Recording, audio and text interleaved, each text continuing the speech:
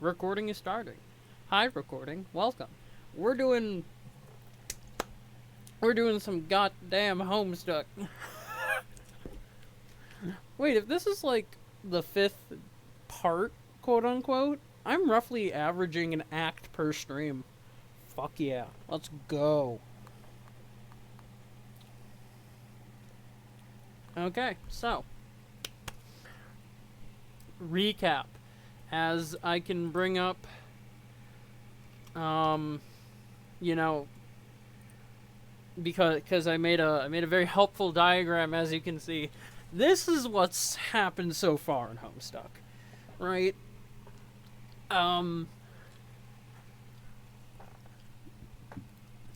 So yeah, this is what's happened. Yeah, you forgot I made a chart. Well, I didn't. Yeah, so this is what's happened so far.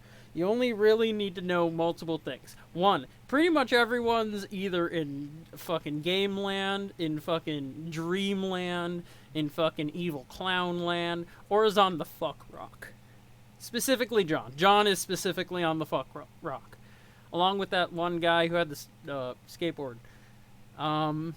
You also need to know that the baby salamander is doing just fine. That's all you... Also the bunny is a robot. Does the chart actually help you? I mean, in theory it helps me. Note, if there's an arrow pointing to, like, weird red scribble, that pretty much means that, they fucking died. That's what I use instead of, like, oh, they left, or... you know, they were destroyed or turned into something else or whatever. I just say, yeah, no, they fucking died in an explosion. Because it works. But, yeah, basically, that's all you really need to know, is that everybody is either in Game Land, Dreamland, Evil Land, or the fuck rock. And that the little salamander boy is A-okay. So... now, Act 5. Elsewhere in Paradox Space, we examine another planet, forgotten by time, but we will strive to remember. What was this planet's name? Enter name. Assland. You know what? That's close enough to Assland. Oh, nice one, Smarty Pants. Really hilarious. Let's get real here. No more clowning around. Try again. Assland. You know what? That's close enough to being Assland. I'm gonna keep calling this Assland, by the way, because I have no idea what the actual name is. So, that is much better. In fact, as it happens, your guess is precisely correct. What are the odds? I know, Assland is an amazing name. That is definitely always correct. Because I'm really good at this.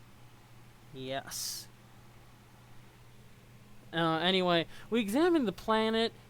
Alternia. Ugh, fuck. Dang it. Oh, did I get the program? No, because I'm dumb. I'm in college and I forgot. Anyway, somewhere on the planet Alternia. Somewhere on this planet, there's a young troll. Well, you know what? Fuck it. I'm reading this. Alternia, new name, Assland. Hivebent. This young troll stands on his respite block. It just so happens that today, the 12th bilunar perigee of the 6th Darth season's equinox, is the day of this young troll's larval awakening, also known as Wriggling Day. Though it was 6 solar sweeps ago he was given life, it is only today he will be given a name. 6 Alternian solar sweeps, for convenient reference, is the equivalent to 13 Earth years.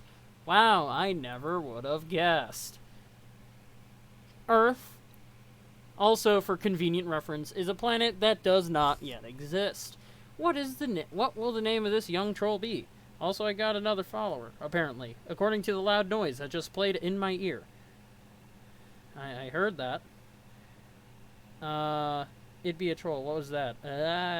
Yeah, basically, that loud noise, that was the sound of somebody following me.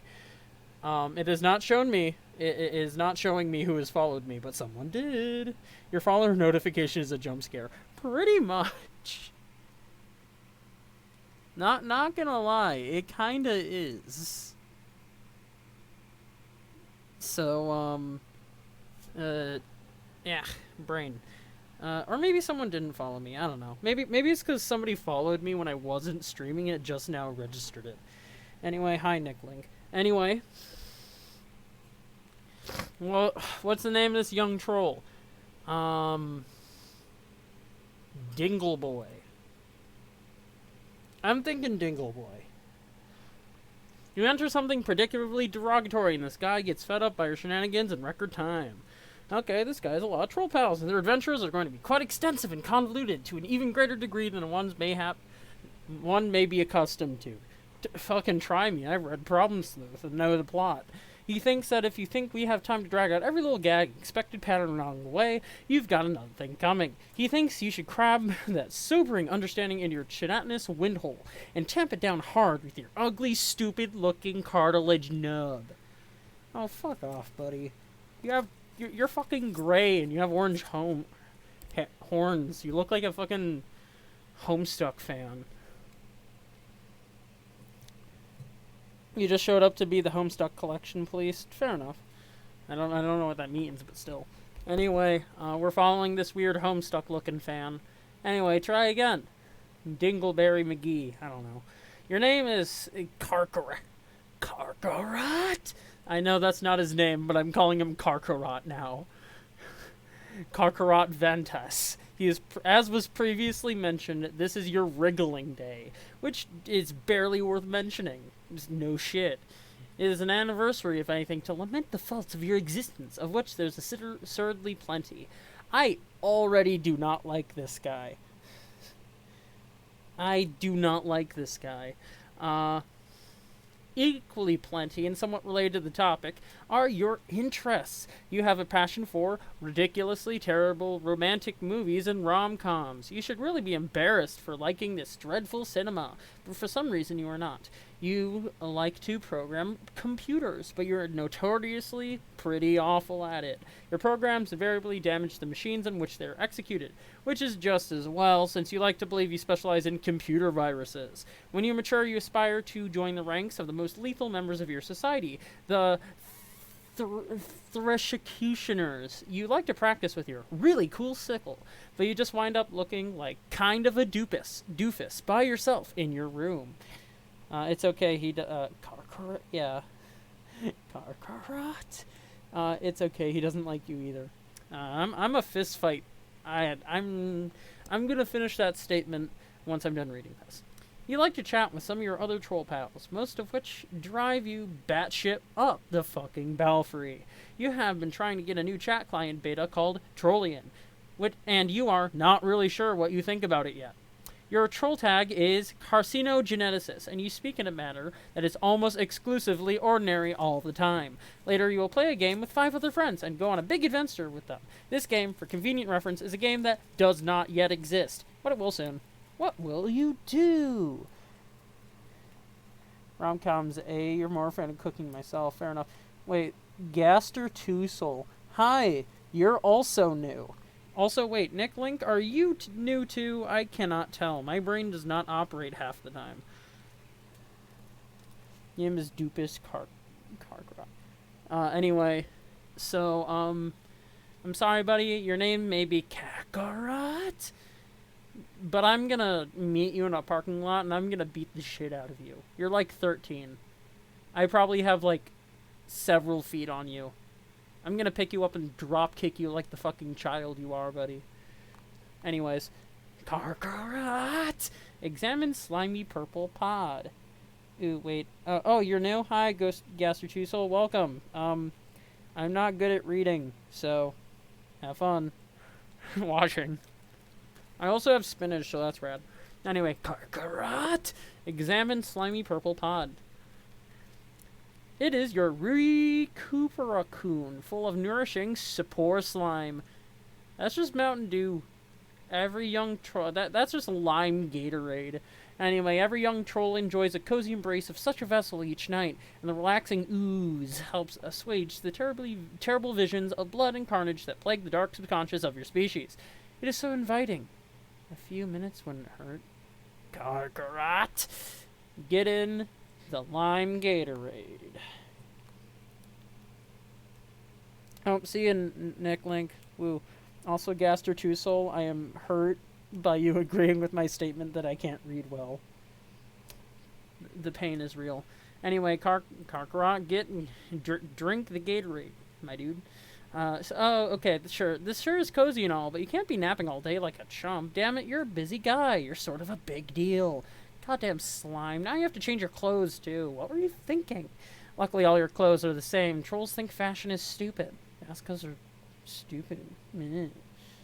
Anyway, Karkarat, examine your movie posters. Oh, okay, it's time to get serious here. Sweet Troll Gigas. Gigas? Okay, let's get real and get down to some major business. That's not the right words. Anyway, you space out and get caught up reading the titles of the film for about 5 minutes. Wow, these movies are great. Why don't you care what anyone says? Pure magic. Is that John Cusack? Thing that most people don't realize that John Cusack is a universal constant. That apparent. I guess that tracks. Anyway, this movie. Okay, this one even you have a hard time defending, but still, it's so good. Best thing about it is how Troll Sandler doesn't make you want to punch anything. Like, nothing at all. Really hard or anything. Interesting. So interesting. Now, I'm gonna sarcastically say that it's interesting while eating spinach. And drinking some root beer. Because I have to eat. Because I haven't finished my spinach. So I want to have my cheese. I also want to have my cheesecake. So, Karkarat, cataloged the sickle. You grab your trusty sickle with your encryption modulus. To retrieve it, you need to hack the code open with the card vault left behind. This will obviously prove to be a completely ridiculous and unattainable way of managing your inventory and lead to a great many follies. Later on, you would swap your modus with your hacker friend, a guy who, unlike you, happens to be competent with programming. It would only make sense. But, for the time being, it makes your life kind of a nightmare. There are so many stupid things that happen because of this modus. So many. You just have no idea.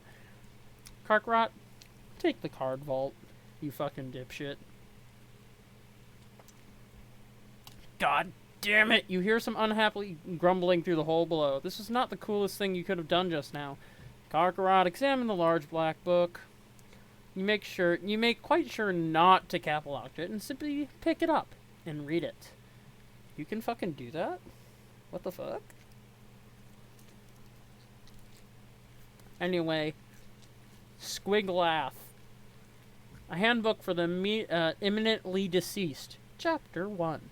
Prepare your Mlath vial. Dig your grave. This. Additional graves. Execute null. This dot die. Bone to pick. For death begins with life's first breath, and life begins at the touch of death. Troll Will Smith. Thanks, Troll Will Smith. It is a thick programming manual called A handbook for the immediately deceased. Kinda like we just read. Squiglath is insufferable language to work with. Its logic is composed of nothing but infinite loops, or best loops of effectively indeterminable construction. The above page is the intro section documents the simplest possible, Squiglath code structure. Any code deviating from this basic structure will not compile. You have a whole bunch of code samples you've been messing around with on your computer. It's been frustrating at best and debilitating to your machine at worst. Karkarat, leave your room. Also, when you do get to the program, Homestuck, I can help with the setup. Honestly, I want to experience this the way everybody else experienced this on mspaintadventures.com. But also, like, one day I'll figure out. I can't word real good now, can I? I'll probably download the Homestuck collection at some point. I don't know. Anyway, Karkaroth, leave your fucking room, you little shit. Why is your doorknob a fucking spider? Actually, that's not a spider. It only has 6 legs. Why is your door a fucking beetle? Goddamn. Why is your house a fucking MC Escher painting? Anyway, you step outside of your respite block. On one of your hives numerous extraterrestrial landing slats. You are allowed to design this hive when you are young, after you emerge victorious from your trials deep in the brooding caverns. You have lived here with your custodian ever since. It's almost as if your people have placed down great cultural importance on teaching children to become architecturally adept while very young. It has been this way since ancient times. No one seems to know why that is. It's almost like there's going to be a game or something where it's required to build weird stuff in the sky. Anyway, getting to build your own hive at a young age using whatever meandering design you chose likely has left you jaded to the notion of customizing your abode. You certainly wouldn't get all that worked up about a game that happened to allow you to do such a thing. At least not for that reason. Karkaroth, examine your fucking neighborhood. That's just me in the morning. Those fucking eyes. That's just an emotion. I feel that emotion. Anyway, you look out. Wow, a bunch of more weird fucking houses. And some goop. Fuck yeah, love me some black goop. Some good old goop. And also two moons. The lawn rings are empty. Blood skims the voids of your porous cranial plates, as if the grazing of the hollow of a Russian stem, or say an abandoned cocoon. A sour note is produced. It is the one agitation plays to make its audience squirm. It is your 6th wriggling day, and as with all 5 preceding it, blah blah blah blah blah blah blah blah blah blah blah. Look. You don't have the time for fancy poetry. It's almost as useless, right? Wait, give me a sec.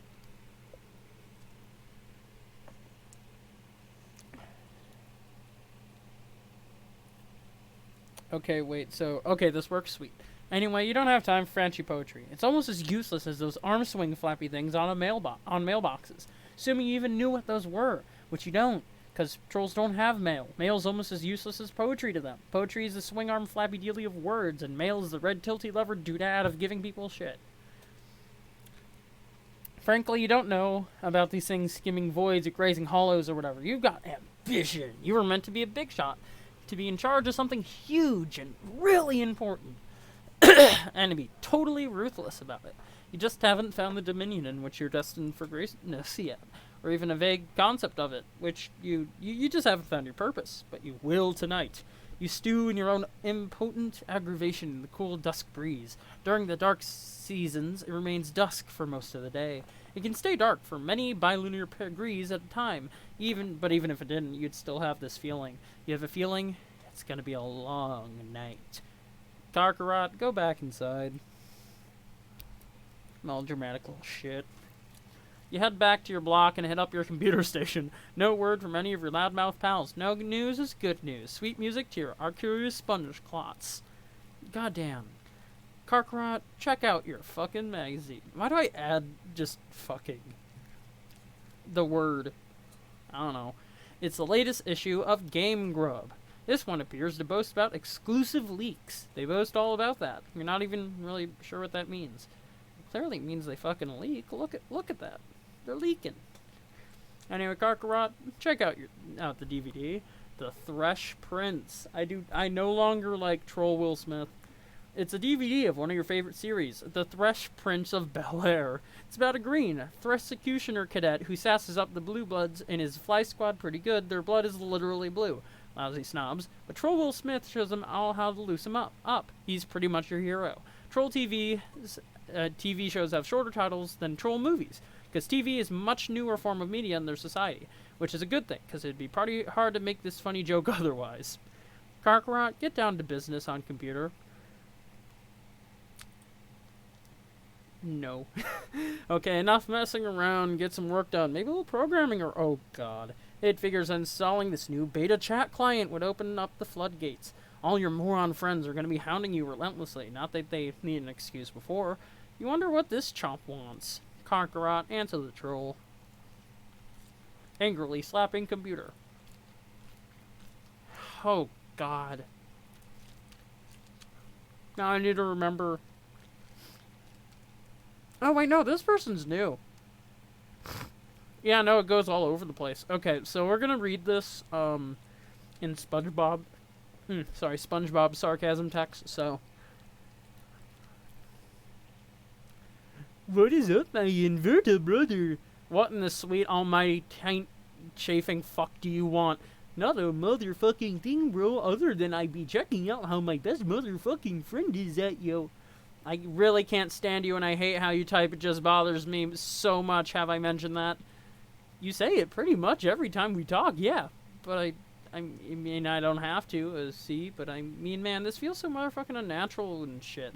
You just have to be going with what feels right and where your heart is up and you know, best friend.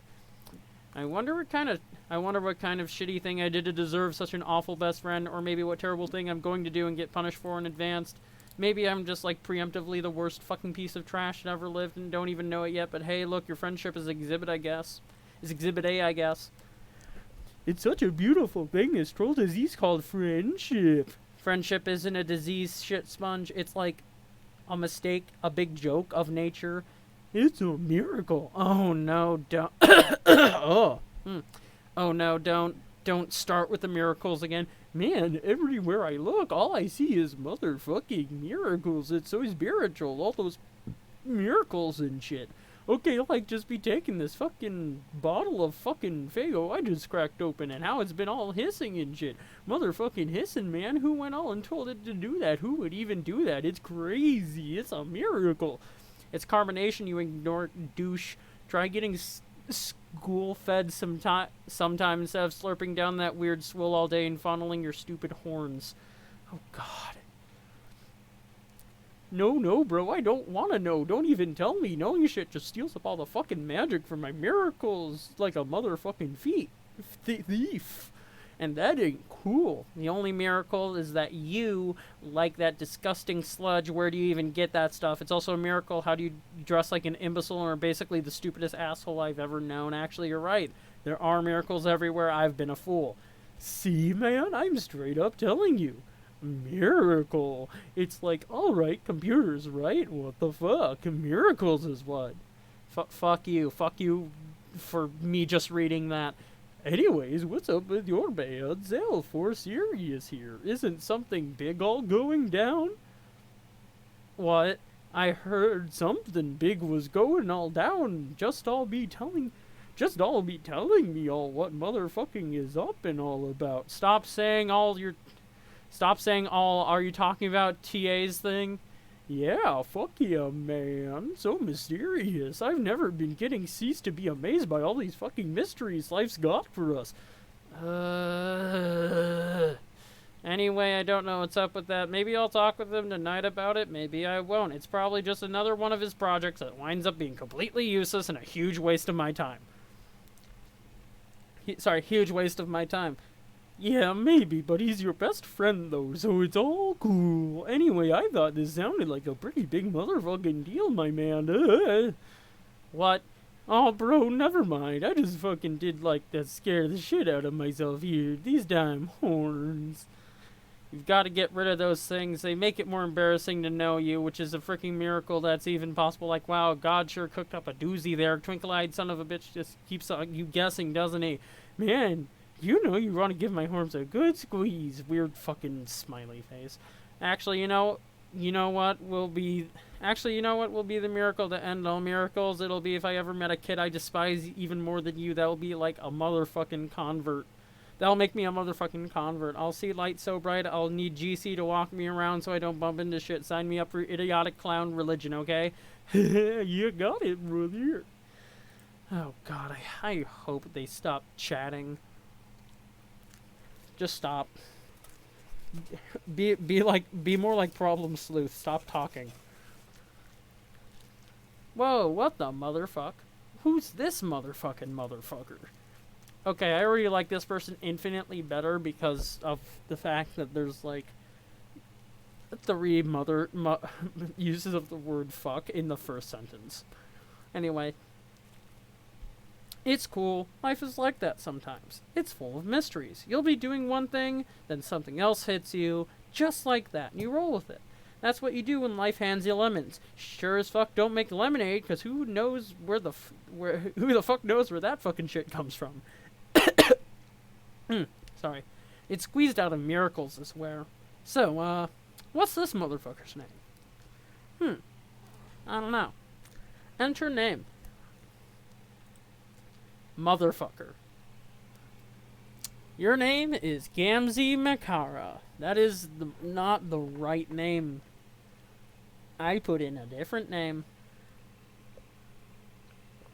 Massive disappointment. Anyway, you get pretty excited by clowns of a grim persuasion, which may or may not be in full possession of their mental faculties. You belong to a rather obscure cult, which foretells that a band of rowdy and capricious minstrels will rise one day on a mythical paradise planet that does not yet exist. The beliefs of this cult are somewhat frowned upon by those dwelling in a more common lawn rings. But you don't care. You gotta be going with what feels right, at where your heart's up in. You know? Where your heart's up in, you know? You like to practice on your one-wheel device, which you are god-awful at because your feet do not reach the pedals. You enjoy a fine beverage and like to do a little baking sometimes. You've got all these horns all over the place, and sometimes you step on them and scare the shit out of yourself. You like to chat a lot with your pal, Karkarat, who is usually pretty cranky, but he is your best friend. You have a lot of other great friends, who you also like a lot. Your troll tag is terminally capricious, I don't know, and you speak in a manner that is just a little bit whimsical. What will you do? Should have been named Motherfucker. Missed opportunity. I know, right? Anyway, Gamzee, catalog bottle of Faygo. Get your fucking Faygo, bro. You snag a bottle of Faygo. You consume the beverage. To consume the beverage is what your fellow devotees refer as kicking the wicked elixir. It's cataloged to your miracle modus. You have absolutely no idea how this thing works, and you don't want to know. What the fuck is happening here? Like, these two are just wiggling out of control. Jesus. Anyway, Gamzee, cataloged computer. Capricious. Yeah, no, I'm just gonna pronounce it in whatever way my brain decides. Cause my brain is dumb. Anyway, catalog your computer. You take your husk top. Sometimes you like to pick stuff up and watch the colors. It's so beautiful. Life is beautiful. I'm gonna have to put a flashing light warning on this. Actually, no. There's already been a bunch of flashing lights. I probably should have been warning people from the beginning. Whoops. Anyway, Gamzee, ride one-wheel device. You decide to give this diabolical contraption another shot. Maybe one of these days you will get one more suited to your proportions. For now, this is all you have to work with.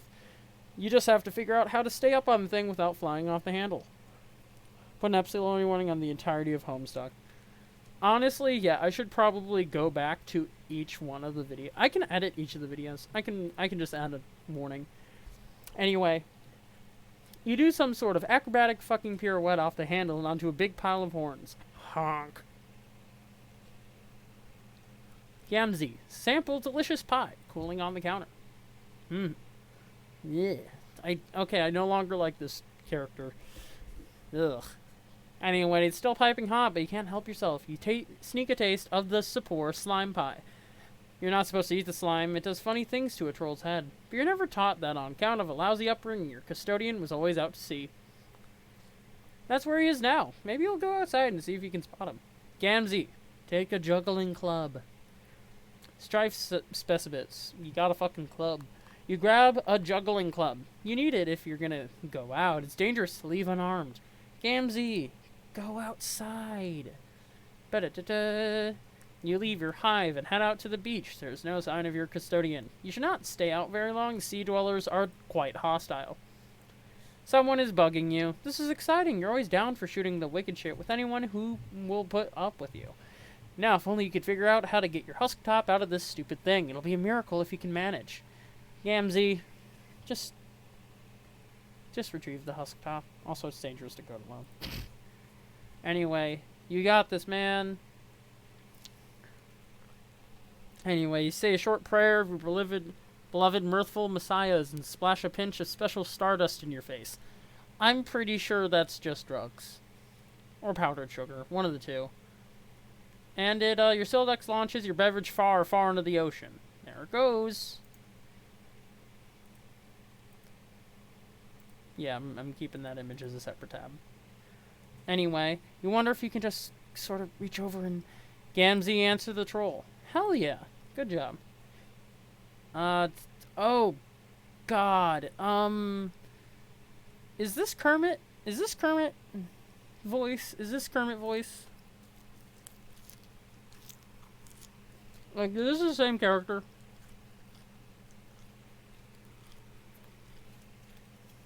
This is Kermit. Okay.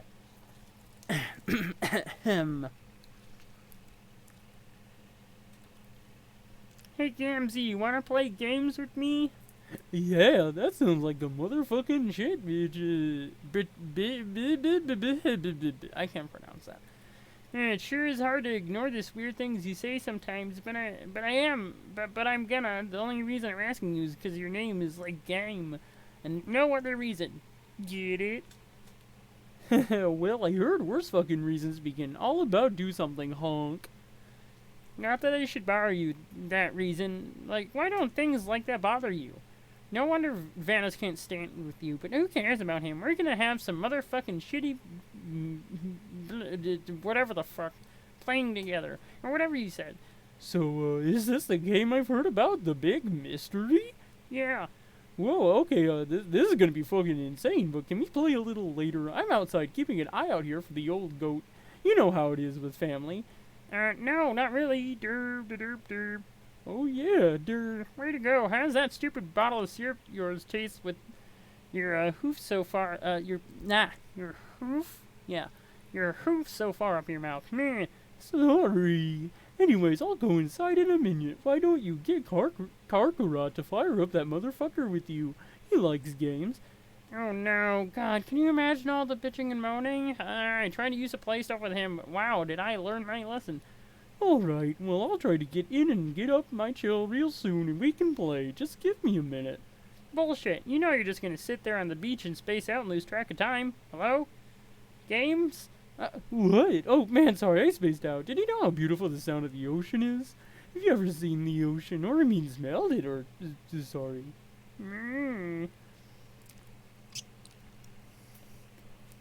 There's also something in the image at the top of the special Stardust page. Okay, let's go back real quick.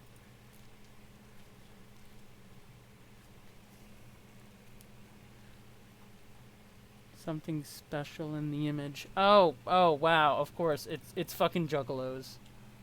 God damn you. Anyway, Karkarat, get some fucking programming done.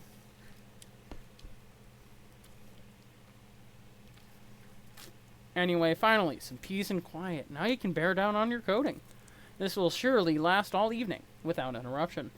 You reopen one of your Squigglath projects you started recently. You're still horsing around with the conditions for terminating the loops. What many Squigglath coders do is import finite constructs and bind the loops to their lifespan.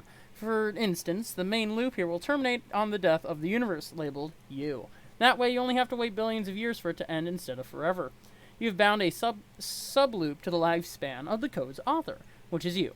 Any routine at the end will execute when you die. You figure this might be handy for coding something to release a final will and testament, or maybe some doomsday virus. You spent a lot of time thinking of ways to make the perfect doomsday virus. Conveniently absent from Squigglath's extensive import library are entities with short lifespans, like a rapidly decaying particle that only lasts a millisecond sure would be handy, or even a fruit fly or something.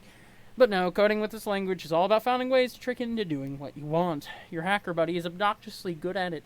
He sent you some files which you still don't understand, but you're not going to admit that. He's even better at making viruses than you, which really gets stuck in your nook.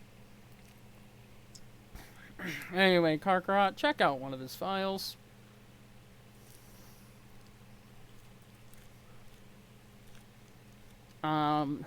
Okay. Oh boy. This code, when executed, immediately causes the user's computer to explode and places a curse on the user forever, along with everyone he knows and everyone he'll ever meet. Not surprisingly, later on you'd run this code in a fit of stupidity. You don't know how he does stuff like this. What does this even mean? It's nonsense. Is it even syntactically viable? Are you allowed to color text like that? Maybe you should ask him about it sometime. Oh, speak of the devil. Here he is, bugging you about something. Time to put on your game face and pretend you didn't think very highly of his abilities. Karkaroth, answer the fucking troll. Slap, slap, slap, slap. Okay. I'm gonna go for a nasally voice because I'm running out of voices. Goddamn. Okay.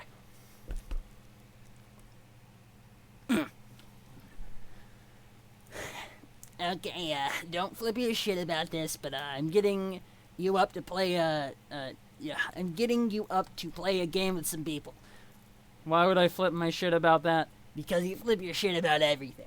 Well, will you look at this? Here's my shit, and yet it remains unflipped, yet sitting here on the skillet, getting burned on one side. It's a miracle. Oh no, are you into miracles now because of you? Are you preemptively from the game?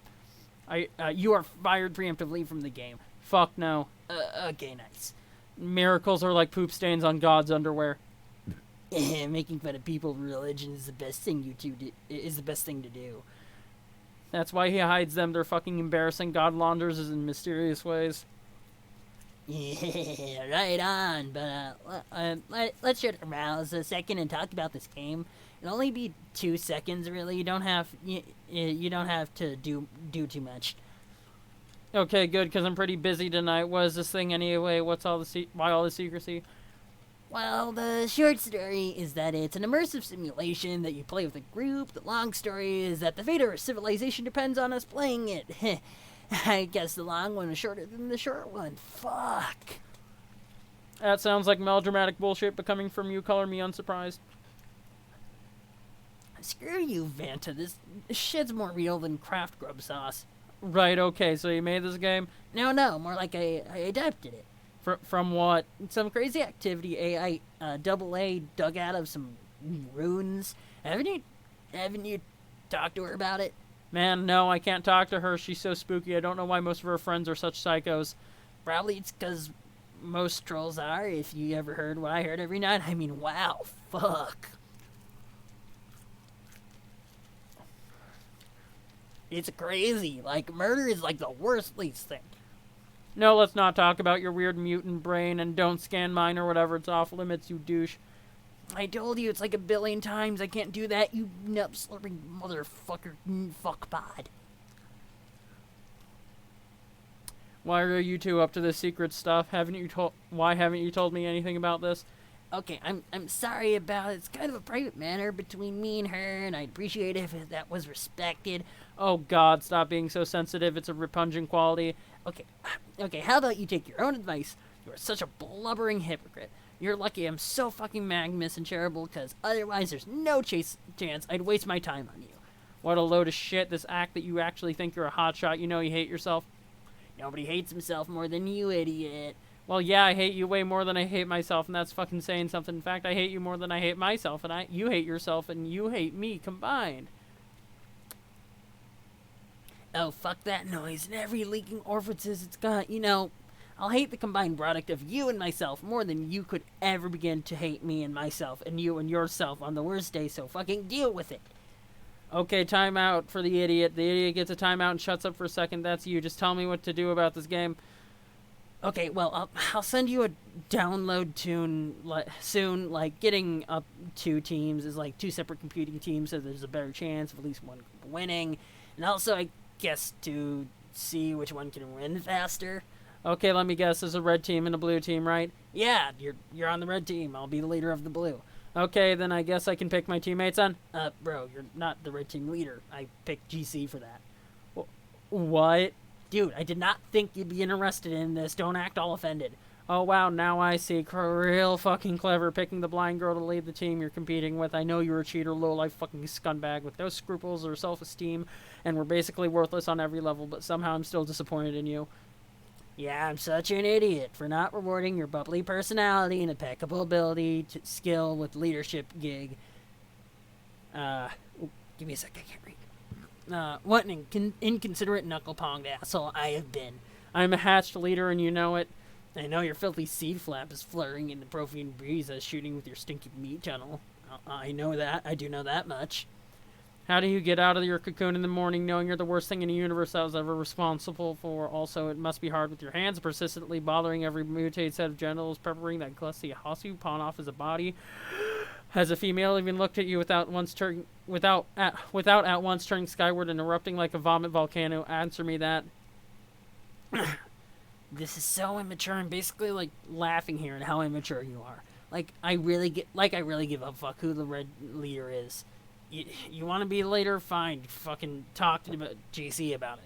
I guess these conversations we have do kind of get embarrassing in retrospect. We're not friends anymore because of stuff I said. Are we not friends anymore because of stuff I said? You literally ask me that every time. Are you joking? I can't even tell anymore. It's a joke, moron. Honestly, I'm just glad nobody else is privy to our conversation. Actually, why don't we make a pact to delete this one from our logs? I'm just shuddering here, scrolling up and reading this. Yeah, okay. You've actually seen TA talk before? Well, I don't remember what voice I gave him, so I'm giving him Snivel voice. Oh, wait, no, I think I remember them. I didn't really have a good voice for them, so whatever. Sounds like someone downstairs is getting pretty crabby. This is not an encounter you're looking forward to. You'll probably put it off as long as you can imagine. As long as you can manage. Whatever. Skylight. Ah, a room. Why, who is this young lady? Enter name. Kermit the Frog. This is Terrazy Pyrope, also known as Kermit the Frog. You're pretty enthusiastic about dragons, but you jeez. Water time. But you have a particular affection for their colorful scales, which you gather and use to decorate your hive. Though you live alone deep in the woods, you surround yourself with a variety of plushy pals known as scale mates. You often spend your days with them in rounds of live-action role-playing. You used to engage in various forms of more extreme role-playing with some of your other friends before you had an accident. You take an interest in justice, holding particular fascination for orchestrating the demise of the wicked. You've taken up the study of brutal Alternian law and surround yourself with legal books. You have no need for copies printed in troll braille because you can smell and taste the words. You hope one day to join the honorable ranks of the legislators. Your troll tag is Gallows Calibrator, and you speak with the numerals the blind prophets once used. Oh God. You're presently the leader of the red team, poised to begin a mysterious game with 5 other friends, in direct competition with another 6 of your friends, comprising of blue team. What will you do? Kermit, cut to the chase and begin LARPing immediately. Pretty hard to live-action roleplay when there's no one who is alive nearby. But all your scale mates are alive to you. At least you pretend to believe that to annoy people. You prepare a new campaign from one of your favorite scenarios. Court block drama. His honorable tyranny presides. On trials, an especially detestable fellow, Senator Lemon Snout. You have sparred with the scumbag before. Tonight he faces justice. You will play the role of the prosecuting attorney. On Alternia, there is no such thing as a defense attorney or a defense. In a court block, the word defense itself is offensive. Kermit, interrogate. Oh no. Me looking up at God. Anyway, most of the interrogation is an intimidating silence. Kermit, slap him around a bit. Slap. This is also me interacting with God. Interpret as you will.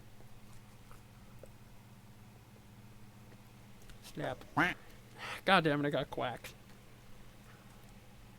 You don't want to slap too hard. Enough to sting, but not enough to prove. It must be methodical, businesslike, and persistent. You only stop when you smell tears.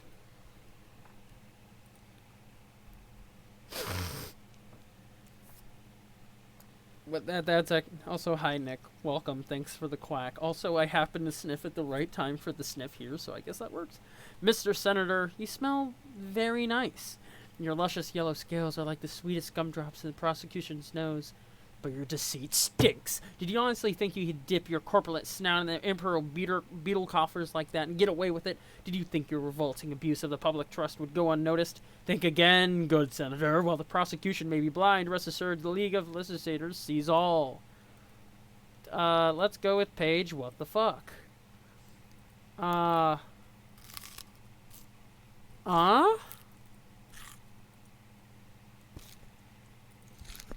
Wait, what?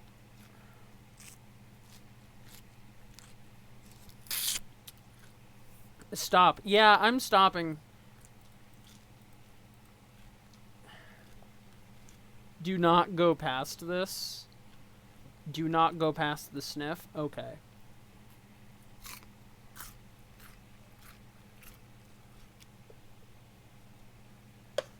Well, everybody, it looks like we're done reading Homestuck. I'm apparently not supposed to go past this. No, I'm kidding. Ignore the question marks. Okay.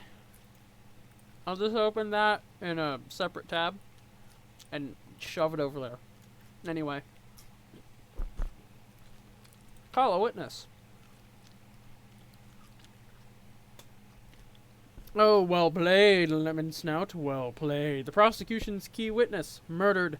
How convenient. The court block has little choice but to acknowledge your cunning. You have earned just a teensy sliver of your respect back. For now. But wait. Wow, that is a huge problem that they should know about. What's a huge problem they should know about? What is that? How far into the story do I have to wait to properly see that? But, oh my. Wait.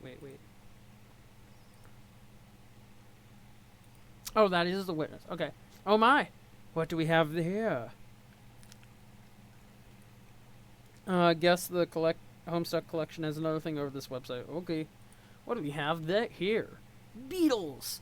The prosecution begs your pardon, dear senator, but you appear to have dropped something. A personal satchel, perhaps? Chock full of illicit, embezzled beetles, with which you have unmitigated cheek, to waltz before his tyranny, concealed beneath your ill-gotten finery? The prosecution requests a short recess from his honorable tyranny so that all law-abiding and mother-grub-fearing citizens may go outside and puke. Kermit, sentence the criminal.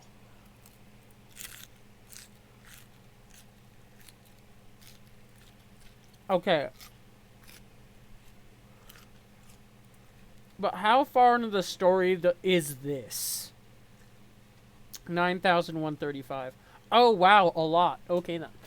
As the prosecutor, it is your job to reach a final verdict and sentence the reprehensible felon, while his tyranny watches in silence and submits grim approval. But you take pity on his miserable bureaucrat. You're feeling merciful. You will give him a fighting chance. You will flip a double-headed troll sager to decide his fate. You do this quite often when making important decisions, kind of like Batman's nemesis, Two-Face, or that guy from No Country for Old Men. Turns out there's a lot of badasses out there who like out there flipping coins. But those are Earth things, and you've never heard of them. It's safe to say you borrowed this gimmick from one of the many, many troll things out there that's got hard-boiled dudes flipping coins for major stakes. You base your habit on whichever one smells the most badass. Kermit flip.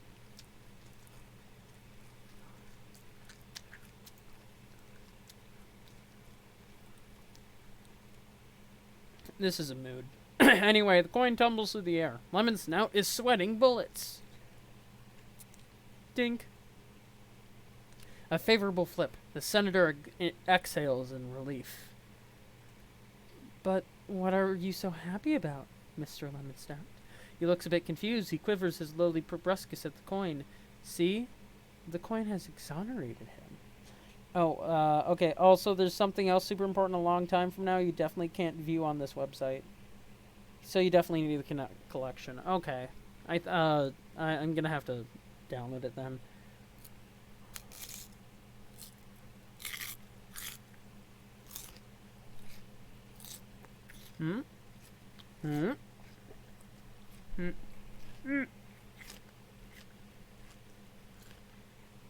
Anyway, coin. What coin? Surely you jest, Mr. Senator. The prosecution sees no coin. She's blind, remember? Herc. Oh no. No, lemons, no. Oh god, fucking damn it, I've been gnomed.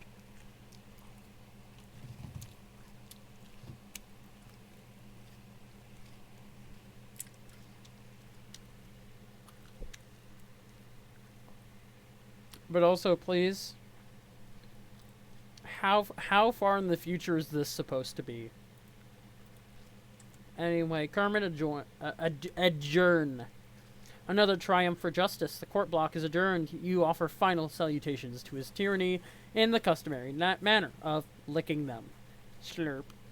Okay, that's not customary at all. It just you're just kind of weird. It's just that your red chalk is the most delicious chalk. You cannot get enough of it. Anyone who says there's more delicious chalk out there simply reeks of deceit. Anyway, you sure had to go to a lot of trouble to do that. Yeah, you really did. Kermit, go get your cane. You don't know what you mean by that? Like, how far along is this branch in the story? Is it like way past after this? Anyway, you take your walking cane, which you use as a weapon, kind of like an Earth Daredevil who you've never heard of. You will use it to wallop enemies when you enter the medium. Wallop. Like this. Yeah, that tracks. It's way past. Okay. Oh, wow. Another thing. Ellen Bug. Hi, Ellen Bug. Welcome. Thanks for another jump scare.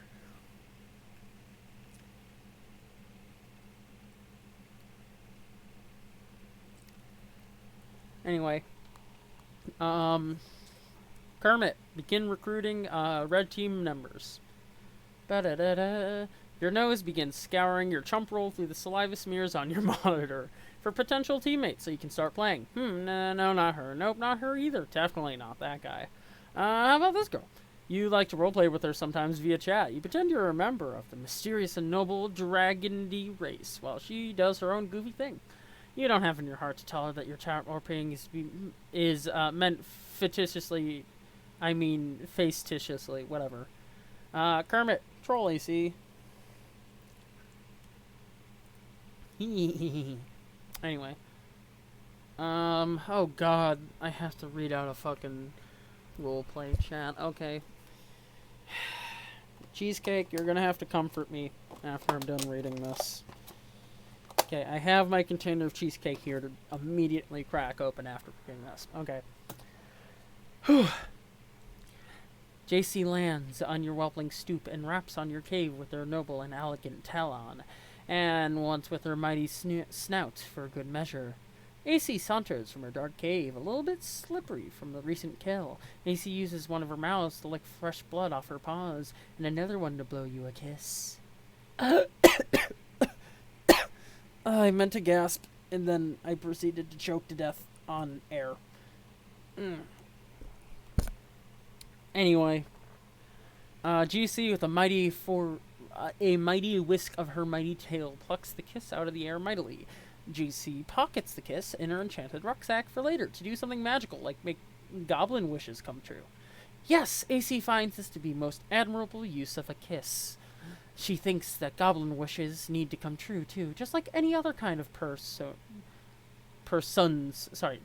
wishes. AC begs your pardon while she rips apart this tasty beast to prepare a meal for her cubs. GC sees the beast hungrily and mightily. Oh, wait, fuck. Which one's which? Fuck. Have we encountered AC? I don't remember. My memory's bad. I know Kermit is, GC. G for green. Anyway. Uh-oh. Wait, no, that's the other person. Uh-oh. GC eyes the cubs hungrily and mightily, especially mightily. AC's new. Okay, I need a new voice. No wait.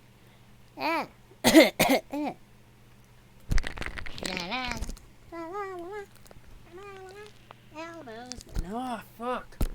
Oh, I used to be able to do an Elmo impression. God damn it. Should I try a really bad Mickey Mouse impression? That seems like a good idea. Mickey Mouse seems like a good idea. I'm starting to think. Huh. Uh-huh. Don't you dare! I mean, AC shouts, "Don't you dare!" indignantly. But it is too late. GC scoops up a plump cub with her glistening, majestic tail and flies off magically. The innocent cub is crying and crying and crying. AC says no and looks a bit crestfallen at that. AC gets a clever idea to slake the majestic dragon's mighty hunger. Sate, whatever. She prepares the lion's share of the slain armored koala bear for JC. JC magnificent curiosity has been perked, whatever. Is it a bull koala bear? Is it a bull koala bear? Oops, she asked that. AC pauses a moment and nods knowingly with a couple of smug grins on her face. She confirms it is indeed the bullest of bears. GC instantly loses interest in the puny cub and drops it to the ground far below. But as it happens, the really cute cub lands in a bush safe and sound. Ooh. JC's alarming and splendorous girth settles over the succulent koala bear steak. When she finishes the savory red meat, she lifts her proud and opens her great big mouth and speaks ancient tongues of 4,000 wisdoms. AC Mew. Okay. I should wait. No, AC's gonna have a woo voice. AC's gonna have a woo voice. I feel it in my soul. Should AC have a woo voice? My brain says yes.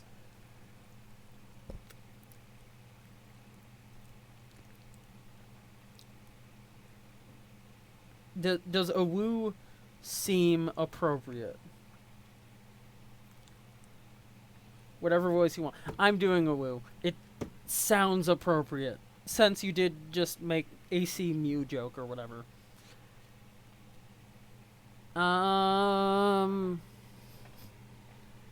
Okay, okay, opens her big mouth and she says, "Hey, do you want to play a game with me?" AC crinkles up her nose and prepares for a really unprecedented marathon of baffling feline obscenities. There we go. Yep, gonna be doing a woo voice now. Her dragony suitor will make neither rhyme nor reason of her perplexing behavior for even an instant. No, that was a real question. Like, do you want to play a game? Oh, I mean, if you mean a computer game, then yeah, it sounds like fun. I don't know how to speak a woo that well. Just bear with me here. Okay, you can be on my team. Team? Who else is playing? I haven't decided yet. A whole bunch of us in 2 teams.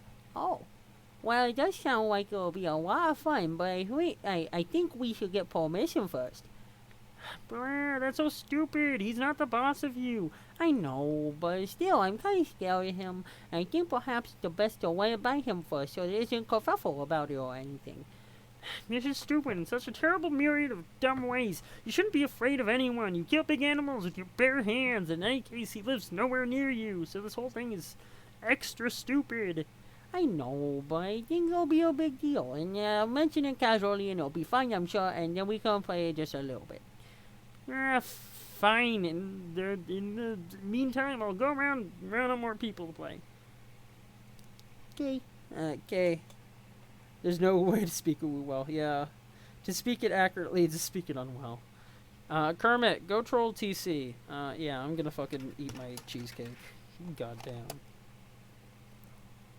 Oh.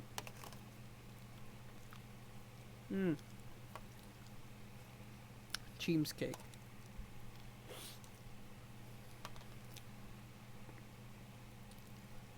It's really good. I forget exactly what kind it is, but it's really fucking good.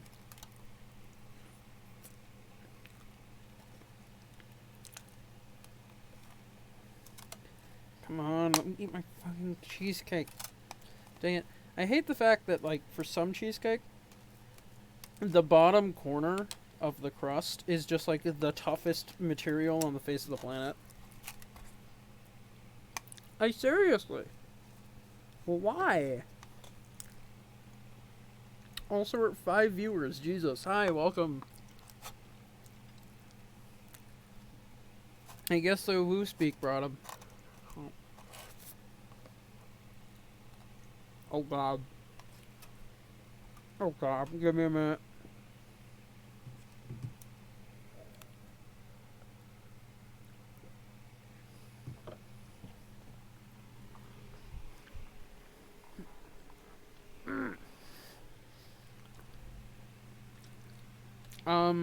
Oh, by the way, if I'm hesitant to get the collection because you prefer the original experience, I'll be glad to know the collection is designed specifically to emulate that. Oh, sweet. Burning razor, cheesecake. Oh, cheesecake crushing noises. Yeah. Honk honk. Nooch nooch. Fair enough. Those are all noises. Nice. Anyways, time for Weird Clown Boy and Kermit to speak. Hey, Gamzee, you want to play a game with me? Hey, yeah, that sounds like the motherfucking... Oh, yeah, we already... You then proceed to have the rest of this conversation we already fucking read. No luck in getting this guy to play with you right now, either. Guess that leaves... Oh, no, not Karkarat. You're only going to ask him as a last resort. You wonder what he wants. You will try to avoid mentioning the game. Hopefully he hasn't caught wind of it yet.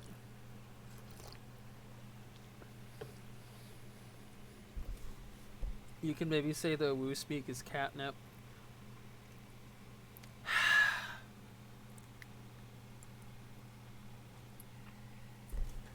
Anyway, Kermit, deal with Karkarat.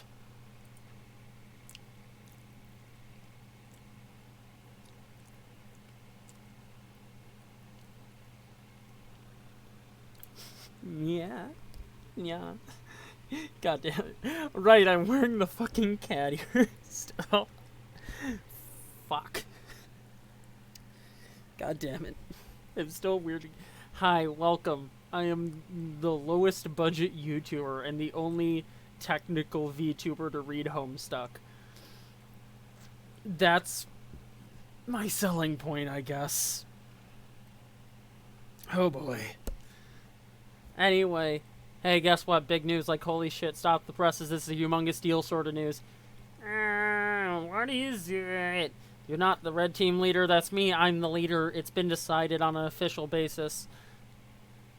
Okay, so I guess I'm supposed to make a big stink about this and say, wah, I want to be the leader.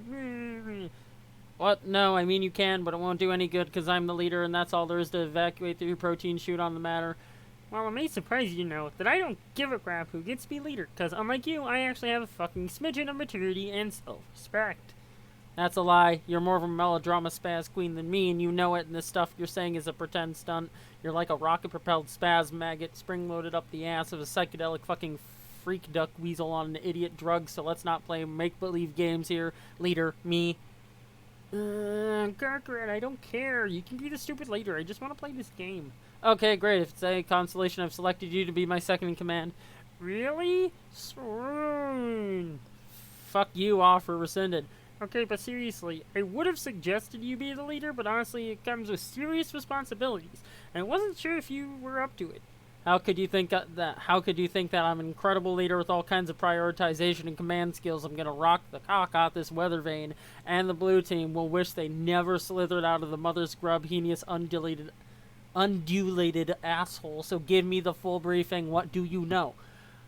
Okay, the thing you need to know is that the leader starts out by running the client application, while I, the lowly second officer, connects you with the server, while I remain gently in awe of your manly grandeur.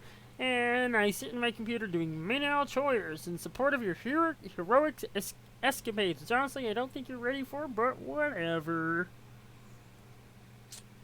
Also, how could I say that use MS Paint highest budget art program? Well, I mean, this was made in MS Paint, so... wow, 6 viewers. Hi, welcome. See, this is what I'm talking about. This is what I was made for, being in charge of adventure, running around and stuff, and fucking shit up like a goddamn hero with a whipper wasp in his jock. Let's get cracking here. Launch your server or whatever. I'll install the hero program. The client. Yeah. Okay, if you insist, far be it from me to stop you from being so dashing and courageous. To be perfectly honest, a little bit handsome. Yes, exactly. Now you're making sense. This is the kind of thing that sane people say. Keep at it. There's hope for you yet. Okay, I'll try anything to get you to stop being such a baby. What's a baby? Oh, it's like a mythical little pink monkey, something my luscious dream, my whatever dreams about, whatever the fuck that word is. God damn, I don't know what a word is.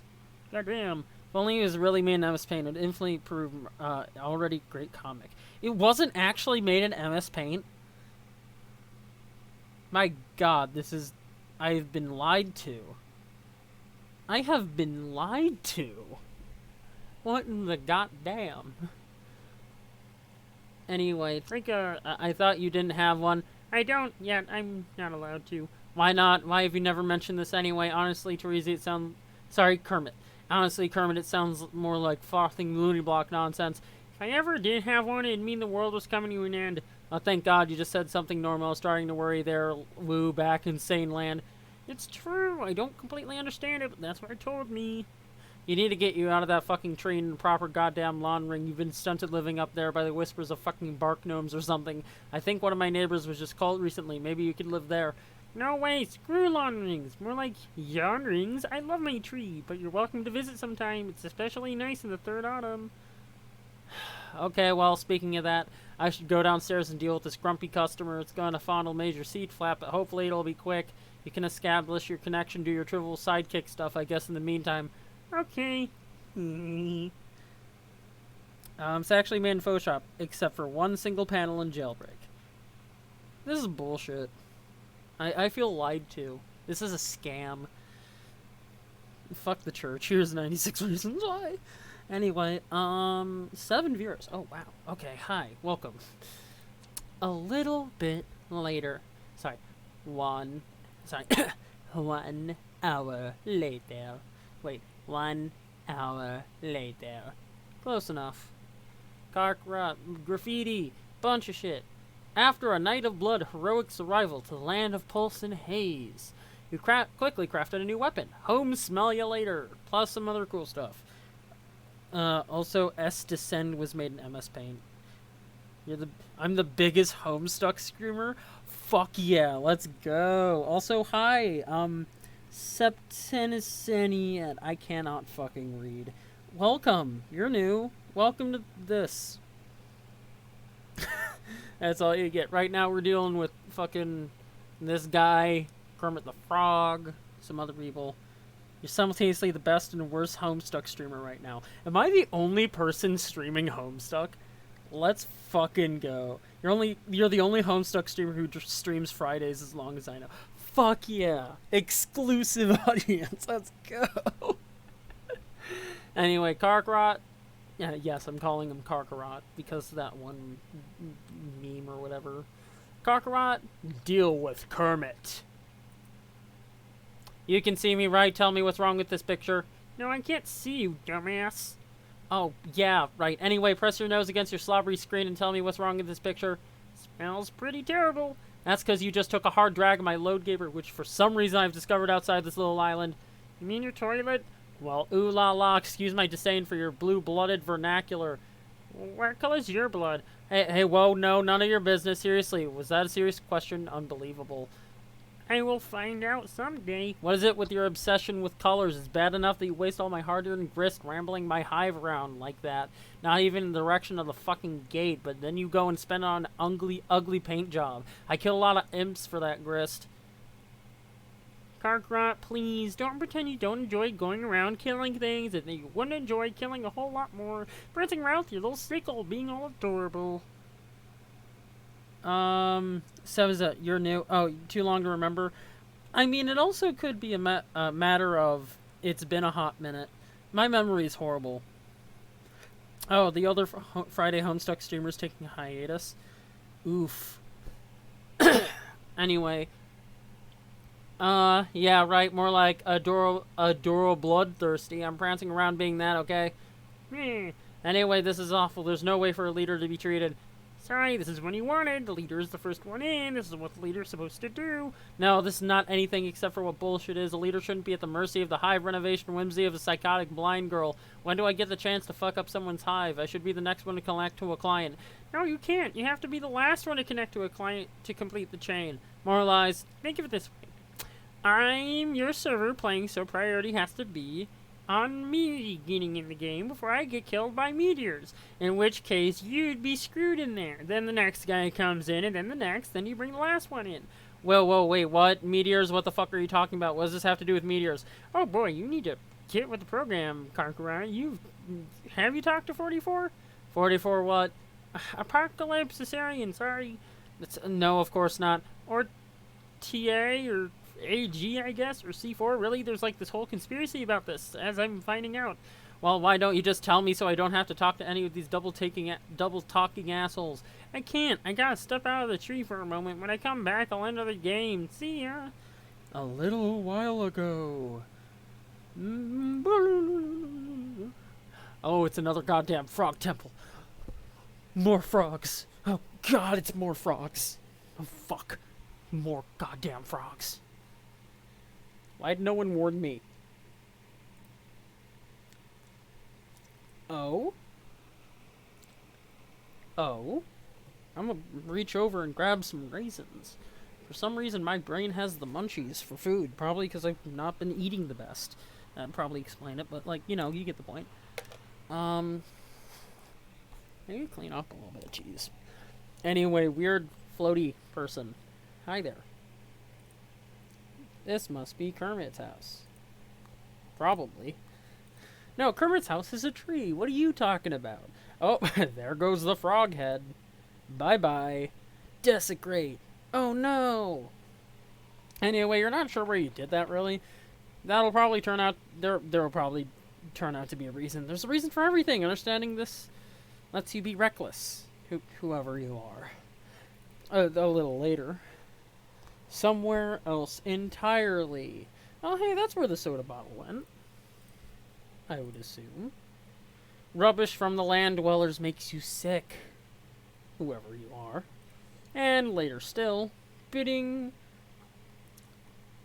we return to the land of pulse and haze so that we can rewind a bit before all this paint got slopped on your hive and before that mysterious hole was made. Man, how'd that hole get made? Anyway, it was when Karkrot ran TA's cursed Squiggleath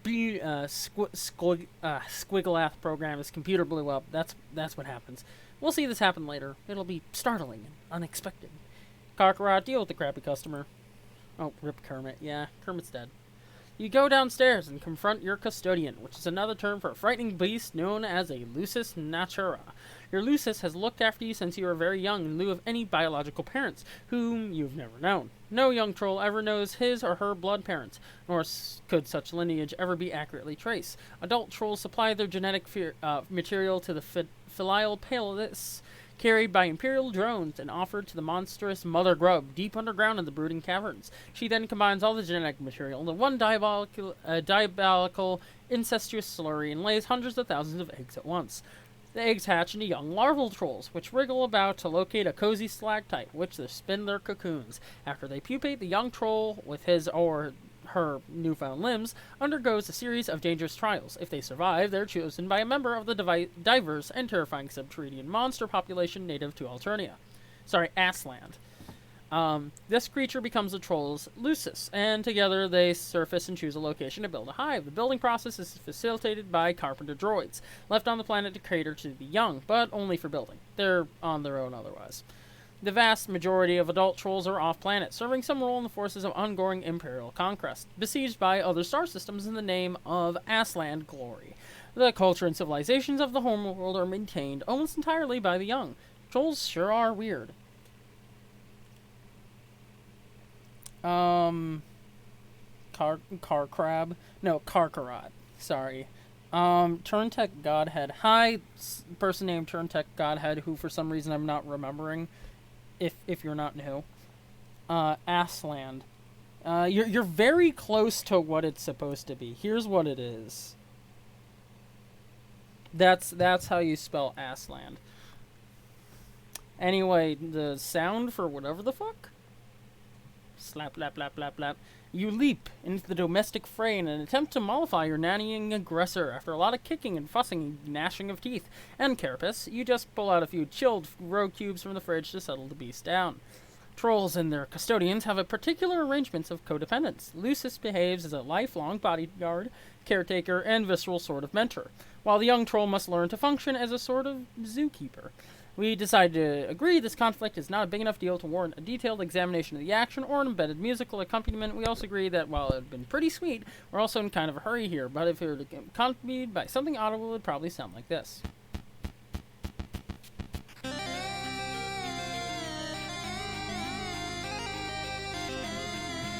It's a vibe.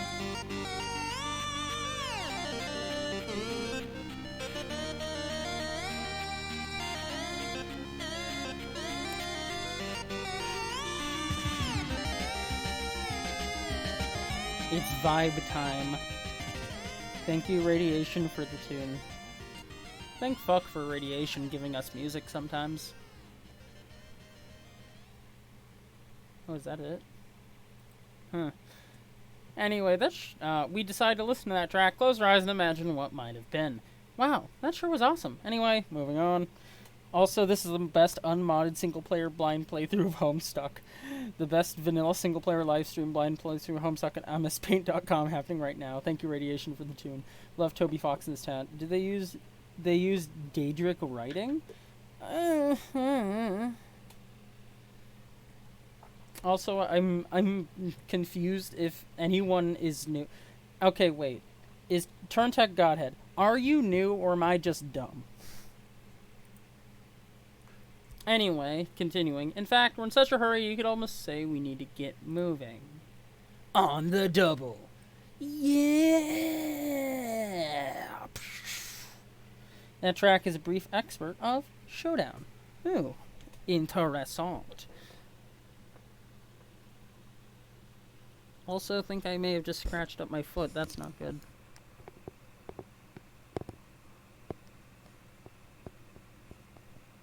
Nah, I'm good. Okay, we're good.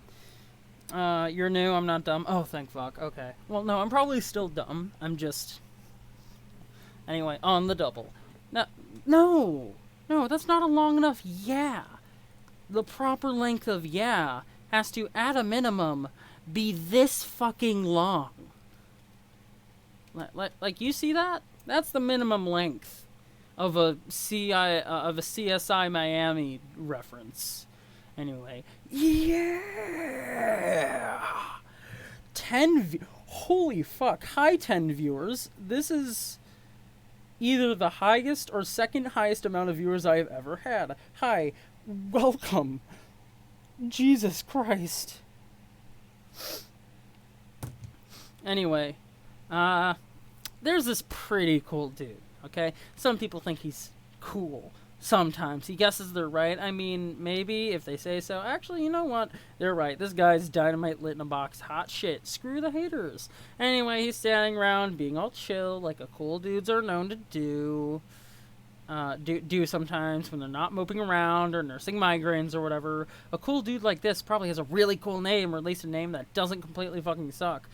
Like, at least not the kind of name that belongs to someone you'd want to just perpetually wail on. Maybe just a name that makes you cringe a little, but you guess you can deal with it if you've got to. I mean, it's just a guy. It's just a guy's name. It's not like it really matters. Who cares? But he probably wouldn't just tell you what it was if you asked. He'd be way too moody for that. In fact, this guy probably thinks you've got some attitude and probably doesn't want a damn thing to do with you. You could always try to guess his name, but instead of that, here's a better idea. Why don't you just fuck off and go to hell? Here, name this kooky broad instead. Oh, God. It's a good new tab. Nice background. Thanks. I downloaded it like 4 years ago, and I haven't changed it. Oh, wait, crap. I'm on the wrong account for Google. Give me tons. Nothing is wrong. Just ignore things for about 10 seconds.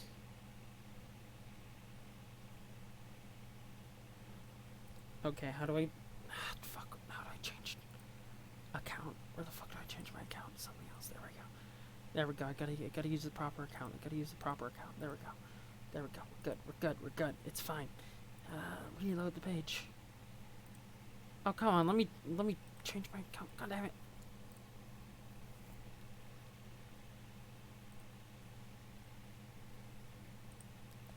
Why is it not letting me change my Google account?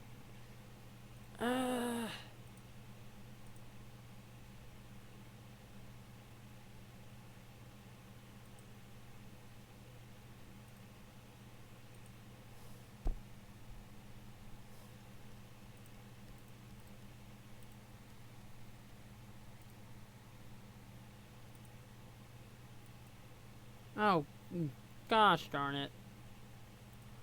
I don't think I'm gonna be able to switch from that account. Oh, well, it's not like it's probably not gonna be revealed, like, ever. So it's only slightly different from what my Google account looks like. Oh god, I got followed. Hi, new follower. Oh, Turntech, hey, thank you for following. I'm at 12 viewers. This is the most viewers I've ever had at one time. And it's on a fucking Homestuck stream. What has my life gotten to? Anyway, let's name this person. Oh, wait, no, let's name this person. Oh. Okay, what's her name? Wait, you gotta be kidding me. Looks like we're going back to the other guy again. Alright, hang on.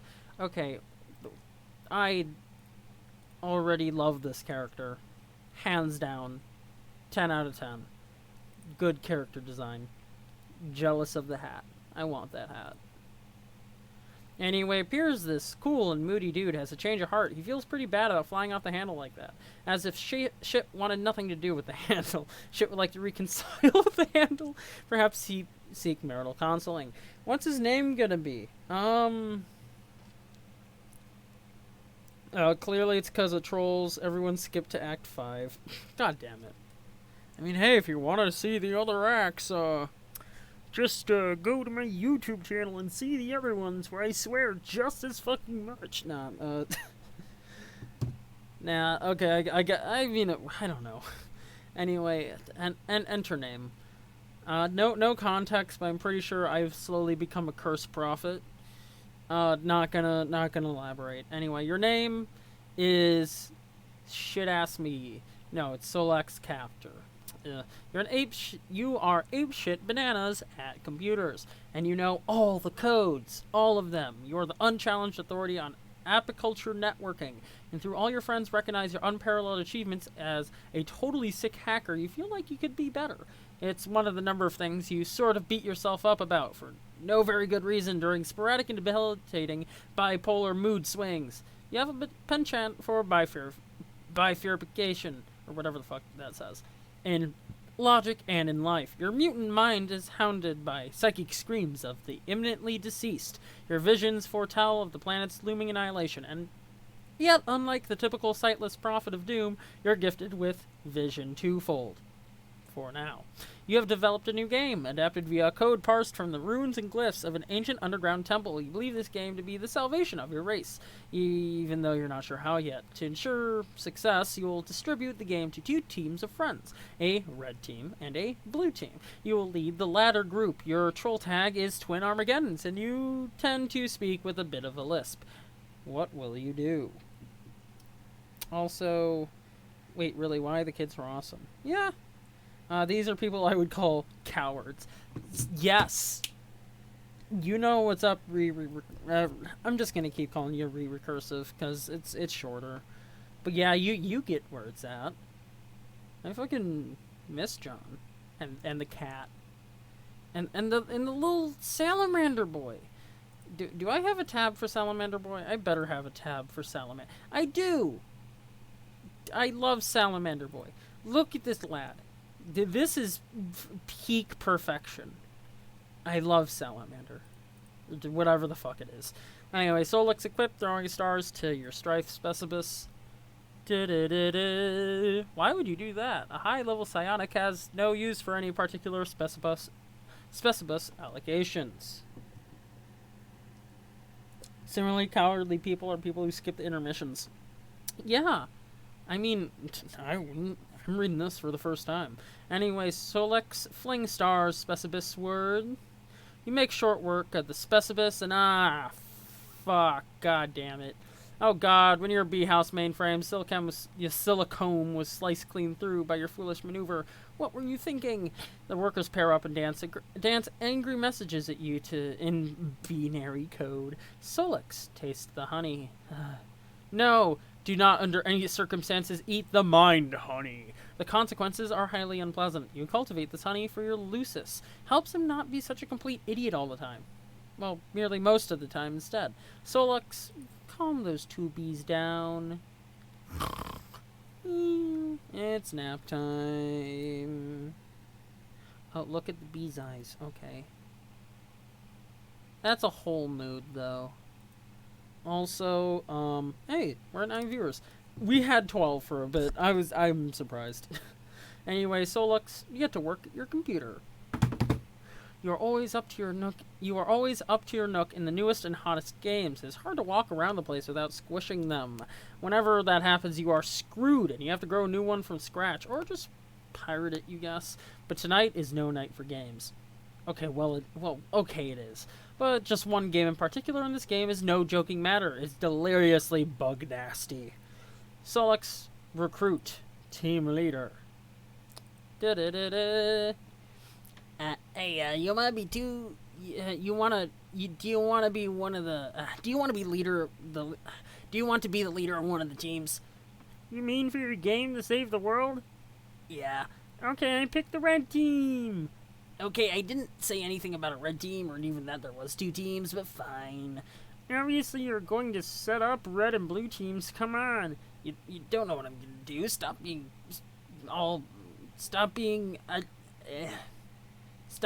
as though you can read my mind. It's not a power you have. Strength is being blind, tricking people about stuff, and I guess being generally savvy and pretty decent at other stuff. That's why I'm picking you and not some other fucking, schlub from stupid row. From idiot row. There we go. Solix, please. You're Mr. Appleberry Blast, and everyone knows those are your favorite flavors, even though you type in yucky mustard, which is weird. Okay, maybe there is more to me than you think. Maybe I'm not just a 2-trick hoofbeat you want to make me out to be.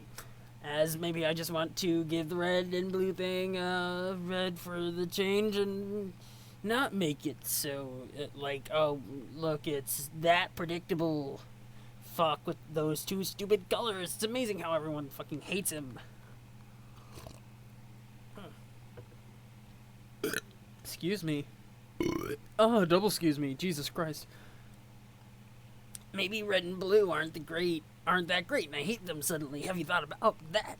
Maybe I'm more of an Evergreen guy, plus whatever that putrid color is you dive with. Like, what is that, turquoise? Maybe it's making me turquoisey.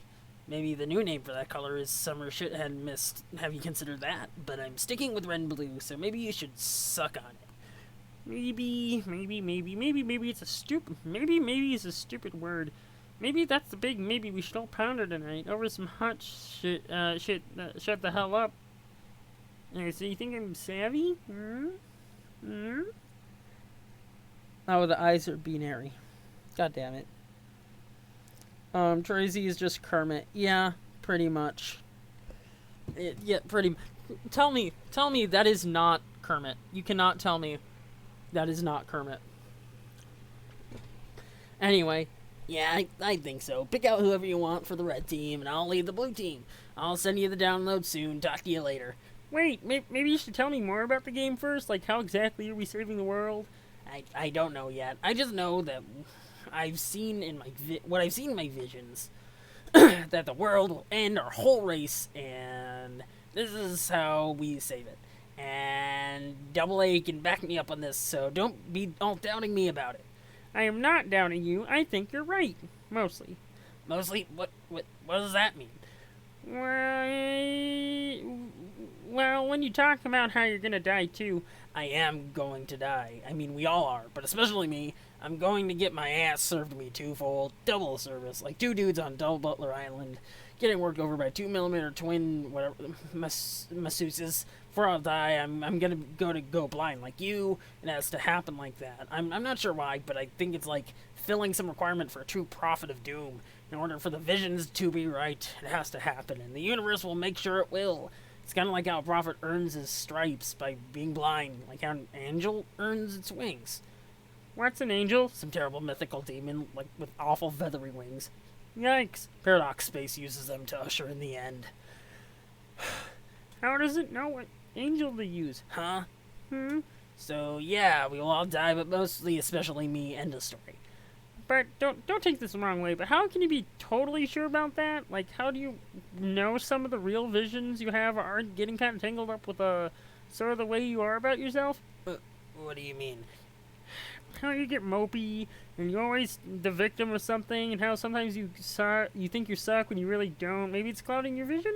Okay, that's just some personal, private, emotional issue, and I'm dealing with that. And honestly, I'd appreciate not always throwing that in my face every goddamn opportunity you get.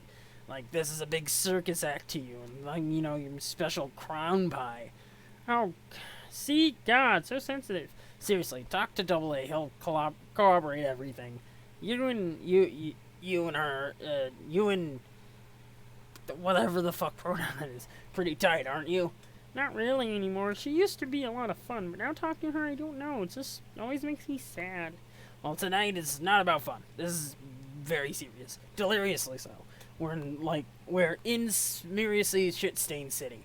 Screw you and your shit stains. I'll have a fucking blast. You can't stop me. Blue team to come. Shit on us. Shit on whatever the fuck that word is, too. Why are there so many songs about rainbow? I don't know. Rainbow connection. Anyway, weird floaty girl. Huh. Duke. That was completely meaningless. What was the point? Whoever you are. Solux, deal with Double A Battery. You know, I'm gonna call him Double A Battery. Fuck it. Hey, did you set up the teams? Hey, did you set up the teams? Still working on it, but yeah, more or less. We should all be playing soon, I guess, leaving this dimension. That's what happened, right? Yeah. So I guess you should be pretty happy when you finally get out of here. Should this person be Mickey? Oh, scum, but blue team to come. And okay, works too, yeah. You know what? Should this person... You know this person's gonna be Mickey. Okay. I'm not sure if this person should be Mickey, because apparently my voice decided to not work. You could develop the voice as you read. That's fair. Anyway, I don't know about that. Oh, well, will you at least be able to leave the voice behind? I don't know about that either. Isn't that kind of depressing, as though they might stay with you till you die? Not really. I'm okay with it. It's okay with a lot of things, even our inevitable failure, even the briefly masquerades victory. Wow, fuck, that was so much more depressing than the thing I just said. Drizzy was right. You are such a drag to talk to these days. She was right about a lot of things. Wow, what a mysterious thing to say. I'm so intrigued. Do me a favor and spare me your spooky conundrum tonight. You're, like, kind of pissing me off. But you like to talk to me. This is a fact, not a question. They told me. Oh, your sources have spoken. Relay a message for me. Tell them to go haunt my huge creaking bone bulge. Why do you like to talk to me? Well, I don't know. Maybe because we're supposed to save the world together. Also, I like you because you haven't noticed I despise myself and personally seek to duplicate through emotional pain the kind of cacophony of physical pain my hideous mutant brain causes me every day. Oh my god, I just had a breakthrough. Thank you so much for this. It was great. That was a joke. Here, type ha. Ha. Now type it again. Ha. There you go. You're now officially the life of the party. I'll just joke an embarrassing video of you cutting loose there. Boy, I sure hope this juicy nugget doesn't wind up on the internet. Solix, I'd actually like it if you were happy. Good, thanks for saying so. You seem sad and angry all the time. What does anger feel like? I forgot. Have you ever been angry? I don't remember you getting angry about anything. Maybe I never was. I feel like I was, though, once. Why don't you ask Garkrot? He's way angrier than me. For the matter, why don't you get on his case about instead of mine? Yeah. His case instead of mine. I think his anger serves a greater purpose. It's part of his destiny and thus ours. It'll help him to sabotage his own designs, which are very much in opposition to the broader purpose. It'll sow the seeds of our failure, a failure which will ironically prove to be mission critical. If you think we're gonna fail, then why wouldn't you get mad about that? At the, voice sending you down, the voice sending you down this blind alley the whole time? They never lied to me, though. How it had to be. I have to be totally honest. Though at no point did I ever lie, or through omission, this game will not save the world. The fuck? And though it is still very important, even in our defeat, unfortunately is much closer to serving as the instrument of our evil's demise than that of our salvation. And while 12 will behave simultaneously as the pawns and orchestrators of the great undoing. I don't want to play anymore then. You will, though. Fuck that, just watch. This shit is dusted. Check me out, I'll dust it like fucking made. It cannot be stopped. Meteors are in route. You know this, Solix. Who cares? I'm yanking the grub tube on this overpunctuated bitch. I'm telling Red Team Leader to forget the whole thing. I'm quitting as Blue Team Leader. If you want to ramble through this macabre fantasy of yours, be my guest. You're never going to be the team leader, though, which is to say, the first to enter. Are you messing with me? You realize I'm psychic, too. I could pull so much trippy shit out of my spinal crevice. It would make your head spin like dervish on a fucking blender. Go get off your high hoofbeat. I'm coming up. Huh? Up where? Hello? Oh, 2 equals S. Yeah, I kind of figured that out. I'm also just not very good at reading. Solix, abort mission.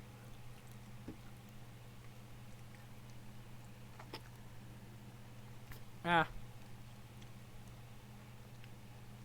Hey, change the plan. We aren't playing this game anymore. You don't have to bother recruiting. Sorry to waste your time. I'm not the leader anymore. Garkrot is. He is. He threw a tantrum about it, so I let him be the leader. Red leader. Okay, that was fairly predictable, but that's fine. I'll go talk to him about it. What's going on? Nothing. This game sucks and is full of crap. Sorry about all this. Hmm?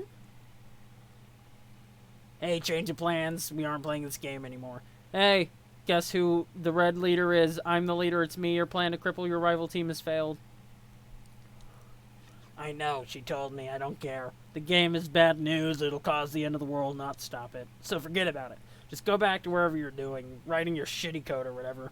Haha, so pathetic. This is yet another feeble attempt to weaken your opposition.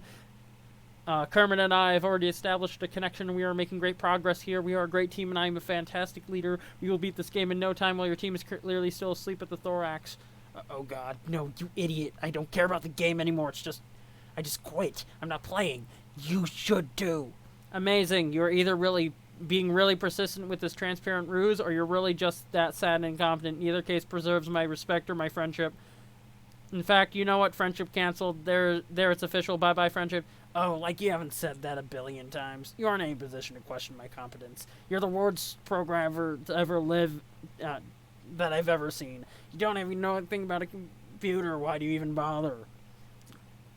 Only thing you're good at is yelling and making huge mistakes, and being ugly and horrible in every way and having stupid little nubby horns.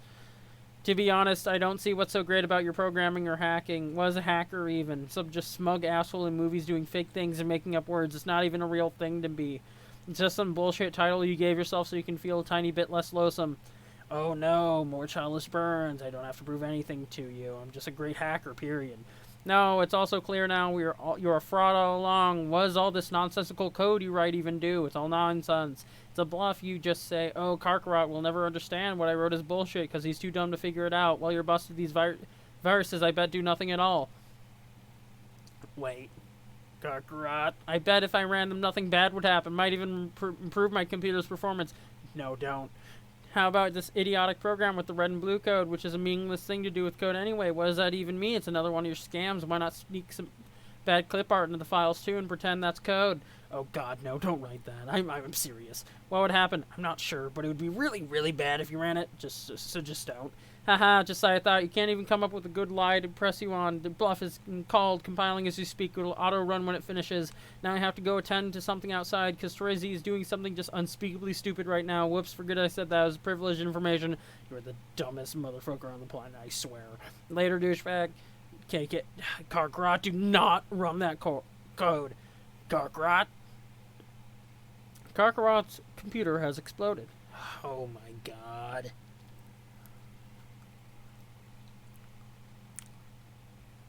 Anyways, you are highly startled by the totally unexpected explosion.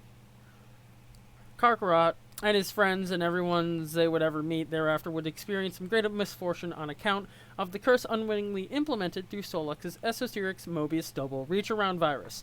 Every troll's Lucis would soon die. All but one of their kernel sprites would be prototyped with a dead Lucis, each prior to entering the medium. Upon entry, they would each have a bittersweet reunion with the creature after the kernel hatched, triggering the sprite's metamorphosis.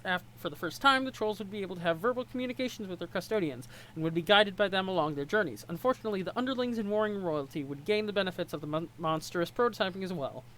Each sprite, except for one, would only be prototyped once. The players would learn quickly that while one pre-entry prototyping per player was absolutely necessary for an ultimate success, additional pre-entry prototypes merely empowered their enemies unnecessarily.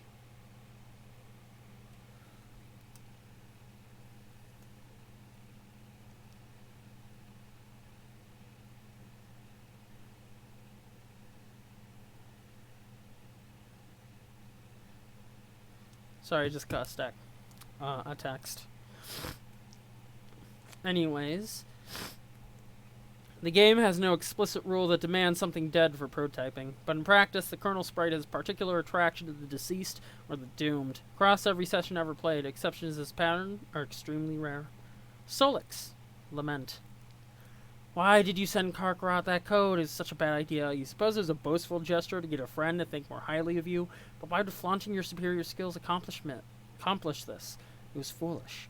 You ought to wipe all these clever viruses you wrote off your computer. They can only bring more trouble. Solix, delete.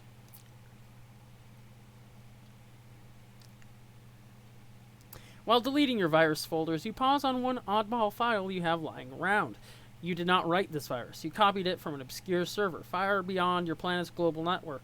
This application is running on that server perpetually. It's an extremely simple, squigglath program.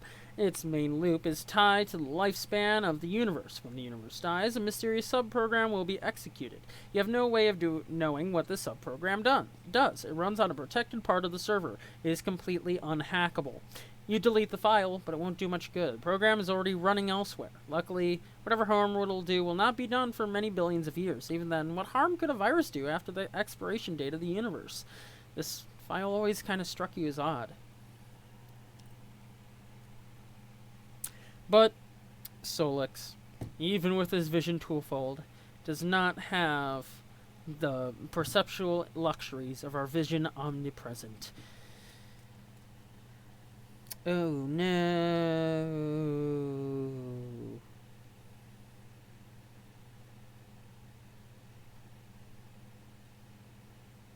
Sorry, I had to text someone. It's important. Anyway, when executed, the subprogram will summon an indestructible demon into the recently voided universe. This monstrous being, with the power to travel through time, is inconvenienced very little by his arrival upon the Great Undoing. He has the entire cadaver of the expired universe to pick apart at his whim, from its birth through its swelling maturity and tapering decay. In a reality he is known to have marked for perdition, he will go about assembling followers through various epochs, even going as far as personally establishing the parameters for his future summoning. Solix couldn't know that the virus is essentially a formality. The demon is already here. Ooh boy, with its nice flashing lights that make my eyes hurt. Sounds like your Lucis is agitated about something up there. You already gave him his serving of honey today. If he thinks he can get more, well, that's just greedy. I wonder what could be bothering him. Anyway, you keep your enormous Cyclops chained to the roof of your communal hive stem. It's only place in the room. It is the only place there is room for him. Dealing with him on the roof during feeding time is a daily ordeal. Cyclops. Oh, be the other girl. Oh, okay. There's multiple girls running around. Multiple new girls running around. Jesus Christ. Okay. Yeah, look. Be the other girl. You're now one of the 5 other girls. She seems nice. No, you're on a giant bee thing. In Clownland. Outside of Frog Temple. Another Frog Temple. Anyway, stop being the other girl. You are now no longer the other girl. Or any of the other 5 for that matter. What's the name of this dude sitting in his 4-wheel device? Enter name. This is Tavros Nitram. You were also known as Massively Horny Man. There we go. That's your new name, Massively Horny. You are known to be heavily arrested by fairy tales and fantasy stories. You have an acute ability to commune with the many creatures of Assland, a skill you have utilized to capture and train a great many. They are all your friends as well as your warriors, which you pit in battle through a variety of related card and role-playing games. You used to engage in various forms of more extreme role-playing with some of your other friends before you had an accident. You like to engage in noble practice of Alternian Ass slam poetry. There you go. Possibly the oldest, most revered, and certainly freshest art form in your planet's rich history. You have a profound fascination with the concept of flight and all lore surrounding the topic. You believe in fairies, even though they aren't real. Your troll tag is Adios Toreador, and you speak in sort of a faltering manner. What will you do? Tavros is horny? Yeah, pretty much.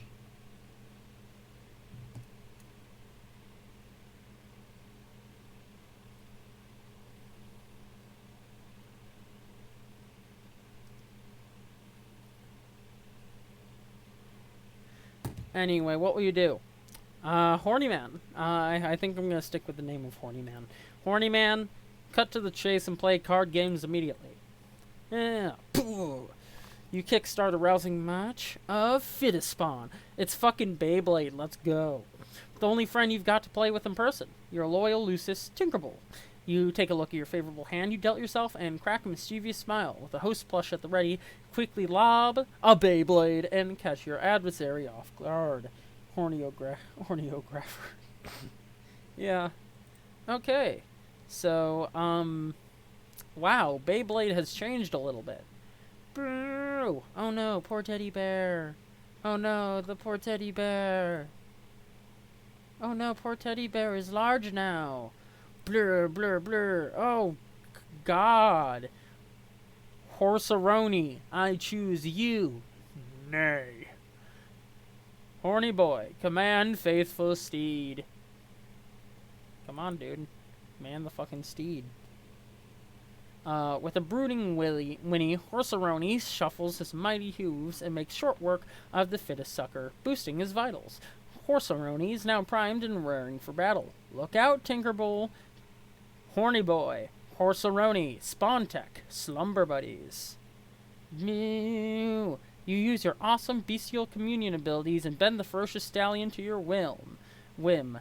Tinkerbell can't stand the suspense. Nay, Winnie.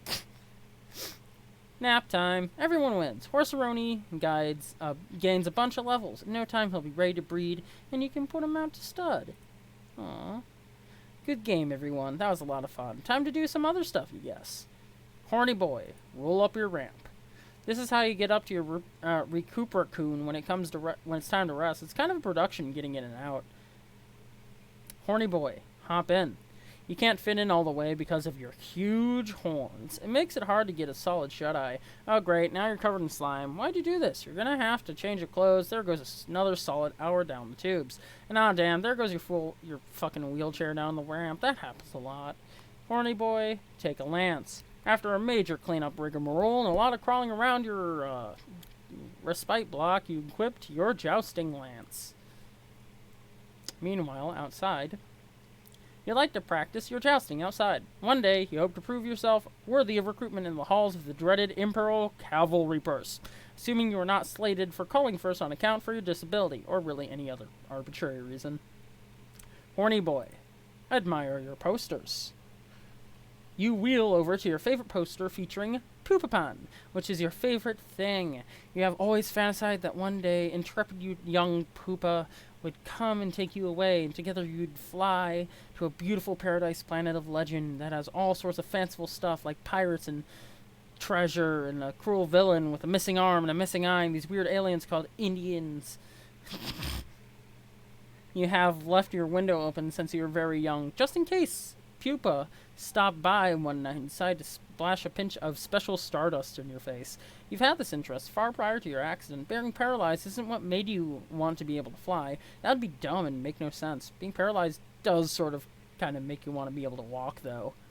Way into the future. Ooh.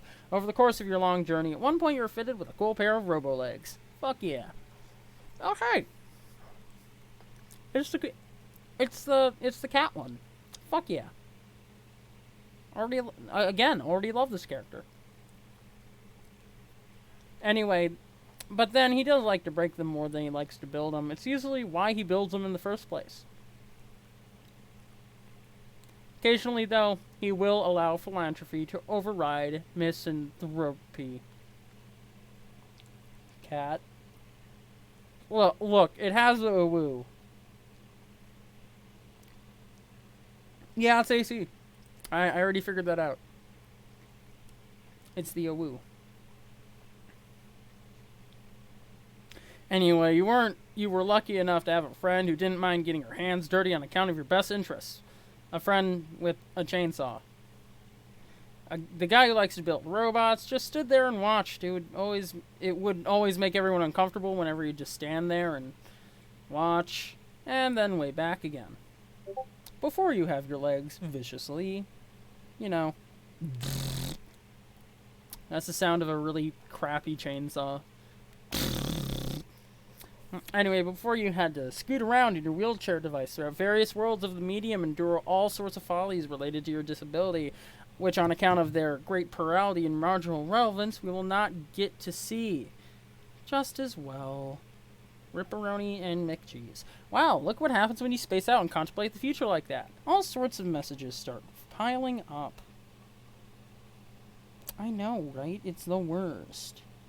I hate it when that happens.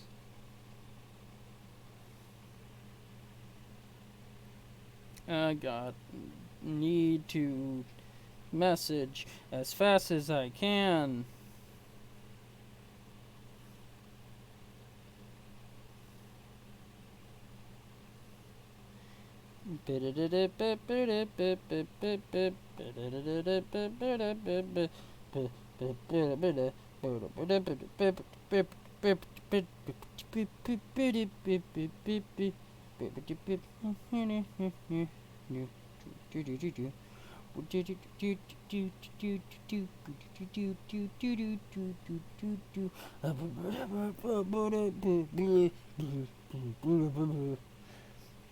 Sorry, I got a little too into that because I'm trying to distance myself from my own brain.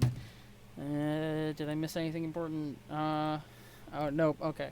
But before you had, you do a bunch of stuff. Messages. Horny boy. Deal with AG. I forgot who AG is because my brain has the attention span of a cheese. A cheese.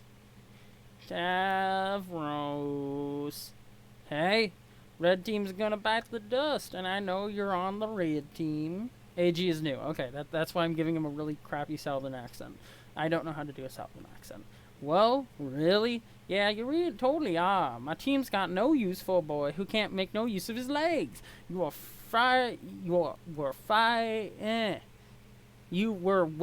whatever the fuck that word is, for a team of losers full of blind girls and lame boys and cranky imbeciles.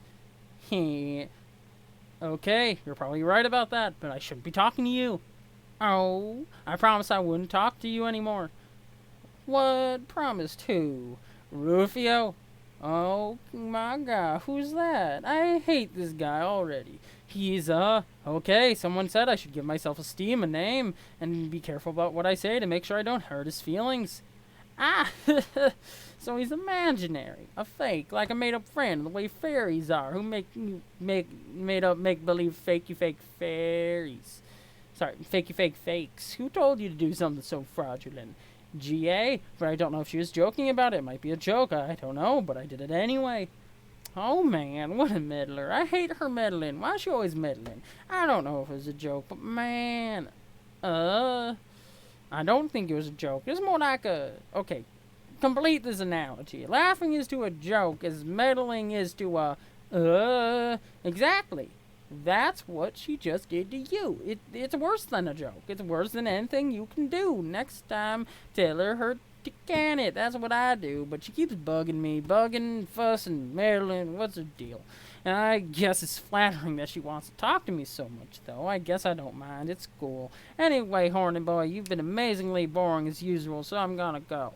Okay? The show needs to get on the freaking road. Believe it or not, the blue team doesn't have a single player in session yet, while you guys have like 2 or 3 or such. Unbelievable. I wonder what the holdup is. Oh well, let's face it, you guys need the head start. Okay. Anyway, good luck to you. It'll be just like old times. Adios, horny boy. See, excuse me, AG, Southern Cowboy. Cease trolling, horny boy. Bye. Oh wow, the accent was so bad we lost a bunch of we lost half of the viewers. Yes, finally. Proper quality. Anyway, horny boy, rap with TC. Motherfuck, my brother, I'm so sorry. I kinda zoned out there. There we go, right. Motherfuck, my brother, I'm sorry, I kinda zoned out there. Hi, that's okay. I wasn't expecting you not to be zoned out for any reason, so I guess I don't understand your apology. Alright, fuck yeah, it's all good anyway. I just zoned out when I was supposed to be all about being to tell you are all the way to my team. Yeah? The red team, you mean? Shit, motherfucking yeah, my wicked motherfucker. Honk, honk, honk. Okay, that's great. I just heard about this from someone I don't want to talk about, but it still basically qualifies as good news. Honk, honk, honk, honk, honk, honk, honk. Heh. Hell, fuck, you stole my fucking nose, bro. What, even a gumption? Oh, wait, sorry. What, even the gumption all fucking the shit like that? I don't know. It's just kind of obvious thing to do. Stick the circle in front of the dots behind the bendy one. Plus, oh yeah, my horns. Maybe we can slam about it. Yeah, I could kick the shit out of some rhymes, bro. I'll stir up some fucking hail mirth and rip open a fucking bag of harsh whimsy. You can't talk about the clown things, which I don't really understand ever, but that's okay, because it's kind of funny. Whereas I'll address some topics pertaining to my interests and, I guess, personal motifs. I guess that works? I don't know.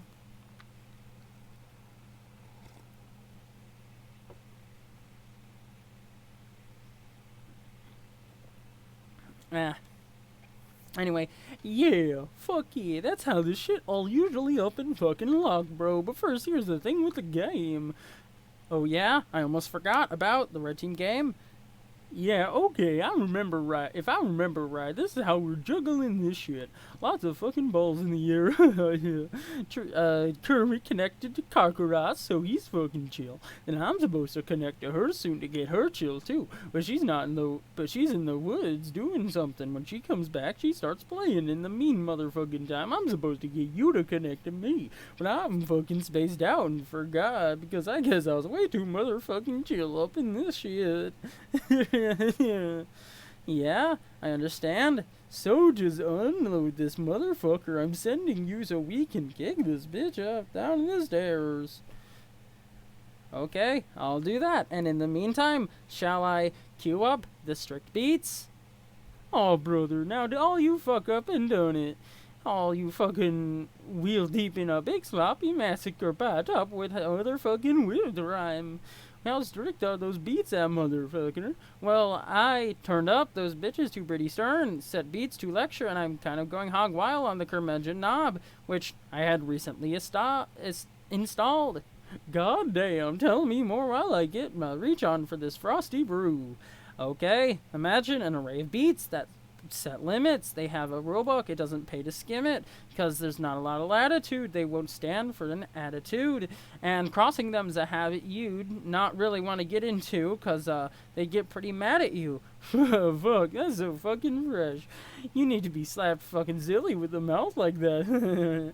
And if you got a problem with it, then I suggest you go and rap it, dude. Okay, I will. Just let me sneak up on this battle of Fago and snap its neck like I'm a fucking little assassin. Okay, are those beats still chill? Yeah? No, sorry. Yeah? Are they motherfucking strict? Yeah? Alright, Greg. Yes! Motherfucking kick it. You both then proceed to have one of the worst rap-offs in the history of Paradox Space. Meanwhile, at Kermit's house. You make your way through the burning woods to meet the Lucis you never had. It's time for her to hatch. It's now or never.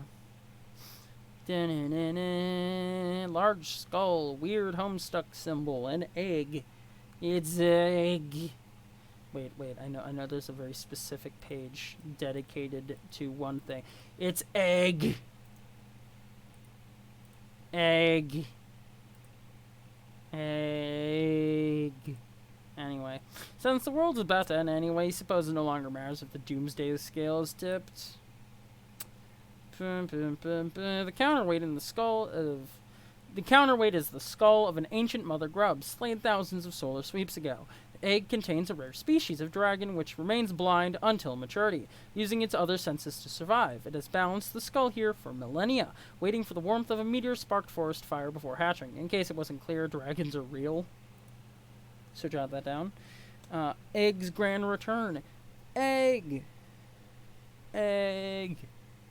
You've honestly given up and are playing Hypixel while watching. That's fair. But also Egg. Egg is back. Fuck yeah. Best character in the series. Anyway, Dramgin. While she slept in her egg, she would communicate with you in your sleep. After your accident, she would use your dreams to teach you to detect the world around you without vision. Aw, that's sweet. As you learn, your dreams became more vivid, where before there was darkness, odors and flavors painted a striking picture. You found yourself surrounded by bright honey walls, and in the sky was a huge tasty ball of cotton candy, which is the sweet troll delicacy we wouldn't know anything about. The first time you caught a glimpse of this world in your dreams, there was no turning back. The young Lucis would take to the sky and promptly get herself killed. This would be much more shocking, a little bit more sad if we didn't already know it was going to happen. We already knew this, but of course, you didn't. Oof. Goes up in the sky. Unsurprising development as the dragon fucking dies. Genuine distress present in her eyes. Hey, it rhymes. Fuck yeah. Anyway, the dragon never smelled it coming. Never smelled it coming. Sorry, that was really bad. She would fall to your tree hive. On your return, she would be scooped up by my sympathetic ally and deposited in the kernel sprite. Then you and she could talk. There'd be plenty to discuss. 612, 611, 610, 69. Nice. The Doomsday device would display the amount of time you had to get back to your hive and enter the medium before the forest was destroyed. At the time, it wouldn't occur to you to wonder whether the device was directly responsible for the apocalypse or merely served as its precisely calibrated harbinger. And it certainly wouldn't occur to you to cast doubt on any perceived difference between the two of those things. It wouldn't until later, when you better understood the game you were about to play. I need to clean my mouse a bit, jeez. Be the other girl.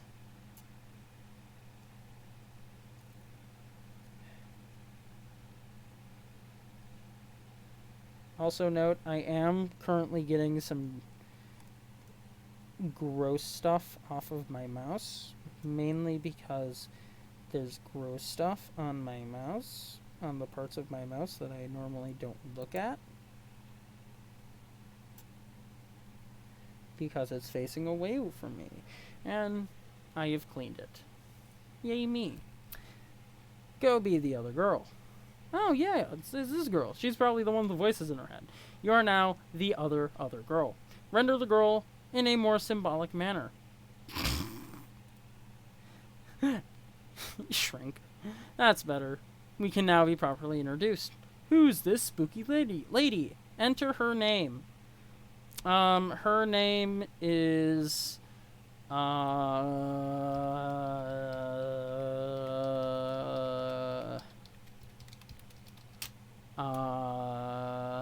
sorry.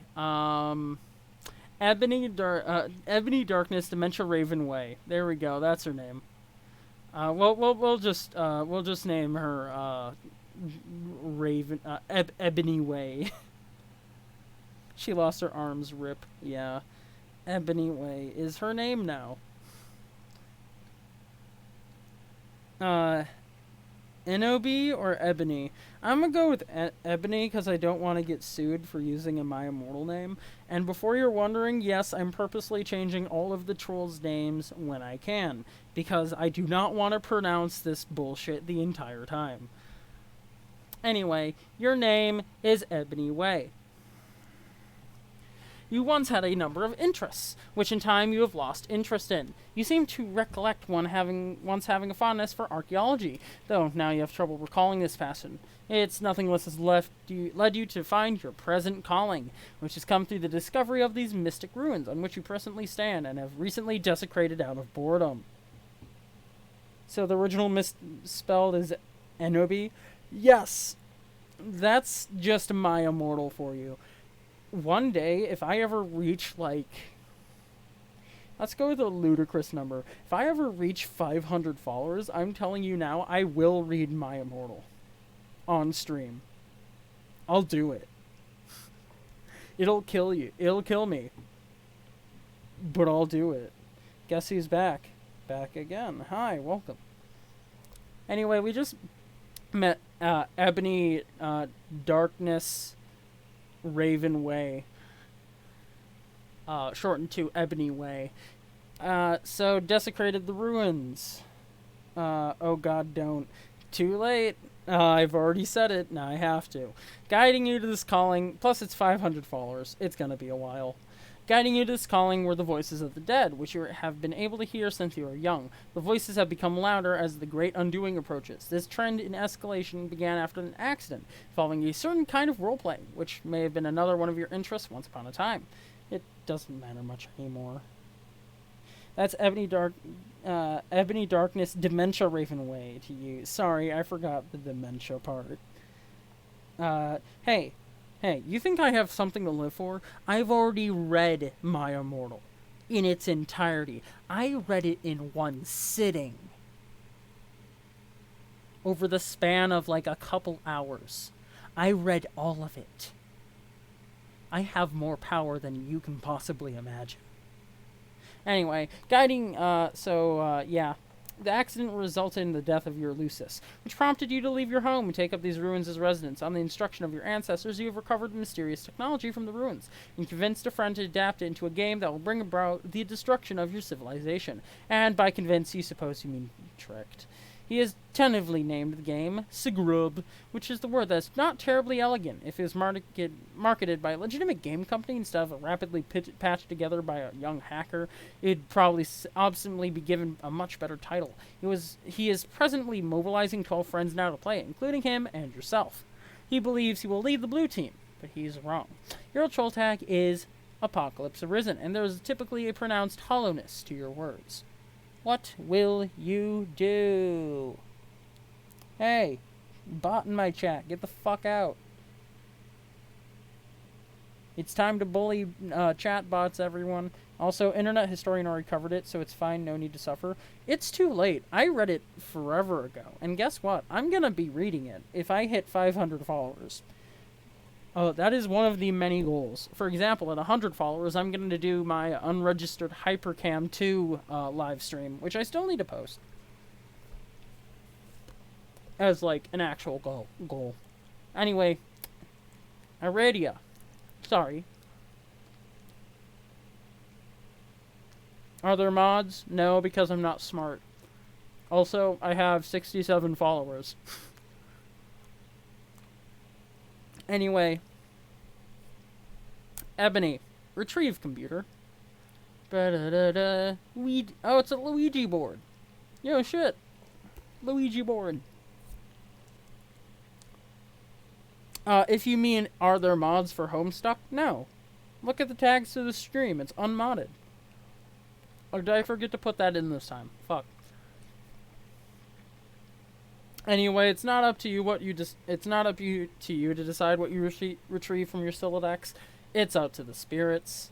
Luigi board. Looks like the spirits are being cooperative today. If a bit cryptic, as usual.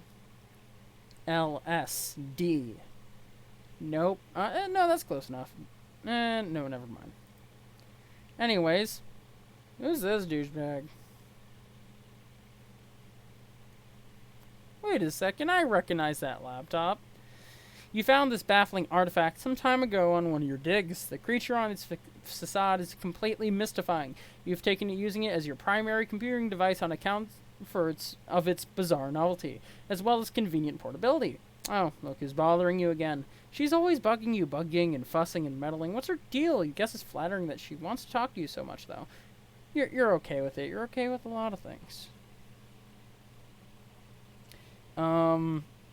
It's there. We will have a new way to mod Homestuck very soon. Oh god.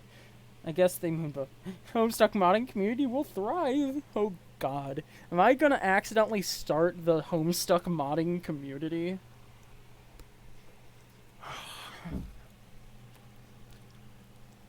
I swear.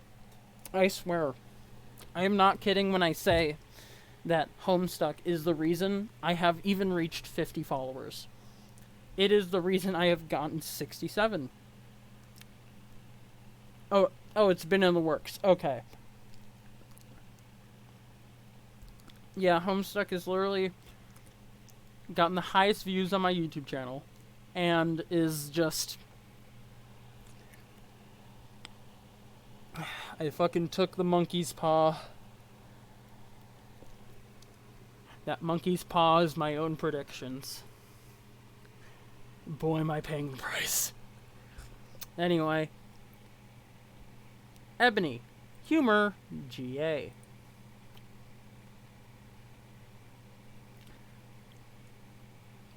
Oh wait, GA's not new. We've encountered them. Hi again, Aradia. Oh no. Sorry. Oh no. Sorry. Dang it. Oh yes, there is nothing. No, you can't. Okay, there we go.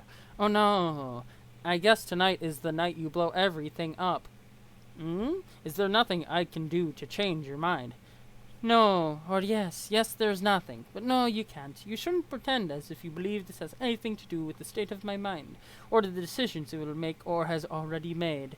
Yeah, I guess not. I thought I'd be friendly, though, and remind you that you do in fact have a hand in all the terrible things that are about to happen, because that's what friends are for, and the fact that what ensues will be terrible, and an immutable fact I am stating for the record, and the fact that we will not be on the same team is similarly immutable.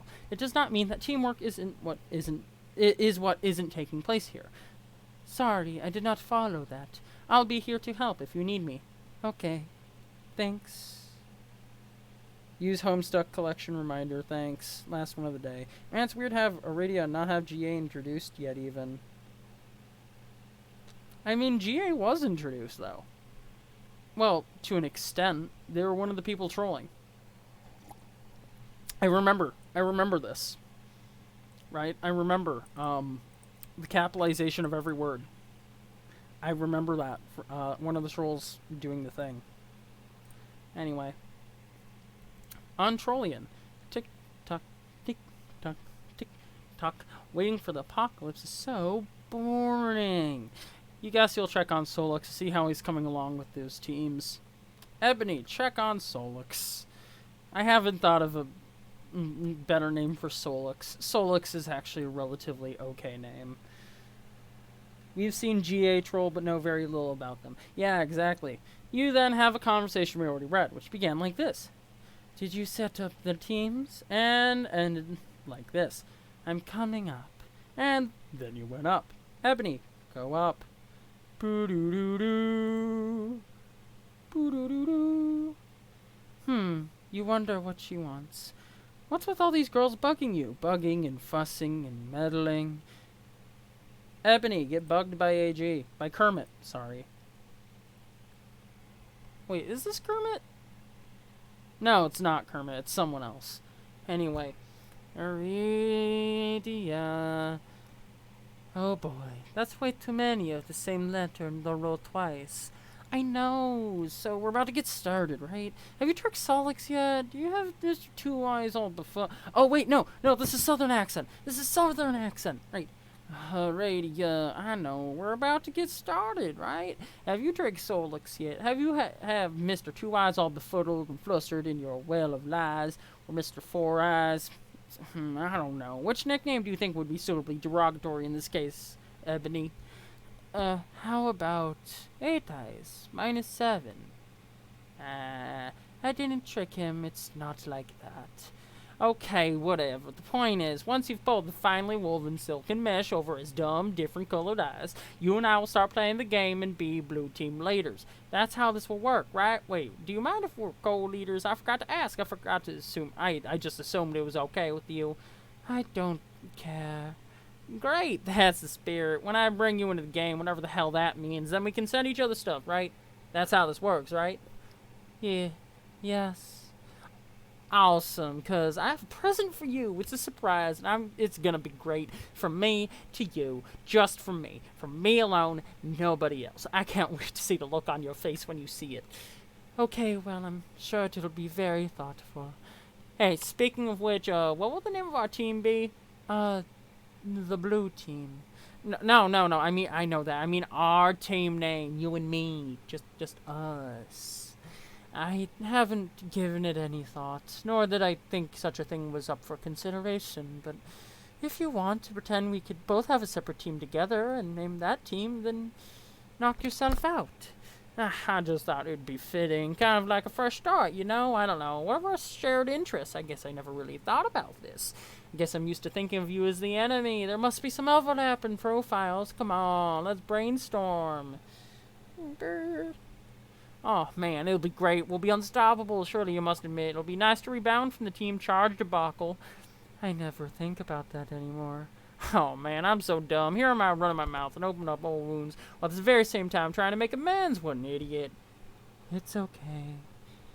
Speaking of which, that loser isn't going to be on the blue team, is he? Which loser? Your old team buddy. No.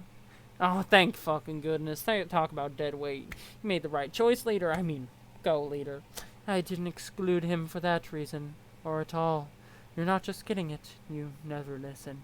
Man, now I've got this huge beef glog in my look just thinking about him. I'm gonna have to give him a hard time. Let me know when you're live. Later. Don't do that. It's really childish. Oh, wow. B, the mysterious Spider-Girl. Spider-Girl. Spider-Girl. You are the mysterious Spider-Girl. Anyway, you try to be the mysterious Spider-Girl, and you fail. And you fail. She's way too mysterious for you to be her yet. Seriously, what's up with those glasses? What's up with that robo-arm? What's her deal? She guesses it's flattering that you want to be her, though. She guesses she doesn't mind. It's cool. We'll learn all about that. We'll learn all about her a little later. Solix, get back to Ebony. Anyway. Okay, Ebony, I'd like to apologize. I flew off the handle there. It was like the handle was a bald guy going really fast, and I hit it. I was his toupee. I'm so sorry. It was my fault. It's okay. I hope we're still friends. Yes, we are. Okay, so anyway, I think even though I quit as leader, I'm still gonna play the game now, because it's either that or get totally creamed by all these fucking space boulders. Hey, maybe we can make the best of the game anyway, even though I guess we're going to lose. No, I'm sorry, you can't, Solix. Not yet. Oh my god, you're gonna give me this shit again after I crawled on my belly like all that groveling at you, like some low-class guy with whatever color blood is lower on the hierarchy than mine. What's worse than yellow? Fuck this confusing caste system. Anyway, screw you, I'm playing this game right now. No, you're not. Trust me. Wait, what? Are you hearing that spooky message from the grave? Is it my ability to get... Are you hearing... Wait. Is it from my ability to give a shit, which just died? This is where you laugh again. Come to the window. Why? 'Cause I'm outside.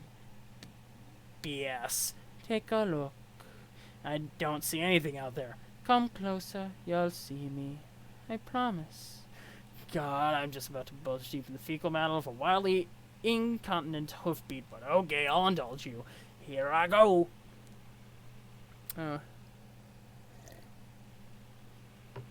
Oh no, oh yay. I have no idea what that's in reference to. Oh boy. Solix, look out the goddamn window. Okay, you're looking out this stupid goddamn window. These stupid goddamn psychics. Snap. Nap time. In the bee sauce. Much later. When you would finally wake up, you'd discover all of your teammates had connected to each other and entered the medium. You'd be the last to enter. Your long nap would facilitate a series of important dreams that would prove essential in support of your teammates. But here and now, the destruction of your hive would be imminent, unless you could quickly establish a connection to the first player of the group and complete the chain. Solix, wake the fuck up.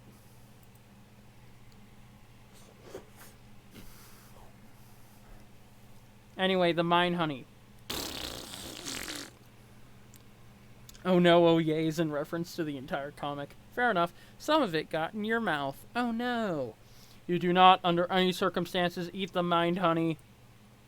Ah. Oh. Well. There goes that monster thing.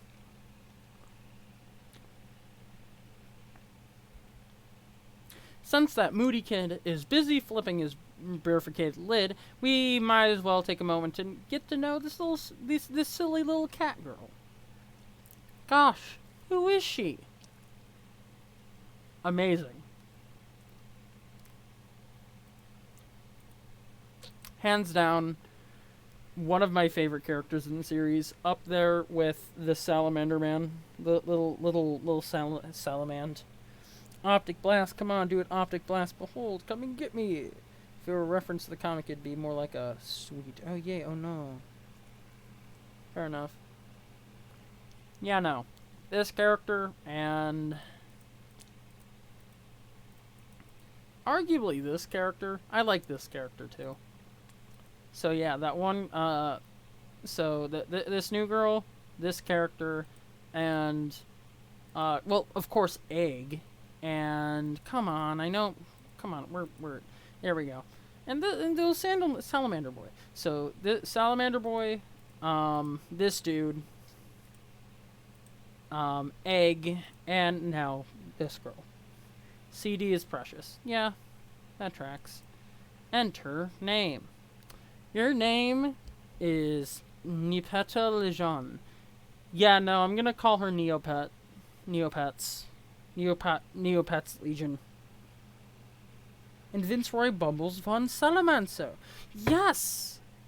Yes! Vince Roy, Neopets, Egg, and the guy getting the fuck beaten out of him. Oh, and of course, hat full of bomb, fist full of penis, and head full of empty. Fuck yeah. Yes! Anyway, Neopets Legion. You live in a cave that is also a hive, but still mostly just a cave. You like to engage with friendly role-playing, but not the dangerous kind. Never the dangerous kind. It's too dangerous. Too many of your good friends have gotten hurt that way. Your daily routine is dangerous enough as it is. You prowl the wilderness for great beasts and stalk them and take them down with nothing but your sharp claws and teeth. You take them back to your cave and eat them, and from time to time wear their pelts for fun. You like to paint wall comics using blood and soot and ash, depicting exciting tales from the hunt, and of course, other goofy stories about you and your numerous pals. Your best pal of all is a little bossy, and people wonder why you even bother with him. But someone has to keep him pacified. If not you, then who? Everyone has an important job to do. Your troll tag is Arsenic Catnip. And your speech precedes itself with the face of your Lucius, who is possibly the coolest and perhaps the best kitty you've ever seen. What will you do? Neopets. Retrieve claws from arms. Da-da! Oh shit, she has Wolverine claws. Fuck yeah, I love this character. You're always wearing your claw gloves. You never know when you might encounter some unsuspecting prey, or when some prey might encounter an unsuspecting you. On Assland, everything is considered unsuspecting prey by everything else. Neopets scratch Lucis behind the ears. Zoom, purr. Okay, I love this character. Okay. So favorite characters, listing them now. Vince Roy, Bubbles von Salamancer. Egg, that one guy who had the shit beaten out of him earlier. Neopets, Neopets Legion, and any of the cats. All of the cats are amazing and I love them. And I also like that weird dog that can control time and space. Also love that character. Give me more of all of those characters and exclusively those characters, thank you. Anyway, she sure enjoys a good scratch. Pounce de Leon is the best kitty cat. You and she go on adventures together in search of the Fountain of Cute. You ride your sure-powered mount in the rugged frontier, and sometimes she rides you when she gets tired, which is frequently. You sure will be sad when she dies, but who knows how or when that will happen. We may not even really have the time to find out. So the animals. I like the animals. Hey, the egg is not an animal, and I'm pretty sure good old Mr. Everyone out of the goddamn way, you got a hat full of bomb, a fist full of penis, and a head full of empty. This is not a pet. Egg is a pre-animal. Yeah, but like, head full of empty is not an animal. Actually, the Firefly! I forgot. The Firefly. I love the Firefly. The Firefly is amazing and I love them. So much. CD is a beast. Wait, CD. Who's CD?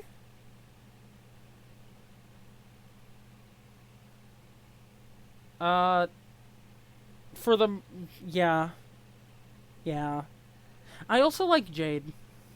I like Jade. Jade's very nice. I like Jade.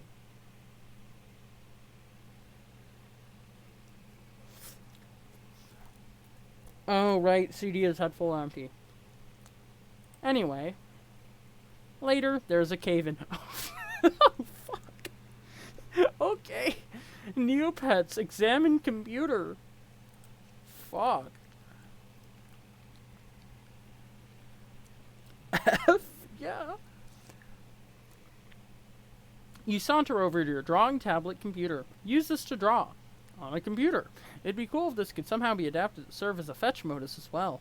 That would be so much more fun than the frustrating one you're using now. You wonder what this grumpy fellow wants? Probably something to do with that game. That seems to be all anybody's talking about lately. Neopets, answer Karkarat. Also, note, I don't like just the animals. I like Jade, so checkmate. I swear, if somehow in the future Jade becomes a goddamn animal, I'm going to break my face in half. Anyway, this is peak perfection of character design. Just this picture. 10 out of 10. Why are you laughing evilly?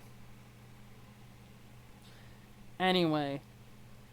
Show Pester Log. Sorry, did you miss the page where Jade openly admits to being a furry? I did not miss that. I, in fact, pointed that out. She is not an animal, though. No, she openly admits that she does not want to be a furry. That she openly says that, no, it's not a furry because anthropomorphic is weird or something like that. But I swear to God, if Jade somehow becomes a fucking animal, I'm going to shit my pants. I don't know. Muted paw pads, try-ups up the stairs of the stupid suits from your eyes. What? A woven tongue advice. What? She just said she doesn't want a fursuit. Close enough. Anyway, hey. AC perks up curiously. She wiggles her rear end a bit and chases something she sees bounce into one of Karkrat's shoes. Kakarot can't believe he has to sink this low. Kakarot can't believe he's asking an autistic girl in a cave to join his team. Oh, fucking nice. Good for her. Anyway, Kakarot mystifies an infinite befuddlement over the fact that you are presently the best remaining candidate for the red team. Wait, crap. I am? I mean, AC says, I am? Wondrously. Yes, and Kakarot can't fucking believe that. Kakarot thinks about that a bit, and his jaw drops open and breaks a huge column of bricks like a fucking kung fu master. AC gathers up all the brick pieces and builds a cute little house and invites Kakarot inside. Okay, good. It's good that you're talking about building, even if it's in the most inane possible context. You're going to be doing a lot of it. Yeah, it sounds like fun. Okay, what do I do? Okay, briefing. Me, Kermit, fuck. Me, Kermit, Crown Boy, and Horny Boy. me, Kermit, Clown Boy, and Horny Boy are all playing now. The connection order is ATTCGCCG. We need someone in order to connect to Horny Boy and get him in the game. I have GA lined up for the red team because she's one of the few remaining sane ones left to play. Okay, the only sane one, but she doesn't want to connect yet because some mysterious bullshit, so I was like, whatever, what else is new? So I guess that leaves you. Kermit said she had you lined up to play back when she was the fake leader, so I said fine, so just connect to Horny Boy and we'll worry about getting you in. Oh, okay, alright. I'll talk to him about that. Oh, AC pauses and looks up with a little bit of chagrin. I forgot to talk to someone about this, but I've been procrastinating. Oh god, are you really serious? it's not that big of a deal. This boggles my mind. How can you be best friends with the only guy on the planet who's a bigger asshole than me? He's not so bad. He's scum, but do whatever you gotta do, I guess. Horny Boy's waiting.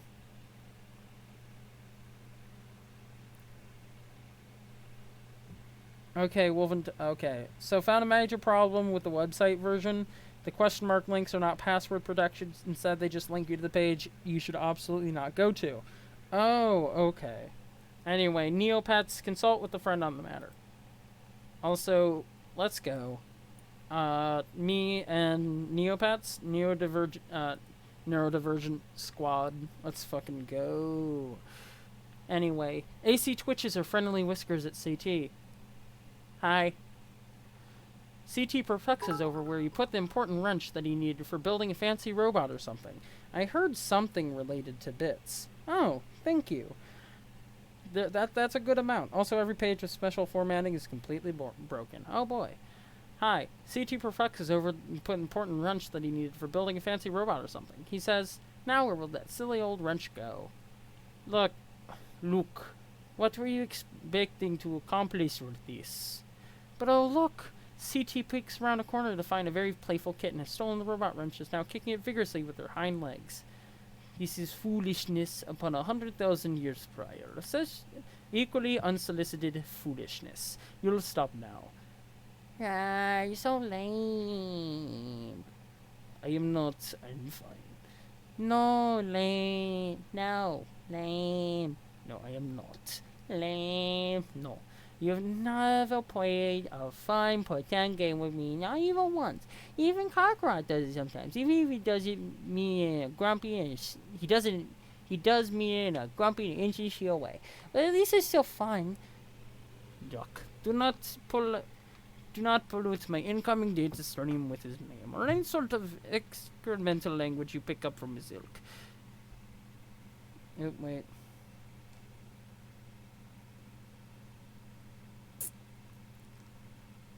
Yeah, I guess I'll download the collection after the stream. I don't know. Anyway, I see right through your stupid act. Who are you trying to kid? Look at you go out of the way to use words that have X's in them so you can use your silly perkin signs. Or use these absurd words that you can shoehorn the 100 into, even if it's not strictly replacing glue. You're so transparent. I can tell you like to play games. Deep down, you're a guy who likes to play games. I can smell a guy who likes to play games from so far away from this nose. You have no idea. If you're looking for a loophole in which you may extract concessions from me, you have to look elsewhere. See? What the hell? Neopets, what did I tell you about that awful language? I won't stand for it, and you'll stop. Oops, sorry. Your fraternization with the base classes have loosened your morals. You can't see this. Can't you see this? No, no, and I don't care. They are fun. And I don't know anything about classes or bases or blood color. It doesn't matter. What does green blood even mean? It doesn't mean anything to me. It shouldn't mean anything to anyone else. Well, green blood is okay, but it's not great. That's why you're lucky to have me look out for you, because you don't know better, and you can't fight the role the mother had in store for you. Ryan, you're such a hypocrite. You pretend to be so high and mighty, but I know you're not. You know you like games. Look at that silly little bow and arrow you always type. It's always there. You never forget. Why would you do that if you want to? Wasn't a playful, fun thing? I'm so onto you. My bow and arrow are highly dignified symbols. Lol. Say, well, BS. Archery is among the highest and most exceptional class, held in tremendous regard by the most aloof classes for centuries. You suck at archery. No, Yes. no, Yes. no, I don't. Yes, yes, yes, yes. Have you ever successfully fired an arrow? Like, actually got one to leave the bow? I think we need to stop talking about archery. Nuh-uh. Yes, No. we will stop talking about archery. The topic is making me sweat. Ew, you're so gross. No, you're the one who exercises distasteful practices. No, that's on you. Everyone knows you're a weirdo and a creep. That's why you're lucky to have me keep an eye on you. No one else can stand you.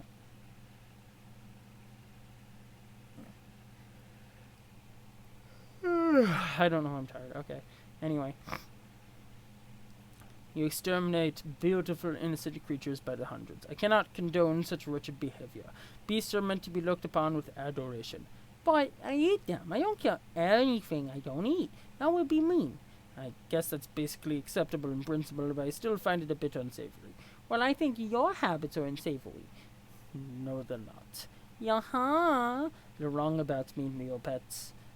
I do like to play games, but they must be extremely important games with very high stakes. Not the kind played by translucent green wrigglers who let loose on excremental surge hard in their wiggler bottom diaper stubs.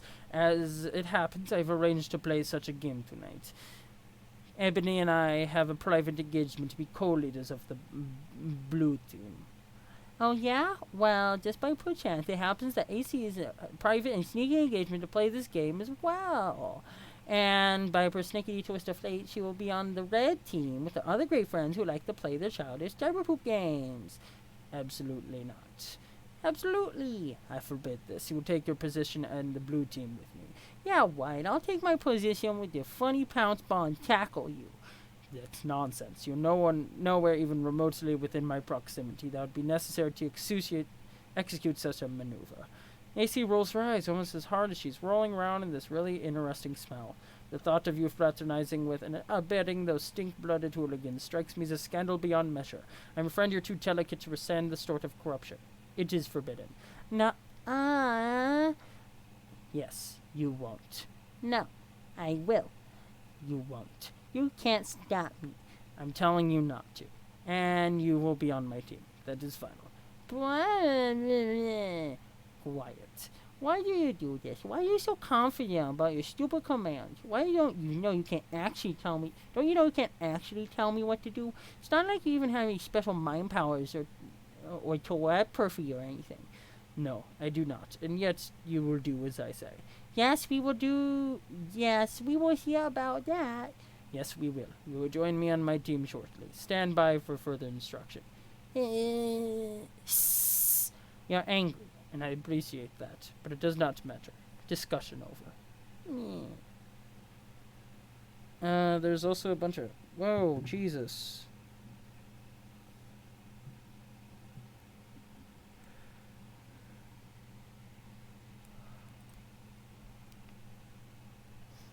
Yeah, team neurodiversion. Let's fucking go. I mean, it's different types. I have the ADHD. She has the AUSTIM. It's not an acronym, but like I'm going for it. But like, you know what? Let's fucking go. Let's fucking go. Anyway, Neopets, give Horny Boy the bad news. Okay, for the time being, and for the sake of this fantasy scenario, I pretend that my cat allergies aren't that bad.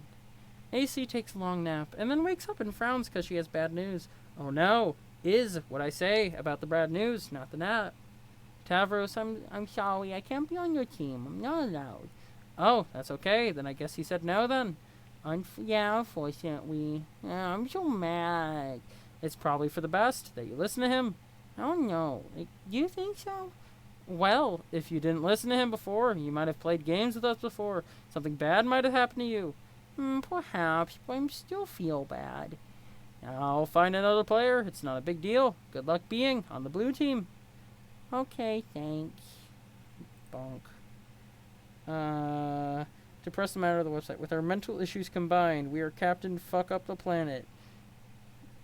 Captain Fuck Up the assholes who are mean. Let's go with that. Woo. Anyway, you finally recall your days of far more intensive role-playing. Seems so long ago now. Aside from a few unfortunate moments, it was a lot of fun. If you had to do it all over again, you suppose you'd select better company. Maybe this game you're playing tonight will rekindle some of that excitement. Tinkerbell? Flashback. Some time ago.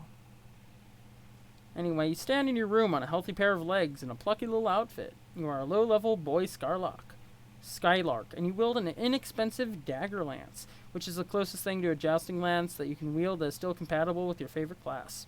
You are about to play a popular game called Flarp, which, unlike most games published by major developers, was given a graceful and aesthetically pleasing name. It is a title under the extreme role-playing genre, and playing it without caution can have serious real-world consequences, but that's what makes it fun. When you activate Flarp's Grub, the campaign program for tonight will begin. Team Charge will duel Team Scourge as usual.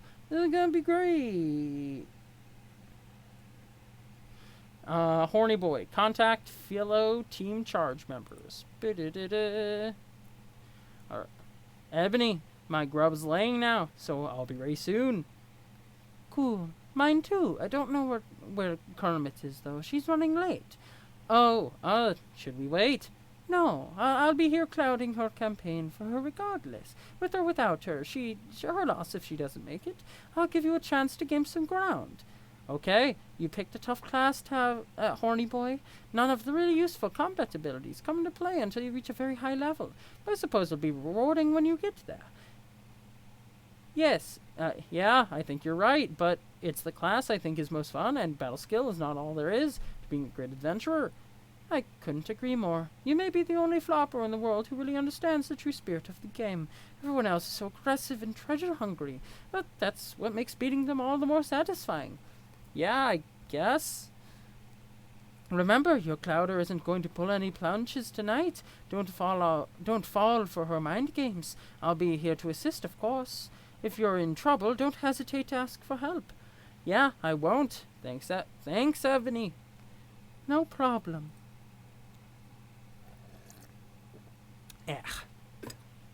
Anyway, Horny Boy, Hatch Campaign.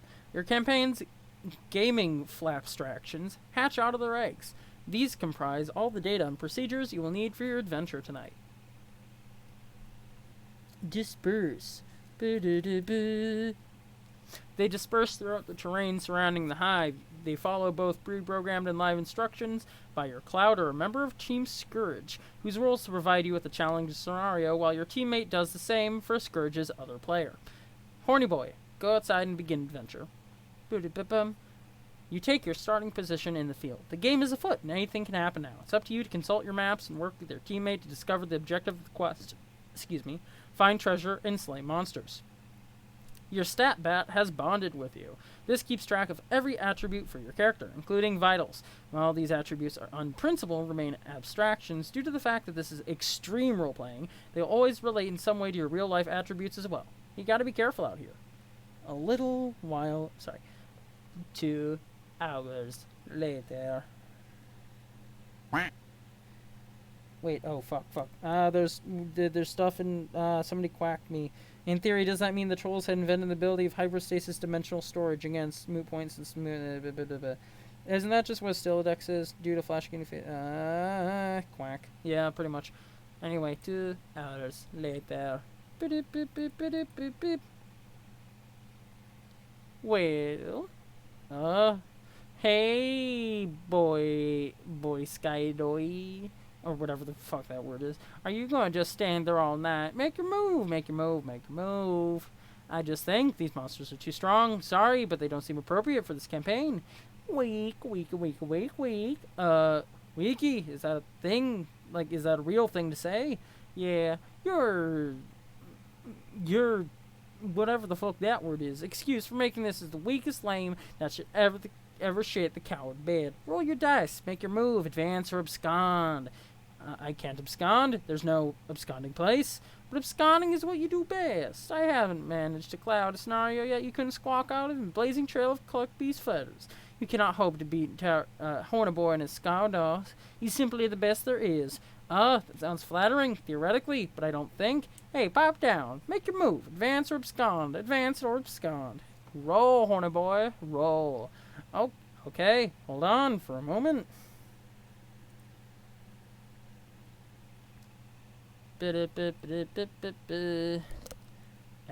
Ebony, hey, are you there?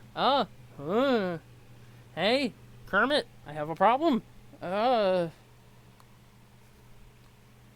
Hey, I can help you, Travos. Okay, time to decide. Where is everyone? What does that have to do with your present cowardice? I don't know. Probably nothing. Are you gonna roll? No, I can't.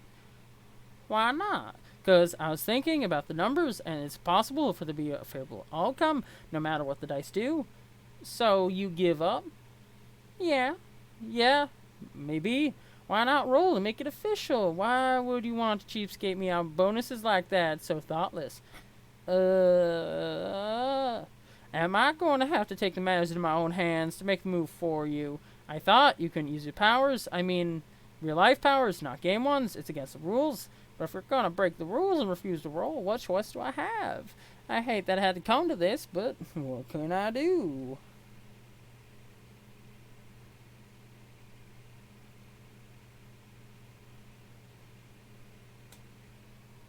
Boop. Do. Hornaboy, if I mentioned how cute you look in that plucky little outfit, why, if I didn't know better, I'd say I was playing with Poopa Pan himself. Is that what you want, Hornaboy, to be like Poopa? Of course you do. What boy wouldn't want to be like Poopa? So dashing and brave. He's everything you're not. For one thing, he can fly. Do you want to fly, Hornaboy? Have you ever tried to fly? I bet you haven't. How about we take the skies, Poopa? I bet you like the idea, Poopa. Yes, you do. Yes, you do. I feel in the simple, malleable brain. You want to fly so bad. Oh, God. Do. Fly, Poopa, fly. That's imagination, right? Adios, horny boy. Oh, that was an imagination. What the hell? AG just jumped me off a cliff with my brain and my legs also, and now they feel invisible. Wow, I'm sure there's a better way to say that. Anyway, there's all there really is to report on the subject of me getting hurt. Hey, asshole, stop playing games for girls. Oh, shut the fuck up, Karkaroth. Back to the present. Anyway, not too far into the present. Right around this moment, with Karkaroth in the toilet during conversation we already just read, which ended like this. Anyway. Enter the game, whatever. Now we're back to this.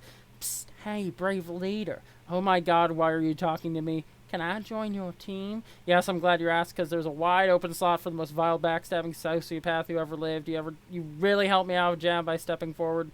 Vile backstabbing sociopath? Karkaroth, did you copy and paste that phrase directly from your personal ad describing what you are looking for in a lady? Ha ha ha. More cagey cutesy bullshit. Like I'm not up to my lobe stem without already having to deal with Kermit. You both must have been insufferable when you were a team. Your opponents probably all just tried to commit suicide. Jesus. After a few minutes of putting up with your fangy grin and drivel. That's probably how it all went down when the shit hit the thresher. Not that. That's not a bad guess. But man, Cockroach, you're sure giving me a hard time. I don't see how we're supposed to be becoming friends if you recoil from an olive branch like I'm twisting a modified bovine phallus in your direction. Becoming friends? What the fuck? We will never be friends, moron. Not even hate friends. No, more like twitchy-eyed projectile vomiting and utter disgust friends while I perforate my bone bulge with a culling fork. Yes, I'll take it. Get lost. Anyway, I was just joking about wanting to be on your team. I'm on that blue team. Oh, really? Wait, let me count out 8 of these things. Hold on. Yeah, I'm now an enormous tool forever. Yes, Ebony and I already have an arrangement. We'll be co-leaders, but really, I'll be the leader. Shh, don't tell anyone. What do you think, Cockroach? Do you think you could take on 2 dangerous ladies at once? Yawn.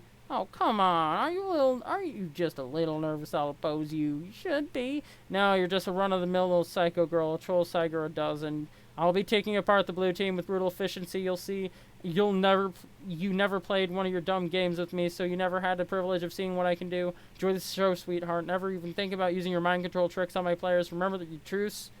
Psh, those days are far behind me. Anyway, I can't control just anybody. They gotta be impressionable, like you. You can't control me. Sure I can. I just choose not to. Yeah, okay. I find your mind totally unpalatable to browse. Look into your brains like pawns through smelly dumpster, full of broken glass and razor blades. And poop. Whatever, don't even try it. I've got a better Scourge sister on my team. If you break your truce, you'll have to answer to her. Funny thing is, she is always way better at you than anything without any powers. Now, that's right, I know your whole story. You're always jealous you can manipulate people so well without resorting to cheap mind tricks. Ha, I can tell this burns you, and I can't even bother your dumpster. Chalk it up as another infuriating victory for gutter blood over aristocracy. Oh, what's that? Nothing to say? Wow, speechless, I guess. You're probably crying right now. That'd make my fucking day. Hey, look at me, being the only one to talk shit at warp speed and log off before you can reply. Bye, idiot.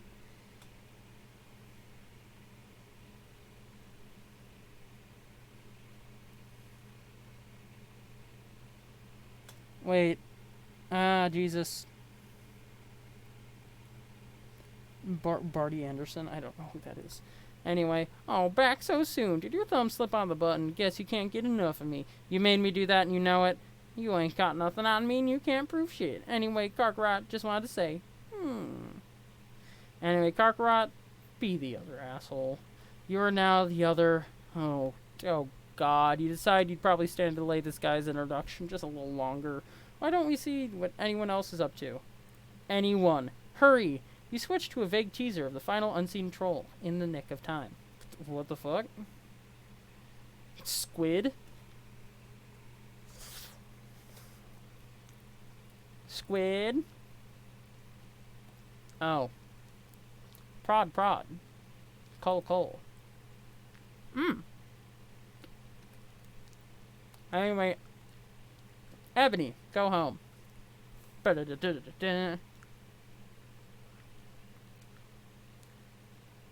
You head back to your hive to get the blue team session started. It's been a while.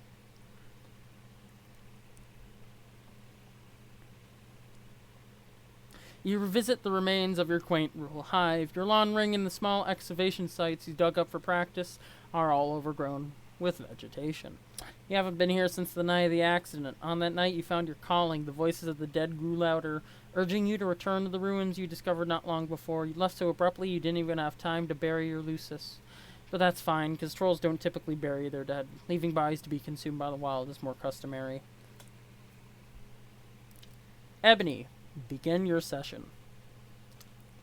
You have an arrangement to begin the session as co-leader, one of the Blue Bloods. You understand this player intends to make a power grab and take sole possession of the leadership role. Such subterfuge is typical of their caste, but you're perfectly okay with this. It's just one of the many things you're okay with. You allow your co-player to take the lead and enter the medium first. You understand that the leadership role is essentially meaningless, aside from offering the distinction of being the first player to enter. You also understand that entering the game second was always your intention.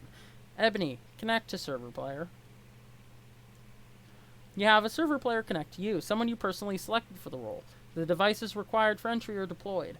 Kernel Sprite awaits prototyping, but unlike all other 11 players, your dead Lucis is not available. You have to use something else.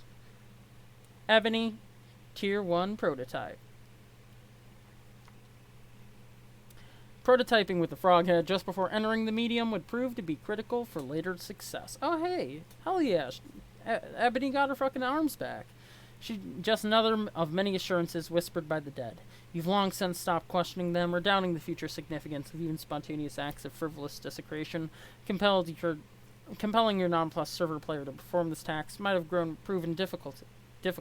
Luckily, your telekinesis and ability, greatly magnified through your calling, would be sufficient to move the massive object, whereas the game cursor likely would not. Your server player simply watched in mystification.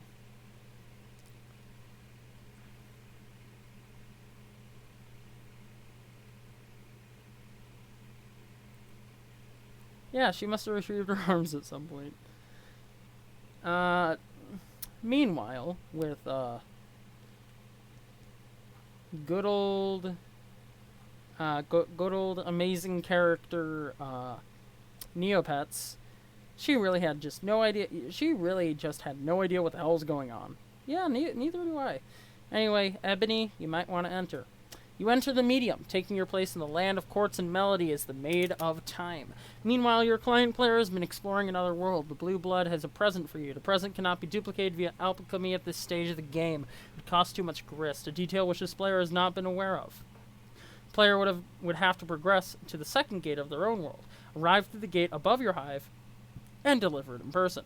Facilitating this delivery was one of the reasons why it was important for you to enter second. I hope she ends up okay. She better end up on whatever floating rock. I swear to fucking God. Your server player's confusion is only in part due to learning the ropes of a new game. It's more significant reason for her befuddlement. While she followed your advice and went through the simple motions of game setup, no point were you visible on her monitor. She saw your damaged hive, she saw the alchemimeter, other devices she deployed, she saw the strange computing device on the floor, bearing the visage of a species she didn't recognize. She even saw a great big stone frog head fly through the air all by itself and become a frog sprite. And though she would ask why, and why you'd always delay the answer, the fact remained, she couldn't see you. Ebony, Tier 2 prototype. You couldn't see you up until the moment after the sprite's second prototyping, because you were dead all along. Boom, boom, boom. We were all completely blown away by this stunning revelation. Wow, dead, really? Like a ghost?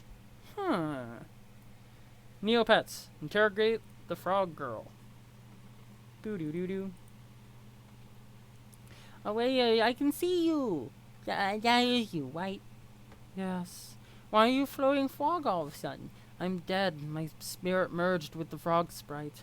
Wow, dead? Really? Like a ghost. Huh, well, I hope this doesn't make me sound dumb, but I'm completely blown away by that stunning revelation. You don't sound dumb. Oh, Will, how did you die?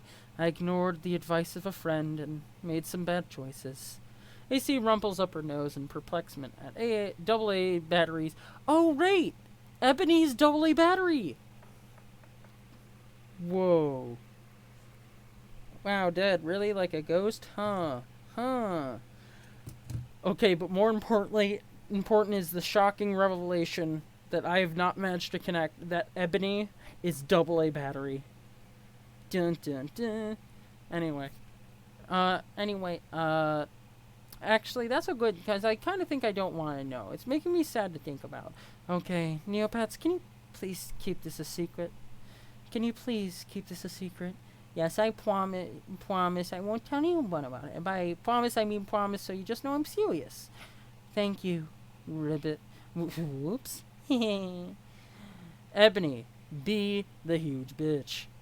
Blah, blah. Enter name. Motherfucker Unlimited. Ebony is AA batteries. Big plot twist. I know. Okay, so now we're stuck with... Your name is Vriskra Secret. Yeah, no, I'm sorry, Vriskra. Vriska. Fuck. You're fucking Victoria's Secret now.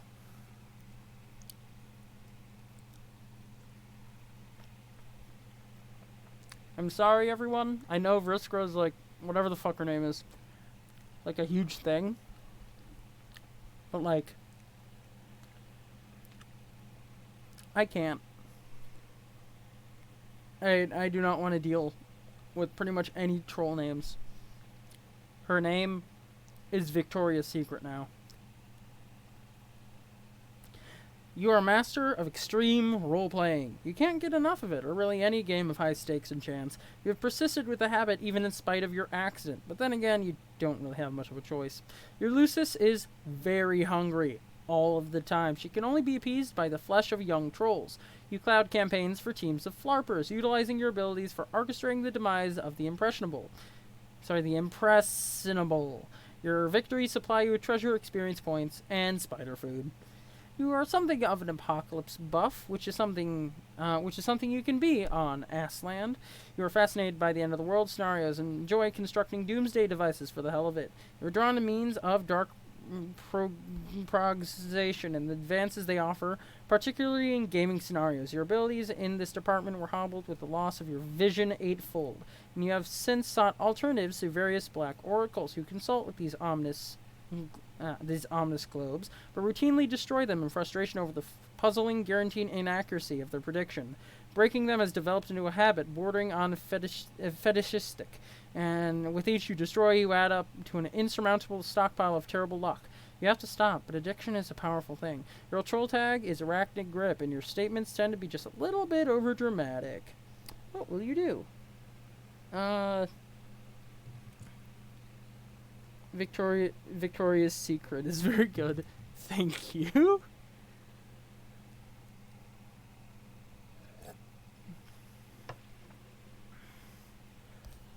Victoria's Secret. Check out the cool drawing on the wall. Yeah! You drew your own role-playing character for fun. So many flarpers are prone to do. She's the best character, and you wish you were her. Oh wait, you are her. Every wish has been granted. Probably as a special boon for being so great at everything. Her name is Marquise Spinneret Mindfang, also known as Victoria's Secret, Robo-Victoria's Secret. Rotoria Secret. Scourge of the land dwellers and sea dwellers alike, and worst nightmare to silly boy skylarks everywhere. She's accumulated more treasure and gained more levels than any member of Petticoat Seagrift class ever. She gained all the levels. All of them. Yeah! Victoria's Secret. Proceed to the computer.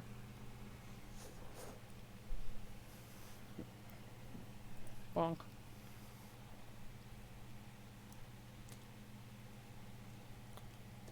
You have a lot to do. So many irons in the fire. Ow. Lousy dice. You can't ever seem to go anywhere in your hive without stepping on an errant D4. Pointy little bastards. Oh, she's a massive nerd. I get why people like her. It's just your bad luck, you guess. You've had such terrible luck ever since your accident. It just keeps getting worse. As far as you're concerned, the world can't end soon enough.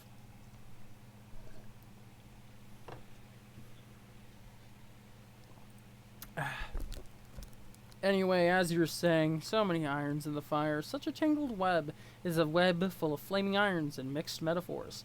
Today is a big night. You have a lot of meddling to catch up on tonight. Bugging and fussing and meddling.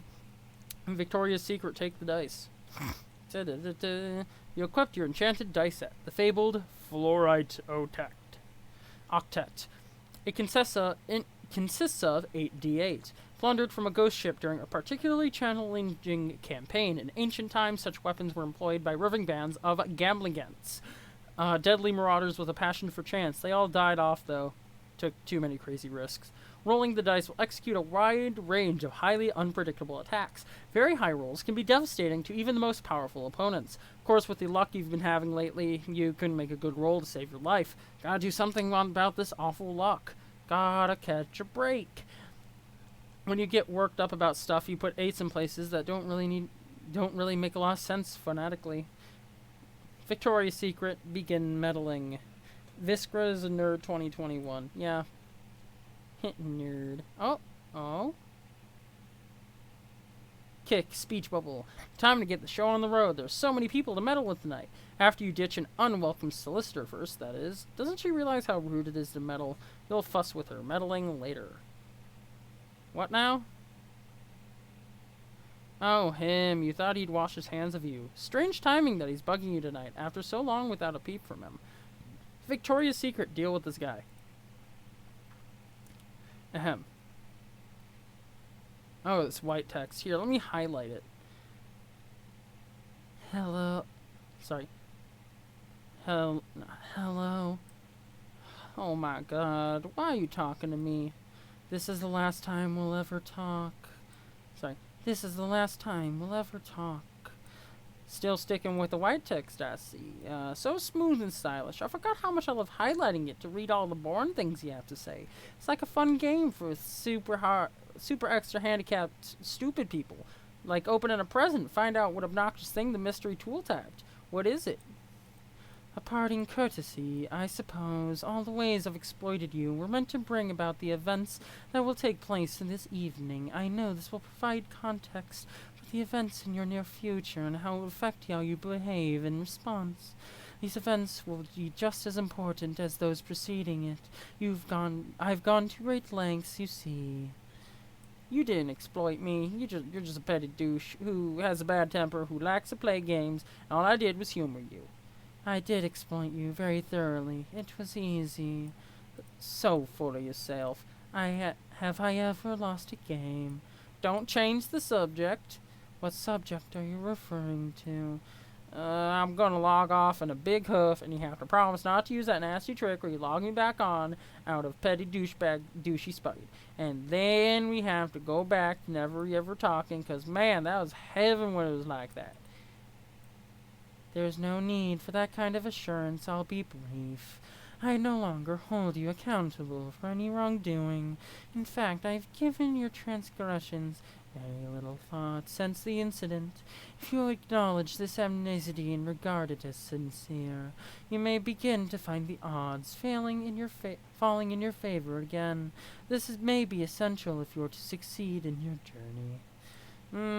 Slow down, man. I just wearing out so many pens taking all these important notes. Fuck you for ruining all my good note-taking pens. Give me this terrible cramp in my good note-taking hand. It's the worst.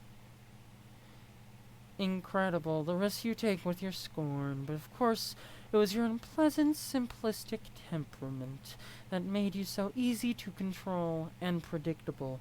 Like an insect. If you turn a swarm of wasps on a crowd, the outcome is certain.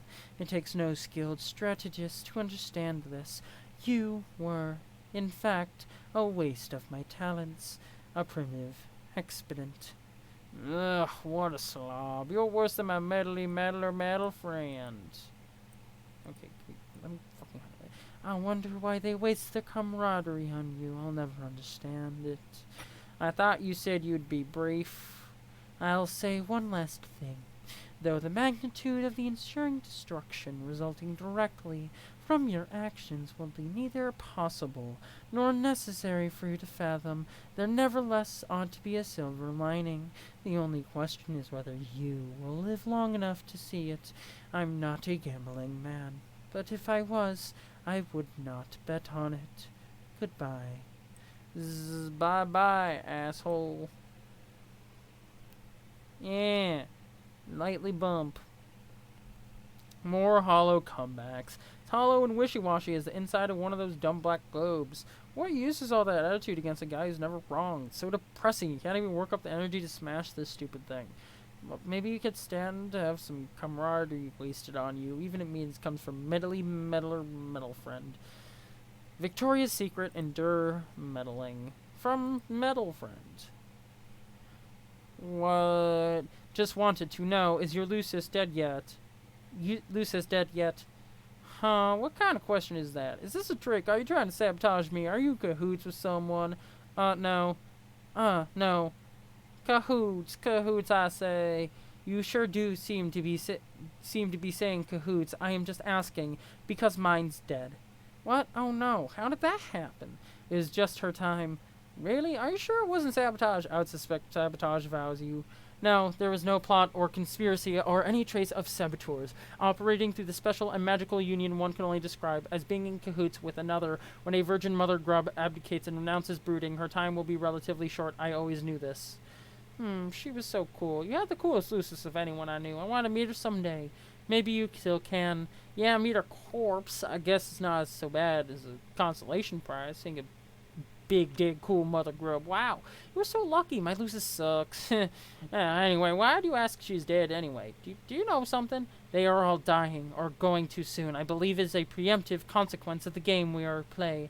If a preemptive consequence is a concept that can be said to hold any meaning, but from what I understand is applicable to any sphere at all, then this game holds that sphere. Okay, I don't really get that. So you can just go ahead and think of some think I'm some dumb flighty broad again? I wasn't going to think that. You know what I don't think, even though I understand what I just said. No, so never mind. Now you have me a little worried, man. I hope she's okay. Why would this happen? This is just my luck. Have some dad besides yours and you know whose, I guess. Yes, a few. Cartwright thinks it's his fault. He believes his actions triggered an insuspicious chain reaction. You mean the curse? Sure.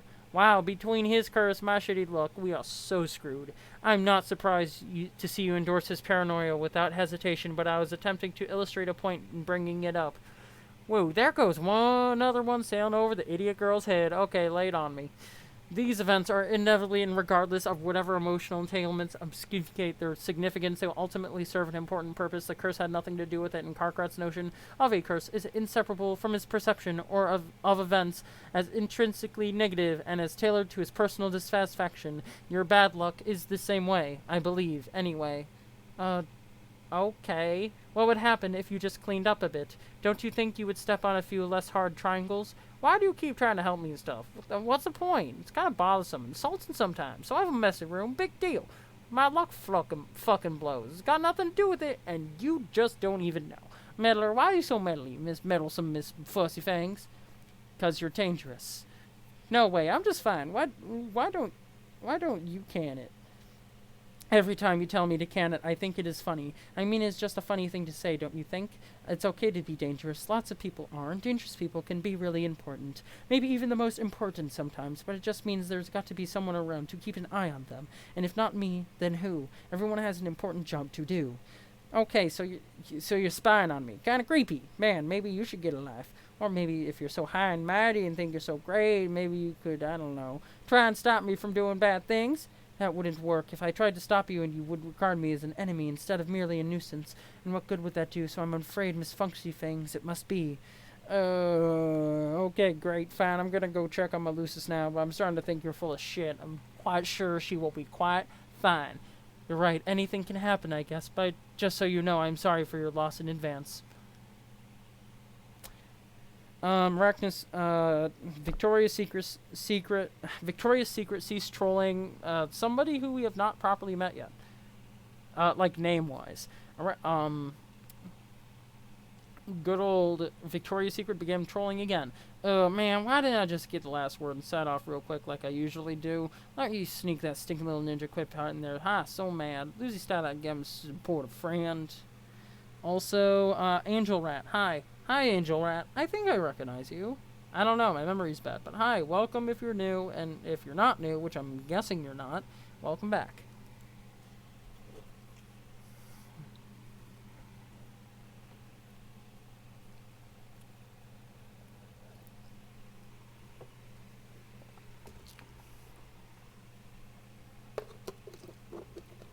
Putting away the raisins.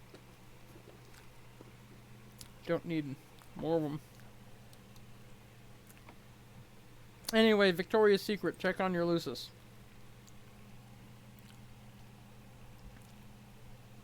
You go down like 50 million stairs to her nest below. You wonder if any other kid on the planet has such a high maintenance Lucis. You doubt it. You pass by one of your completed doomsday devices. You promise you build it for a especially powerful and influential member of the nautical aristocracy in return for his collusion during your campaigns. Some guy you're in cahoots with. You guess none of it matters now, though. It was tough to build and it isn't perfect yet. Luckily, one of your pals nearby is pretty handy with technology. He can be tapped for parts and favors frequently. You wonder if any other kid on the planet has many irons in the fire as you. You doubt it. Gasp.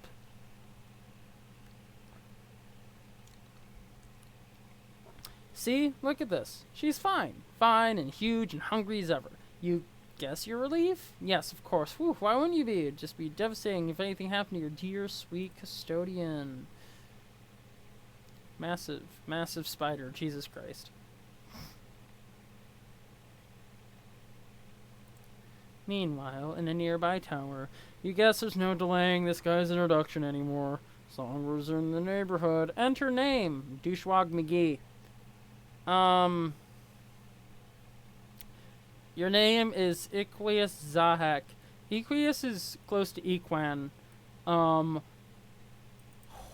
zebra. Should I just go with zebra or horse? I think I'm gonna go with zebra. Zebra. Zebra seems like a good name.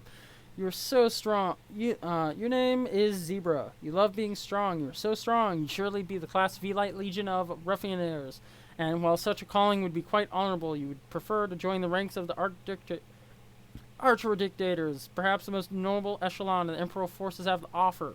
Unfortunately, you suck at archery. You have not successfully fired a single arrow. Every time you do try, you break the bow. You're simply too strong. You've broken so many bows. It has developed into a habit bordering on fascistic. You have to stop, but addiction is a powerful thing.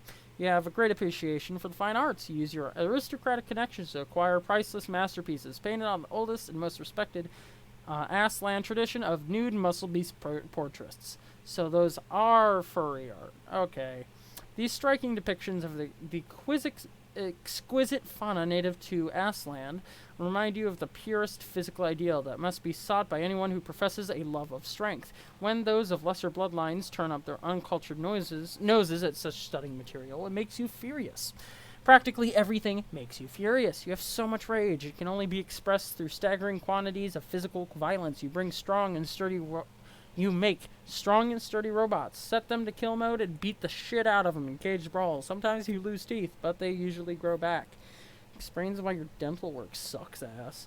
Your troll tag is Centaur's Testicle. Oh, Jesus. And with your bow and arrow ever at the ready, you take exception to lewd language unbeheading of blue bloods. What will you do?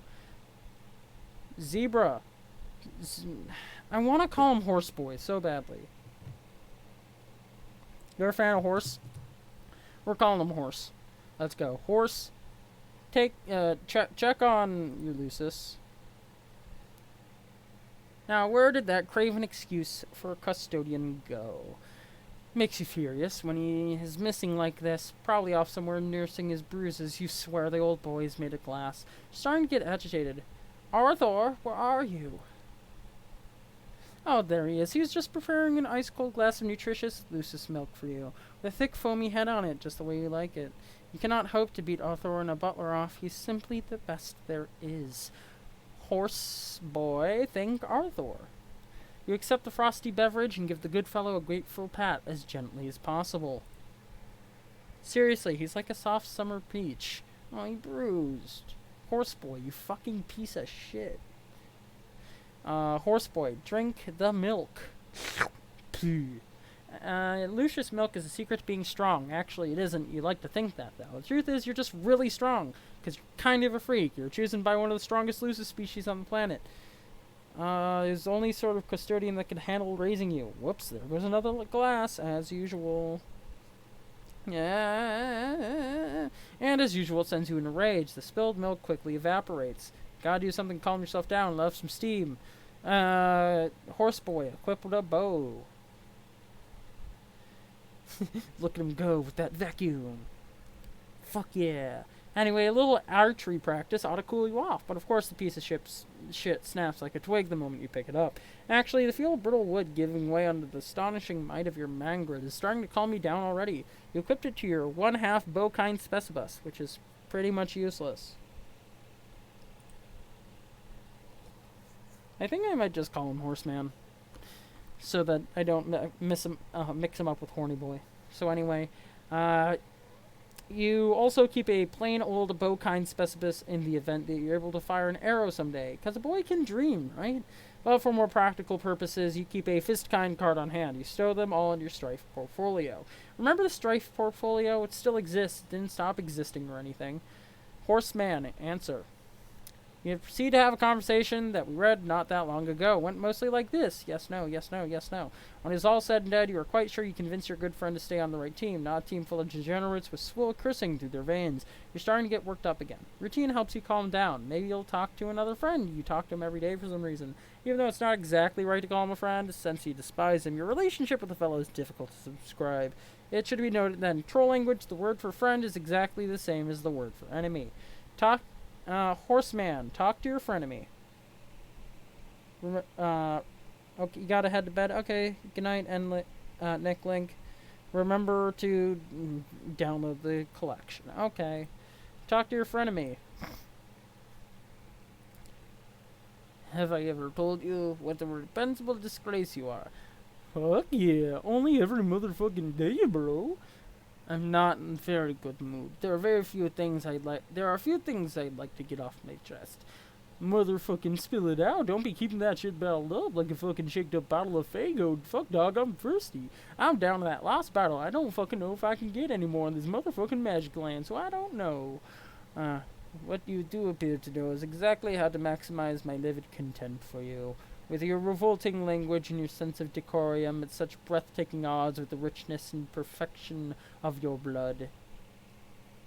I just hate you so much. Hey, it's cool. I can't all be making not everybody happy all the time. If we ever met, I could bake you a fucking pie and we could all chill and maybe be better bros that way. Sorry, gotta do the warble. And the degrees in which you pollute your precious blood with your bottled fizzy sugar and sporific toxins. Maddening, will you please stop? Whoa, I will. How do you know that? No, you don't understand. This is not a prediction, it is an order. I command you to stop. Oh, alright, brother, you motherfucking got it. What? Are you serious? Yeah, I mean, you got to show some faith in your friends, because they're all the ones who are being a lookout for you, so fuck if you say I'm not doing this shit right, and what the motherfucker do I know? No, this is unacceptable. Unacceptable. Let's start over. I apologize. I was completely out of line, and I'm sorry. I have no right to talk to you like that. I'll tell you what to do. All right, no worries. It's not my place. Your habits notwithstanding, I'm lesser than you and inferior. Okay. Don't you understand that you're better than me? Can you please act like it? That's not a command. It's just a polite request, I guess. Okay, I can try, but man, I don't know if I'll be like a better motherfucker than any other motherfucker. Look, it's not that difficult. Try to be cognizant of your desires and needs and attempt to regard those around you as simple vehicles meant to bring about your gratification. Wow, what are you doing? Right now. It sounds like you begin playing the red team. Is that true? Yeah, fuck yeah. I'm all up in the fucking shit as a wicked mystical motherfucker. I bonked an imp on the head with a club. And a little later I scared one with a horn. Honk. Good. This is very good. It very pleases me to hear tales of physical subjugation. I presume these were lesser beings, dwelling in the lower ranks of some hierarchy. Well, yeah, they're underlings, and their subjugation involved for fucking sure, but now we've kind of settled down, and me and the imps are sharing some pie. These motherfuckers are pretty dope, actually. I like them. Okay, it pleases me considerably less to hear things like that, but I've already stated that I have no right to be disappointed by your conduct, so I'll try to control myself. Oh shit, bro, I don't want to be all disappointed in you. What can I do to make a brother fucking shape his shit up? If I could make you smile, it'd be the best fucking miracle I ever did part of. Honk, honk, honk. It'd be too much to ask for you, maybe. Boss me around a little? You mean like role-playing? If you mean like role-playing.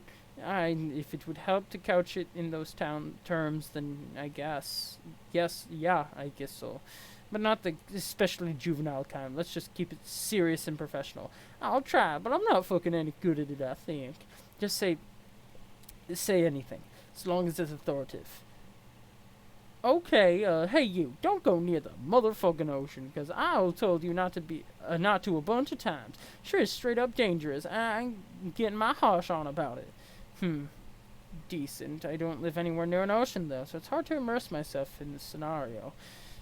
Alright, why, what aren't you all not supposed to do? What kind of mischief do you get your bad fucking self up to? I do so many bad things, just awful things. I'm incredibly impudent, superior needs to put me in my place. This feels sexual, and I don't know why, and I hate it. Okay, well, don't be doing all those bad fucking things, bro. Yes, that's good, like that. Cut that shit out. I'm so meaning all this. Excellent. Now, tell me this, High Blood.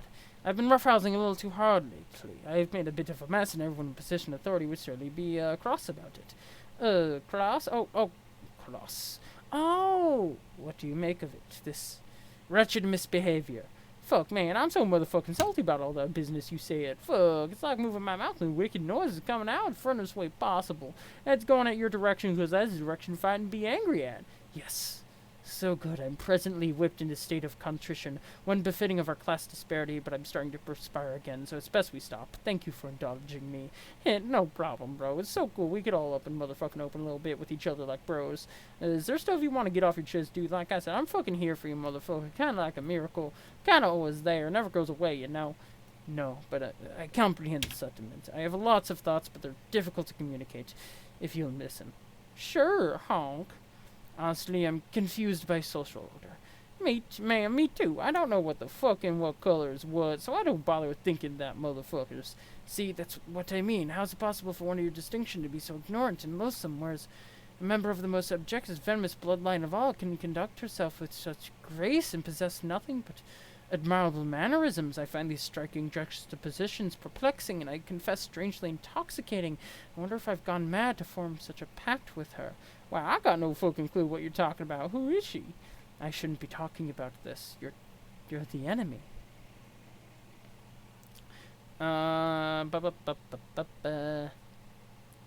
Victoria's Secret. Be in cahoots with Aquit. With Horseman. Cahoots. Hey, horse boy. What? Look, I'm about to meddle with so many losers right now. How many? So many, all the losers. All of them. Good. Use your cunning and venom and make them envy our nobility. Oh man, was that sarcasm? That sounded like sarcasm. No. Humus insertities for pedantic wigglers. Pshaw, I know you never make jokes. I was the one being sarcastic, you stooge. I was being sarcastic about you being sarcastic, duh. That's because you were a little worse than me. The fuck I am, anyway. Hey, did you finish Ebony's present yet? I'm about to fuss with her, and I want to know I can keep my promise, or if you're gonna make a liar out of me. It is finished. I'll deliver it shortly. Thanks, buddy. I'll be waiting here for you. I'm happy to help, but I don't understand why you're intent on gratifying that worthless peasant. Because I promised I would. It's none of your damn business, man. Quit your prying. Every fidgeting and poking and prying. Fine. Then let's proceed with the plan in a curt and professional manner. Agreed. So, just a review. We will let Ebony perpetuate her cute little ploy on Solux and assert his power. Yes. Isn't it funny when these chumps try to get all tactical and underhanded? It's really quite adorable. I guess it's pretty quaint. Anyway, she makes her little power grab, and that's when we both step in and assert her as co-leaders. Right? That is the plan. Okay, good. Then the best team will be led by the two highest bloods, the way it should be, or at least the highest bloods who aren't shitty clown worshippers or underwater freaks. Sound good? Yes, we're in absolute agreement. Yes. Stop. Great. What a great team we are. Hey, you wouldn't be planning on anything sneaky, would you? No. That'd be absurd, are you? What? How you could suggest such a thing? Man, so insulting. Okay. Perfect. We have the perfect plan, and no one is plotting any sort of double-crossing or backstabbery or anything like that. There are no crossings up my sleeve. Also, I don't have sleeves. I am as transparent as can be, and my word is my bond. I know. Don't worry, dude. I can trust you completely. I know. I can feel you trying to read my mind. Bullshit. Probably just another one of your many daily range aneurysms. Why don't you cool your jets and have a glass of gross muscle beast milk? Get out of my head. It is making me angry. Try to remember who built your arm for you. Oh God, don't you dare. You've only been here for a few minutes, but you must go. Bye-bye. Oh, see ya. Hope you have a nice evening. Anyway, Robo-slop. Horseman, go check on Ebony's present. You delve deeper into your hive where you store many of your robotic projects. The layer doubles as a caged arena where you battle them. Under the tarp is a completed gift. You, of course, have no intention of delivering this to your neighbor as promised. You naturally will double-cross your accomplice. Such you assume she has plans to double-cross you. You assume she is assuming the same as you. Business as usual for Blue Bloods. You will deliver it to Ebony yourself to gain her favor, and then double-cross her. Then take your rightful position as team leader. How ironic that someone of your blood purity must work to win the favor of the lowest sort of peasant. Humiliating, strangely titillating even. Then in the end, the class order will be restored. Horseman, remove the tarp. It is Robo-Ghost. You reveal her sparkling new chassis. You've paid a great deal of attention to quality and detail in this model. She's perfect. You don't know what to make of the feeling she stirs. For one like you to entertain thoughts of attraction, such genetic filth would be utter depravity. Exquisite, delectable depravity. This man is a... Oh, okay, that's a little weird. Oh, why, Ebony? It appears the red glass of your eyes caught pink and green glint of the moons in their pedigrees. Sweet poetry is also almost makes a man forget how the grime that once filled your veins made his stomach turn. Is it a good omen for illicit lovers? Can you imagine the scandal if anyone found out? No one must ever know. Worry not, your heart will pump no more that despicable red sludge. You have been given a new heart. You can be taught the ways of the class you are always meant to be for. No one is beyond redemption. Be grateful, dear Ebony. For the first time in your meaningless life, you've met a man of true compassion. Don't like. And just what do you think you're looking at? Keep your cold mechanical judgment to yourself. As if your own record is so spotless. Don't forget who made you. Oh, what's that? My, is that smart mouth you have. That was the last straw. An example must be made of this absurdination. Example. Pinch. Robo-splode.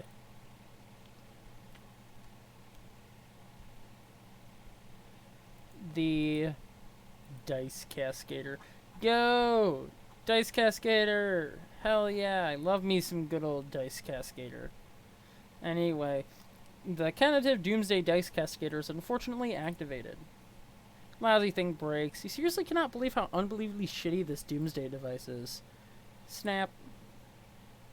Another explosion. Which crumbles off a large piece of house and then it kills the giant spider. Arthur! No, not Arthur. Fuck, not Arthur. My boy. Anyway. Victoria's Secret medal with Kermit. It looks like tonight we'll have to break our truce or at least suspend it. Hope you don't mind. How do you figure that? 'Cause tonight we'll play a game together for the first time and I don't know how. Forever. The truce wasn't about not being playing games together. It's not stabbing each other in the back anymore. Stopping this endless cycle of revenge, and above all, not using your powers to hurt people who don't deserve it. Man, you like to give me such a hard time about all that. I can't get a break. Can't you see I'm trying to put all that behind me and make amends to everyone? No, of course you can't see that. What am I saying? It's hard to believe you with all this lying you've done. Your blueberry bubblegum words still smell pretty good, but your deceit stinks. I'll prove it to you. I'm giving Ebony a present that'll make her feel all better finally. Then I'll be in the clear. Phew, totally redeemed. You'll see. I mean smell. I don't know why you're bothering to try to help her. She won't care. Whatever it is you did to her, I think you broke her brain. It's so terrible. Man, why can't you just cut me some slack for once? It's not like I even did anything that bad to you. I lost 7 eyes, but you only lost 2. I'd say you came out ahead in the bargain. I know, and actually I never really got the chance to thank you. Your sarcasm really stings when I'm here trying to be nice. Okay, I guess I deserve it. I'm serious though, but I don't expect you to get that. Fine, be that way, but you shouldn't sit there and pretend we're so different. Remember Team Scourge, how conveniently all that must be to have forgotten. You were so nasty. Oh man, if you crossed Terenzi Prototype, you were fucked. You crossed Kermit the Frog, you were fucked. Yeah, if you're a bad guy, we were supposed to be like vigilante duo dispensing justice, and you could take the bad guys home and feed them to your stupid spider. Instead, you just feed her everyone. And lied and lied and lied. Yeah, those were the days. I mean, days full of mistakes and regret, but still a lot of fun watching you dismantle huge teams of LARPers with nothing but politics and head games without even using any special powers. Wow. Eh, Come on, what I have to do here? I don't know. Well, if you want to know what I think you should start changing your tune, because even though you got all these high-font morals and fancy reservations, you know as well as me that a killer is a killer is a killer. There ain't no changing the ways for good, and one day you're gonna flail that silly little cane of yours, not find nothing to bump into, and fall face first into the shit again. And you're gonna do something terrible to somebody and wish you could take it back, but you can't. And then you'll work hard to win back the trust, and you'll try and try and try, and you'll see how hard it is. You'll see. I doubt it. You'll see. I'm whispering that and it's echoing on this. You'll see. You'll see. Oh, well, you can it. Oh, can you carrot secret? Whoa, Meh. what was that? What was what? There's a loud noise outside my hive. Sound like an explosion. Wow, really? Then another one. Now something that sounds like an avalanche. If I had to guess, I'd say it's probably 2 explosions and an avalanche. That dumbass probably punching robots again. I'll go outside and look. Okay, try not to get burned or crushed to death or anything. That'd be awful. You got it. And then much earlier than that. Come on. Ugh, more talking. How is he? Okay, he can't walk though. Probably never will. Maybe he could be fixed with roboprosthetics if you didn't mind getting help from, No, neither he or I should have ever had anything to do with those hateful snobs. It's a big mistake. No offense. It's okay. I'm just a little too teal for their taste anyway. I don't see why they'd lift a finger to help him. They hate us both so much. I'm so mad. Hope you're not thinking of doing anything in retaliation. I'm badly. You should let me handle it. I'm not scared of her. She can't control me. She tried, it doesn't work. I know, but trust me, if you piss her off, she'll find a way to get to you. This is really tricky. Just let me deal with it. It was my fault. I was distracted when I could have helped him. I was too. We were both distracted by the same thing. Yeah. Who was he, anyway? Pretty sure is, Victoria's friend. What was he doing there? Watching us. Who knows? He's not really your friend, though. You should see how he talks about her behind your back. She has no idea how bad he's playing her, but then I think he knows how bad she's playing him either. You see, it's complicated. You really need to stay out of it and let me deal with this. I guess so. I feel powerless sitting here doing nothing, though. It's like she wins even if you get her back. I don't think of it that way. I know how to stop her. Trust me. I guess our gaming days are over then. Us four, at least. Yeah, I'm pretty much done with her. Ba-doom. Back at your house when you were still alive. Ba-dum-bum-ba-dum-bum. It's probably the best you listen to the advice of your friend, and yet the voices are as lucid as ever. They urge you to make her pay.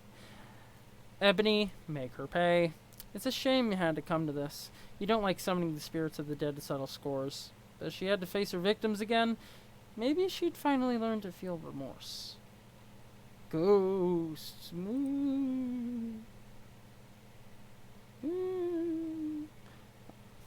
Anyway, Victoria, answer the wait text guy. Well, what? I'm surrounded by ghosts and kind of freaking out about it. I know. I'm asking what you intend to do about it. I don't know. I guess I'll just curl up in a little ball and cry and hope they go away. Is that what you want to hear, you sick fuck? Aren't you going to kill her? Who? Your friend, the one who summoned the spirits. Will that help? Will that make them go away? Does it matter? She brought them here to torment you. This obviously warrants revenge. You know you're going to anyway. You won't be able to help yourself. I don't have to do shit. Maybe I don't mind ghosts. Maybe they'll get their company once I get used to them. No, they are terrifying you. There's only one thing to do. Okay, why don't you kill her? Be my guest. Wow, thanks for offering. What a pal. That's not how I work. Oh, really? Well, you seem pretty excited about killing, good old horny boy, too. And you even help, so I guess that's how you work after all. Not really. All I did was stand somewhere for a few minutes.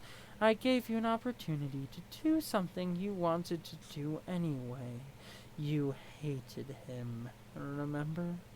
I know I did. I still do, I guess. I don't know. But I was never going to kill those people. They were, like, off limits, I guess. These games are supposed to be fun and serve no other purpose. Yes, they were serving a very important purpose. Yeah, okay, you like getting off on talking to a girl and killing her buddies. Sure is important, loser. Again, I did not talk to you into anything, nor am I doing so now. You were and are going to do this regardless. I only ever place myself into positions of tangential involvement with events that will bring about my employer's entry into this universe. I so oversee the events as they take place, ever so slightly nudge them in motion when necessary. I'm beginning to think you just really believe that. So delusional. You're just a pathetic, lonely gamer who buys his own character profile. BS. The omniscient have no need for beliefs and no room for delusions. You're the dumbest omniscient person I ever met. Sure know a lot. For a fact, there's stuff you don't know. This is true, but the gaps in my knowledge exist by design. They are the pillars of shadow in which my comprehensive vision is built, necessary pockets of void meant to effectuate the outcomes I've foreseen, and which will acquire my influence. Each dark pocket in time will be filled, and I wonder why I waste this nuance on you. Because you need to add more blatant lies to patch up on the holes in your sad cover story? I do not lie. Deception is only necessary for those like you to achieve their objectives. I play with the cards face up. Isn't it funny how during our various matches I can tell you what my moves will be in advance and still win? Yeah, but I'm getting close to beating you, I see. Look at that. The short amount of time that I have reserved for arguing with a child has expired. I will go, but maybe you are right. Maybe you are a person with free will, and you will not kill your friend. What do I know? Enjoy your hunting. Anyways, Victoria's Secret, make her pay. Of course he's right. Not so much point in living with all these moaning spooks, just to spite some guy you don't give a shit about. How to go about it? You can't control her. It might be difficult to manipulate the mind of a psychic. It can be difficult to manipulate the mind of the psychically gifted. Let's see. Who else is there? Kermit? Forget about it. What about that guy? Nah, nope. Her? Nope, not him either. What about this guy? Unfortunately, you can only control him about half the time. Then again, that should be all the time you need. And this way. What? Nice trick with the ghosts and all, man. You got me pretty good. I'd rather not talk to you. Yeah, fair enough. I just wanted to say I'm sorry, that's all. I'm not the one you should apologize to. Yeah, I know. I'll make it up with him someday. Don't worry. Anyway, hey, guess what? I got a message from you, from your boyfriend. He's outside your hive right now. Not falling for it. Take a look. I don't see anything out there. Well, okay, I'm just a messenger. If you want to risk missing him, then suit yourself. Later. Must be a trick. He surely would have told you if he was making the trip all the way out here from his hive stem. Weird floaty person? Solux? Uh-oh. Ba-da-da-da.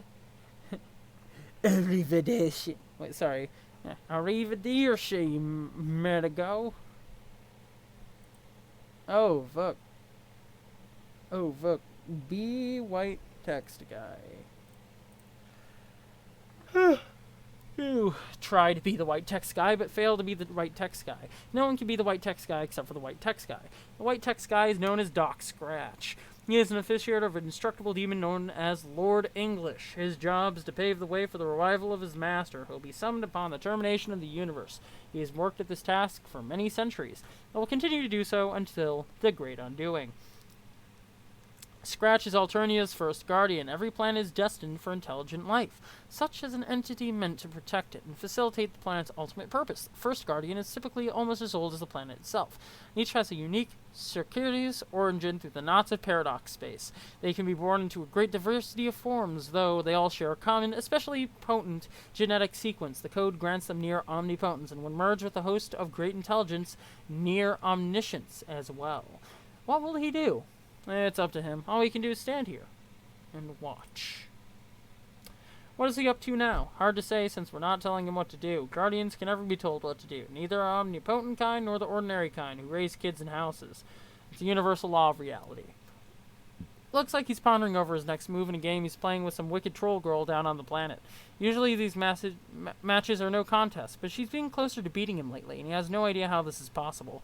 Uncertainty, though rare, is a quite troubling sensation for the omniscient. What's this? It appears someone is contacting him. More bothersome uncertainty. How is it this youngster is able to relay an unsolicited message? He doesn't even have an account name. Hey, white text guy, I have a tip for you. How are you able to contact me? Never mind. I figured it out instantly. Really? Yeah. Yes, through my limited intellect. Occasionally I discover there are things I have not always known. It gives me the opportunity to make deductions, which are practically always flawless. It's gratifying.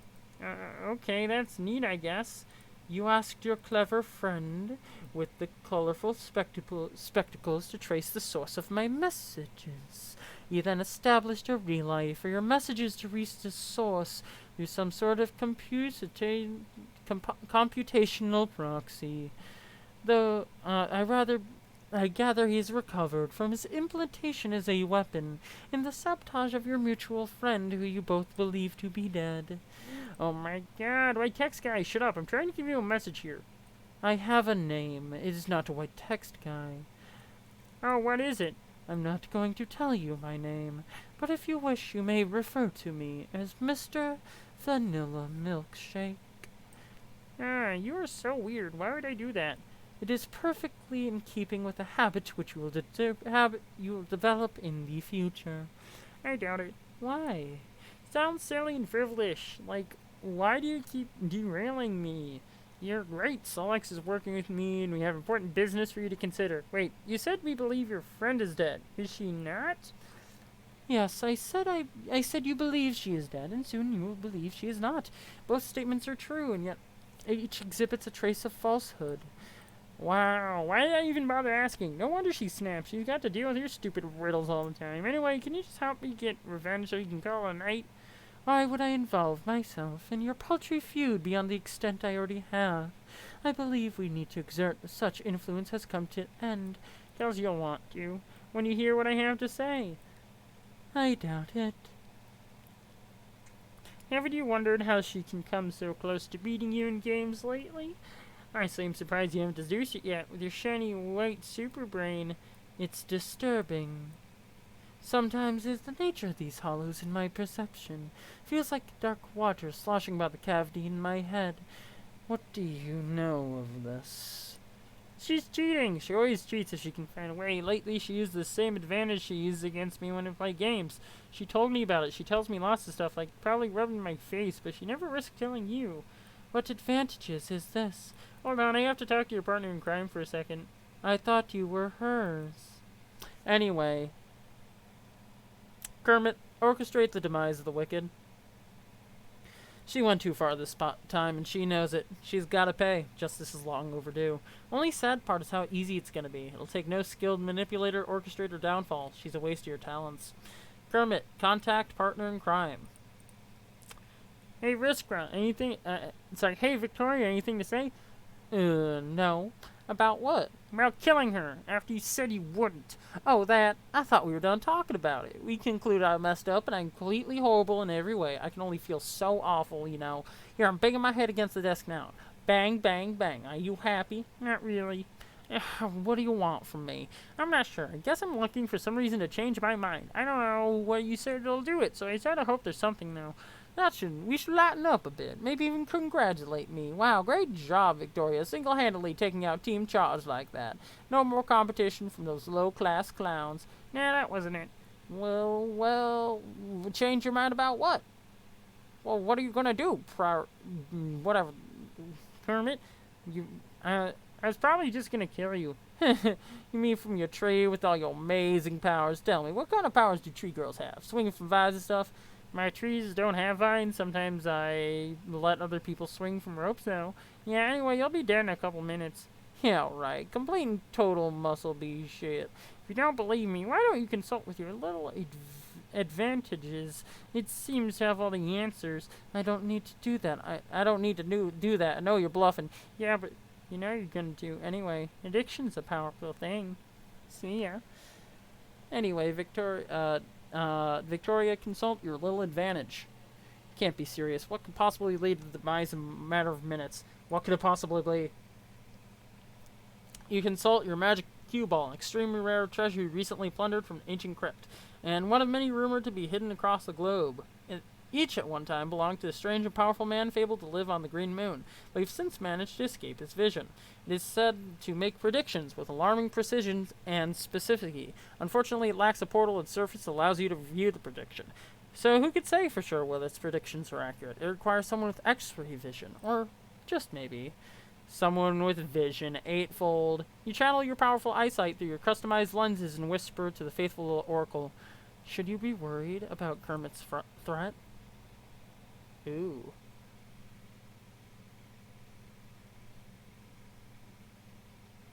Yeah. That makes sense. Anyway, Kermit, inform Mr. Vanilla Milkshake about his missing orb. Oh, God. She has what? Okay, little ball, fine. If you're so smart, then answer this. How's it gonna happen? How? I will explode in your face. Oh, fuck. Boom. In the aftermath of a more recent misfortune. No. One retrieves his dead custodian from the rubble below. Another finds her struggling to survive. You guess you gotta put her down. Your question is, do you have the luck to get it down? Would a sufficient roll even qualify as good luck in this case? You don't know. Victoria, roll. Maybe the dead girl's onto something. Maybe the only way to beat your bad luck is not caring about the outcome.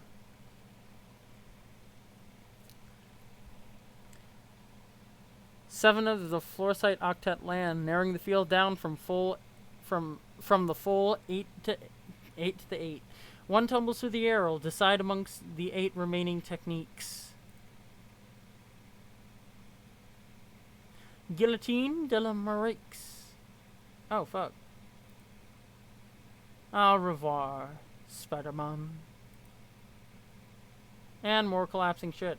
Your mercy killing triggers another avalanche. More rotten luck. Oh. Falls and gets zapped.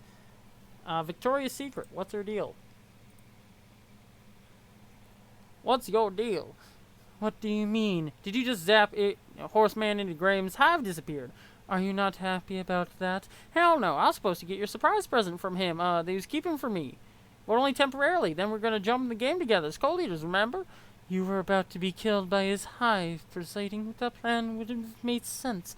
We certainly don't need 2 dead players. But, ow, I know this is gonna happen. You were planning all along. You're planning all this. I know a schemer when I see one. Yes, it was the plan. It had to go this way.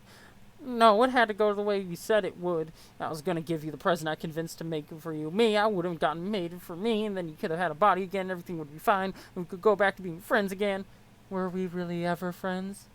Yeah, but I don't know. I feel like we were, even if you didn't think so. I guess I'm not very good at acting like a friend or saying stuff like, "Hey, friend, you're my friend." It doesn't really occur to me, but we were. We would play with you. You didn't think I was your friend? I don't remember. It doesn't matter. Oh, Boff, more of this apathetic baloney. Why don't you cut the ghost girl act already? I get it. You're dead and spooky. Ribbit. Okay, that's pretty odd. Sorry. No, that's cool. You can rip it if you want. It's just a weird way. It makes you sound so normal. You know what? I guess you and Horseman co-lead since he managed to usurp me, that cunning bastard. I guess I follow you in the game instead? Fine by me. I'll follow you guys. Just give me my orders, boss. No, you're not on the blue team. Oh, what the fuck? You're never going to be. I get it. I finally see now. This is your revenge. You finally did it. A minute ago. You got me good. Well played. It is not revenge. You're always supposed to be on the red team. You'll believe me later when you wake up. What a load of shit. You've been planning your revenge since day one. I fell for it like a sucker. I can't say I blame you.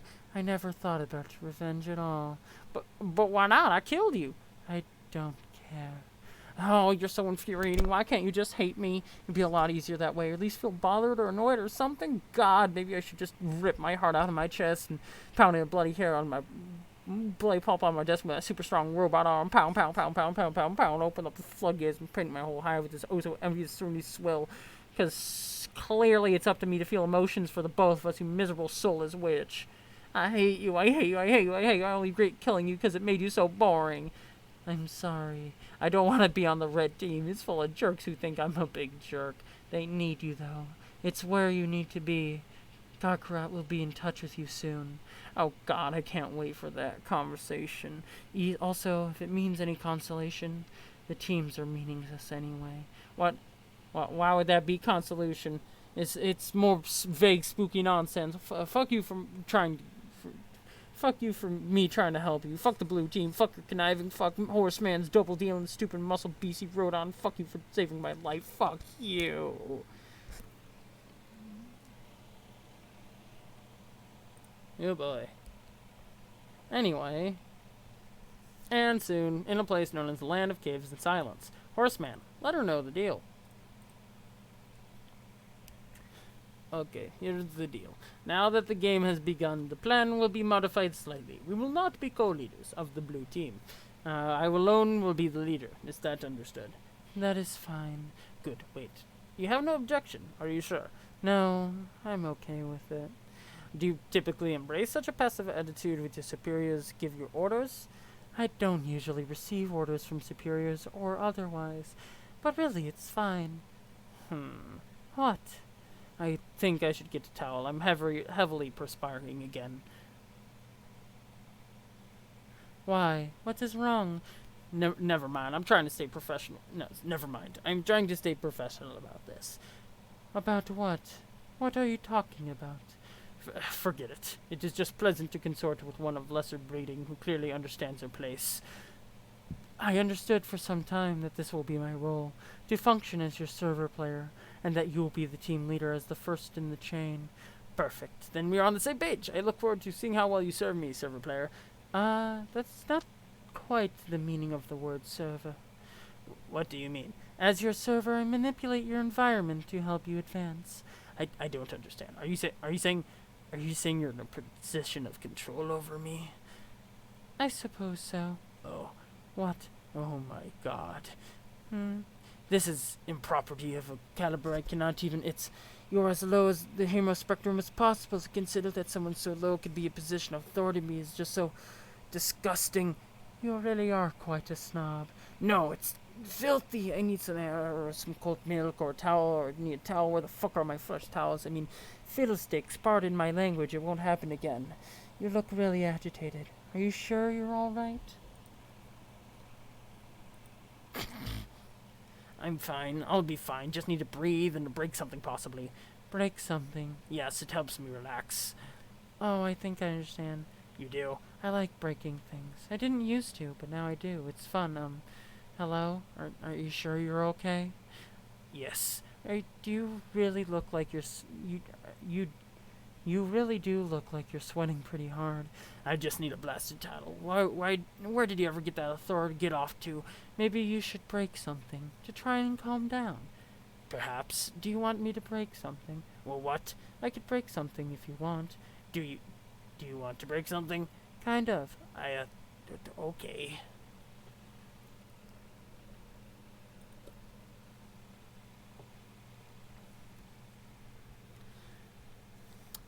Horseman, I'm about to throw an absolution trap through your wall. Heads up. Yes, that was wonderful. It was pretty cool. Could you please refrain from dipping in the vernacular of commoners? In fact, there's an order from your leader to call things by their proper names. What, you want me to call it the bathtub? That sounds ridiculous. Nevertheless, just do it. Fine. Now, could you please do that again? What? You want me to throw the trap through your wall again? I mean the tub. Yes. Is that an order? Yes, wait, I don't know. What don't you know? Maybe I don't want to order you. Maybe I want... You do whatever things you want to do. I really have no idea what you're talking about. You could cause quite a bother for me with the power you wield. I could do nothing to stop you, peasant girl, so magnificently depraved. You are so weird, and this is coming from a ghost. Ribbit. What are you role-playing now? Stop, zombie coming. Sorry. You're better than that, and by better I mean worse, and much, much worse. Downright coarse and degenerate, somewhat repensibly sordid. Actually, yes, you may roleplay and proceed to deepen this already irretrievable debauchery. In fact, I demand it. I command you have free will and do as you please and continue being bothersome and unpredictably destructive, I mean, if you want. If you want. I'm not really role-playing, I'm part frog. But okay, I guess I can break some more stuff. Ribbit. Yes, ribbit again. I can't really control the ribbits. Oh my god. Okay. This is gonna be the final one for the stream. I will make haste through this mysterious realm and find your gate. It will pose no challenge for me at all. Yes, I know. I will then give you your new body, and you may take your rightful place as my subordinate. Sure. Actually, now I'm beginning to wonder. What? Whether I want you as to be my subordinate. I hope this doesn't sound too strange. Everything you say sounds strange. Maybe I'd like you to be the co-leader again. Okay. In fact, oh my goodness, I can't believe I'm entertaining this thought. It feels so vile. Try not to roll your eyes at me. I don't have pupils. Would you mind terribly being the leader? Fine. But don't tell anyone. You'll be the leader of me, and I'll lead Hall House, so it would be in effect be secret leader. Yeah, sure. That's pretty much how it is anyway. Yes, that's the spirit. You have the authority, well, for one of your blood. I don't have blood. Not yet, but soon your heart will beat anew, and through it flesh, blood, and fresh passion. Wow, can you just bring me the robot already? On my way. Ribbit. Ugh. Okay. That was pretty solid, I would argue. I have no idea how long it is till Act 6, because apparently that's a really long one. So, time out of here. Thank you, everyone who watched and joined for watching. And I hope all of you have an amazing evening. Good night.